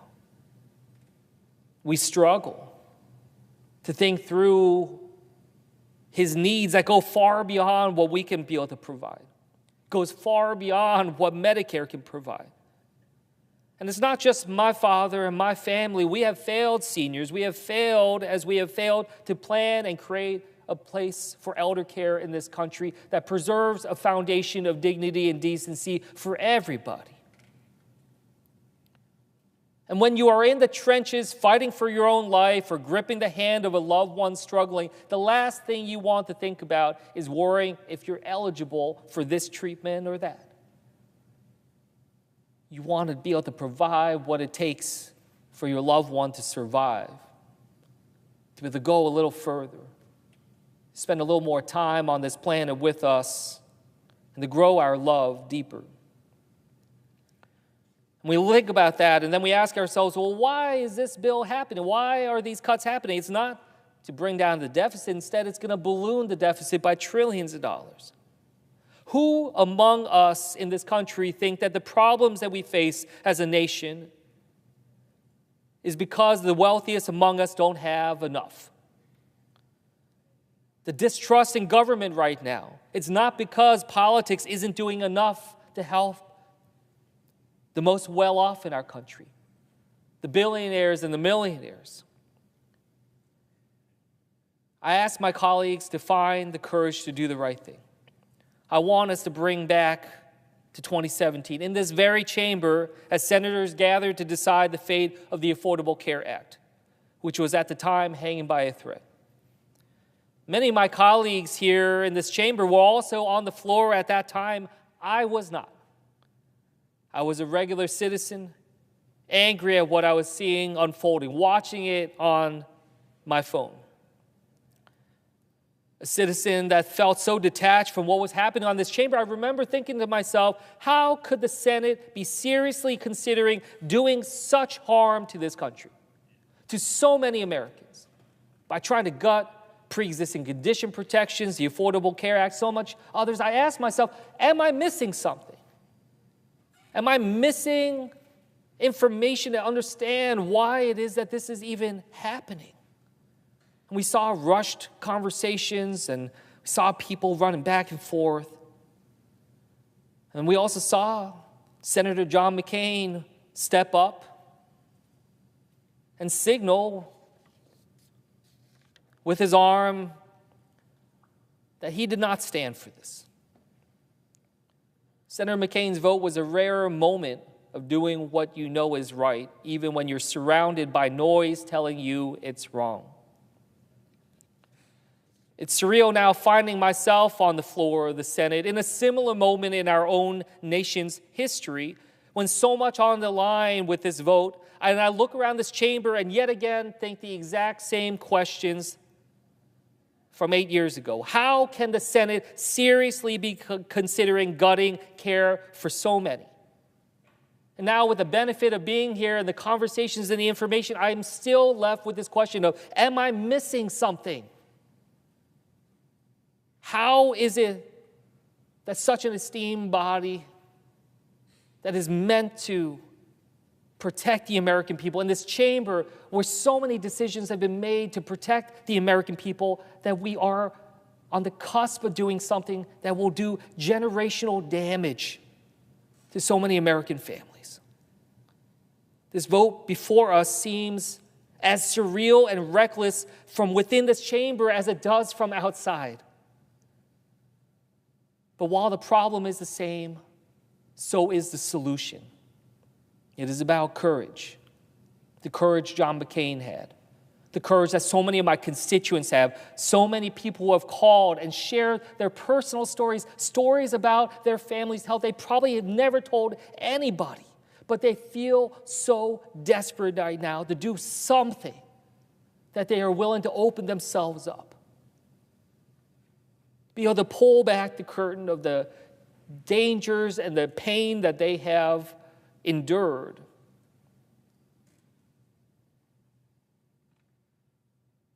To be able to try to do anything to stop this bill from hurting Americans. That is courage. And it's courage about standing up against the big money and the special interest, and sometimes it feels insurmountable. And I say to my colleagues here today that you won't be remembered by whether or not you pass this bill on President Trump's timeline, or you feign concern about constituents just to be able to stab them in the back later. You'll be remembered by your courage to stand up and say no. You'll be remembered by your courage to speak out for the people, not just the few who have paid, but for all of us. You'll be remembered in the same way as our former colleague was remembered by what he did 8 years ago. I urge you to remember that this job is bigger than all of us, bigger than any one man, any one party. It is about using our vote and our courage to make lives better for those that we represent. History and the American people are watching. You still have time. You still have power. I still believe in this chamber and believe it can be a force for good. Let us use it for the children, for the disabled, for those not in this room. And with that, I yield back.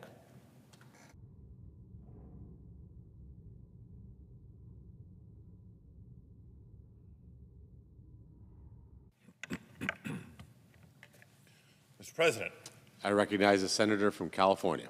Mr. President, I too rise in opposition to the reconciliation bill before us. But before I get to my objections over the substance of this historic attack on working and middle-class families, I want to speak for a minute as the ranking member of the Rules Committee. And I need to address how Republicans are abusing the process to get here.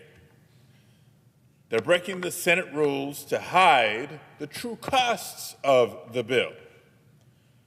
For the second time in just 6 weeks, the Republican majority is going nuclear on the Senate rules. And they're doing it with the same purpose, to avoid the 60-vote threshold of the filibuster in order to pass a very unpopular agenda. Now, I know oftentimes we're advised against getting into quote-unquote process, because most people may not care about process or understand process, but in this particular case, it serves to underscore the significance of the damage that this bill represents, the procedural lengths to which the Republican majority is going to try to get this done. And I do have to say it's a little surprising, because it was just in May that Senate Leader Thune unequivocally said, quote, "While Republicans are in charge, the legislative filibuster will remain in place," end quote. If we go back to January, he was asked about this, because folks kind of had a sense that this might be coming. He said then about overruling the Senate parliamentarian, quote, "That's totally akin to killing the filibuster. We can't go there. People need to understand that," end quote. But now Republicans are trying to do exactly that, to hide behind the technical language of Senate procedure to harm working families. And no, like I said, it's not the first time. Just last month, Republicans voted to override the very plain language of the Congressional Review Act. And they voted to overrule the parliamentarian to repeal California's Clean Air Act standards with a simple majority vote. Fast forward to today, they're running the same play, this time with trillion-dollar consequences, not just air quality and public health consequences. See, colleagues and folks watching at home, budget reconciliation is the most powerful expedited procedure statute on the books. You can do a lot with a simple majority and avoid the filibuster, but you have to do it by the rules of reconciliation. But today, the Republican majority wants to extend trillions of dollars of tax cuts for President Trump's billionaire friends and extend those tax cuts permanently. That's not just terrible, terrible policy. It's against the Senate rules. The Congressional Budget Act says clearly that reconciliation bills cannot increase the debt beyond 10 years. Now, it doesn't take a Nobel Prize-winning economist to know that a permanent trillion-dollar tax cut would do exactly that. And so once again, following the same playbook they did last month, the majority is going to twist the rules to try to find a way. They're again ignoring the guidance from the parliamentarian's office that doesn't fit their agenda. And they're setting yet another new precedent for this body. Not only continue to overrule the parliamentarian, but to ignore adding trillions of dollars of costs under the, quote, current policy baseline. As we did during the Clean Air Act debate last month, I and my Democratic colleagues will once again remind our Republican colleagues that sooner or later Democrats will be back in the majority. By then, the American people will have felt the pain of this bill, but we'll make sure that they understand just how hard you tried to work to hide it from them. Democrats will not let the American people forget what Senate Republicans do this week. Now on to the substance of budget reconciliation. Mr. President, how many times have we heard the Trump administration these past few months say that they're focused on fraud, waste, abuse? Now, these are the buzzwords that they turn to when they're trying to bat away questions or when Americans are trying to get clarity on whether the life-saving services that they depend on are about to get cut. But in reality, what we're seeing happen this week is one of the biggest acts of fraud in American history playing out right before our very eyes. With the bill under debate today, and it is past midnight, so we're into Tuesday, so I can still say today, Donald Trump and his billionaire allies are literally stealing from working families in order to reduce the amount of taxes that they would have to pay. Literally robbing from the poor to give to the rich. And for anyone really wondering whether they would actually do that, we know that they will, because they've done it before. In 2017, during the first Trump presidency, Republicans seemed fine, saying they could afford hundreds of billions of dollars in permanent tax cuts for large corporations. I remember the arguments back then. This is going to grow the economy, they said.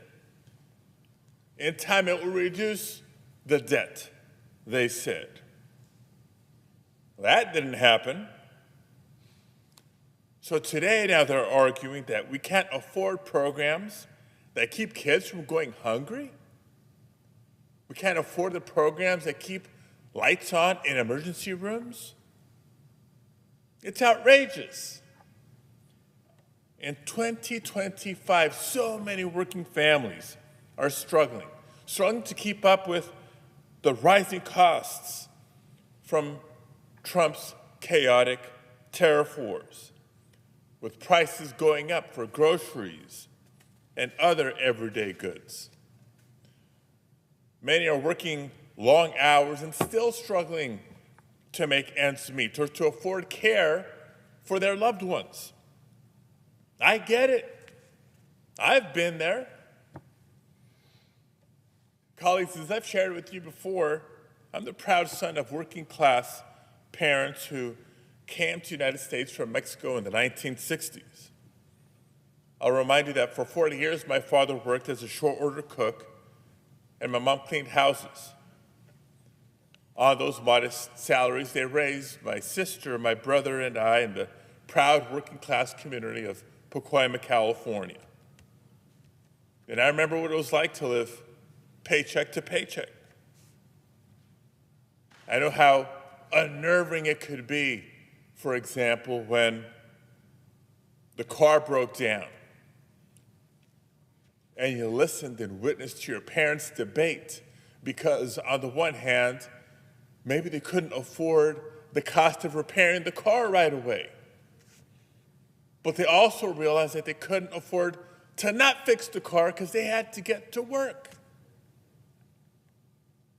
And I know that there's so many Americans in communities like the one I grew up in that aren't looking for handouts. That's not what we're arguing or debating in this bill.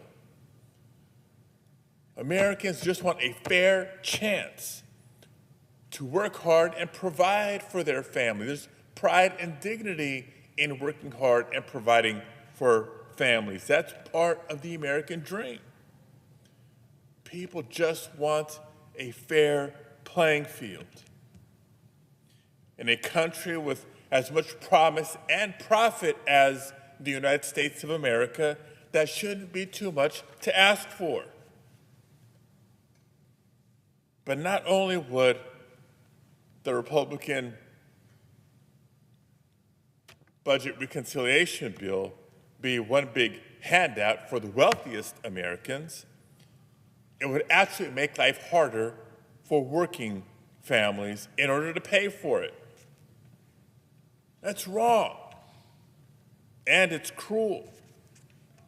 At its very core, just like Trump did in 2017 with the help of Republicans in Congress, this bill is fundamentally about one thing and one thing only: cutting taxes for the wealthiest Americans and big corporations.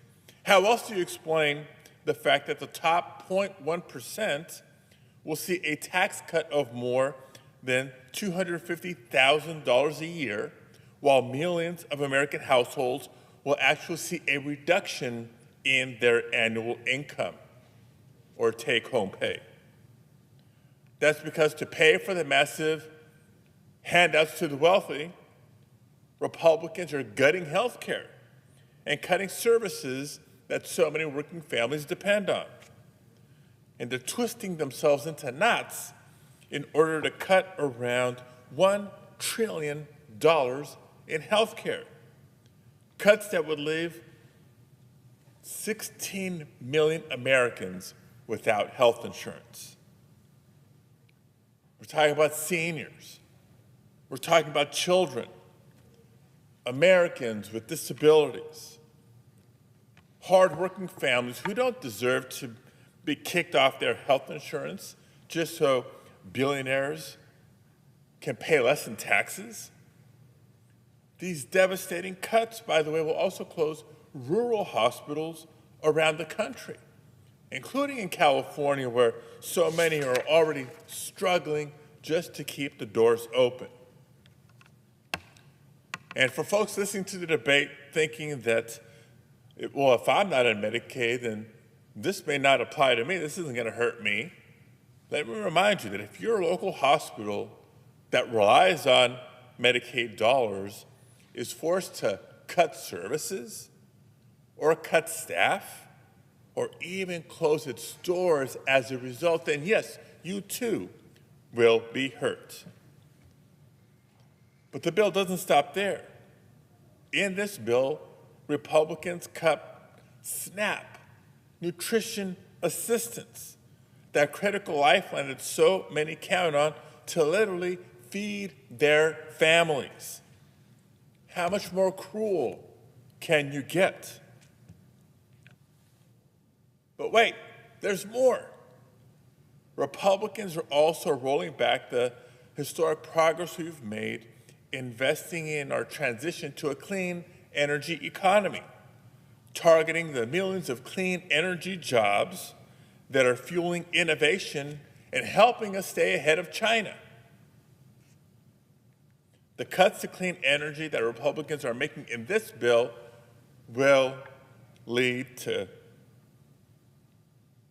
higher energy costs, higher electricity bills for so many families. Now, I'm reminded that this last November, so many voters went to the polls and voted hoping for lower prices. They were desperate and looking for relief, and that's what motivated their votes. But this bill does the opposite. So I have to wonder, for my Republican colleagues who are supporting this measure, who is it that you're fighting for? Did any of you really come to Congress to take food away from the hungry? To take care away from sick children? What are you proposing be done here? Now, I've seen Republicans go back and forth on this bill for months now, I'm sure trying to decide just how much they can try to get away with. And I've heard some of the arguments that they plan to make to justify voting for this bill. Some of them will argue that we need this bill because we need to reduce the deficit. Talk about misleading. This bill adds trillions, yes, trillions of dollars to our nation's debt. So even when they try to twist the numbers and come up with the funny math, it doesn't even result in deficit reduction. And you know how you can tell? Because the Republicans included a $5 trillion increase to the debt limit in this bill. If the bill and the cuts included in the bill indeed reduce the deficit, as they claim it does, they wouldn't have needed to raise the debt limit in the process. So let's be clear. Republicans who are voting for this bill know full well it will hurt so many of their constituents. That's why behind closed doors you have Republicans handing out flyers that show just how devastating Medicaid cuts will be in states represented by Republicans. Or we hear they're discussing the burden that SNAP cuts will have on state and local governments. But because the leader of their party wants to sign this bill to celebrate the 4th of July this year, many of them will vote yes. But I'll ask again, who is this bill in service of? Who are you standing up for? Who are you fighting for? I'll tell you who I'm fighting for. I'm fighting for people like Jesus da Costa from San Diego, a home care provider who, in 2016, because of his mother's who became his mother's full-time care provider when she was tragically hit by a car and became disabled. Jesus can't hold a full-time job and carry all the responsibilities of looking after his mother. So for both Jesus and his mother, Medicaid has been a lifeline. I'm fighting for him. I'm fighting for people like Tina Ewing Wilson in the Inland Empire, who remembers what it was like the last time her Medicaid benefits were cut. Tina struggles with seizures and developmental disabilities and requires care 24/7. But when the Great Recession hit and Medicaid cuts followed, Tina knew she could only afford her care by offering free room and board to caregivers.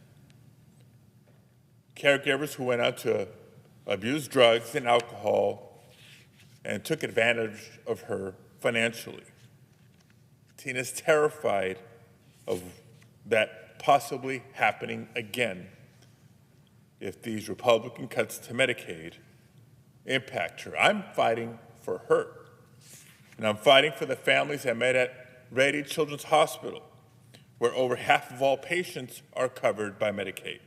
And I'm fighting for the nurses and the caregivers who fear for their patients. They care for their patients, but they're fearing for their patients because of these proposals. For every parent across the country who's working their tail off to put food on the table for their children, but every now and then may need a helping hand. If you see these Americans, if you have constituents with similar experiences in your state, and still think that they should have less of our help, not more, then I guess we came to Congress for different reasons. If you've seen so many corporations' profits soaring and the wealth inequality in our country growing, and think that billionaires need more tax relief, then I guess we came to Congress for different reasons. And if this week you'll vote to rip these critical lifelines away from millions of Americans because you somehow think it's the right political calculation, then surely we came to Congress for different reasons. Colleagues, it's crystal clear. I urge you to vote no on this bill and stand with me, stand with us, stand up for working families. That's what I plan to do. Thank you, Mr. President. I yield the floor.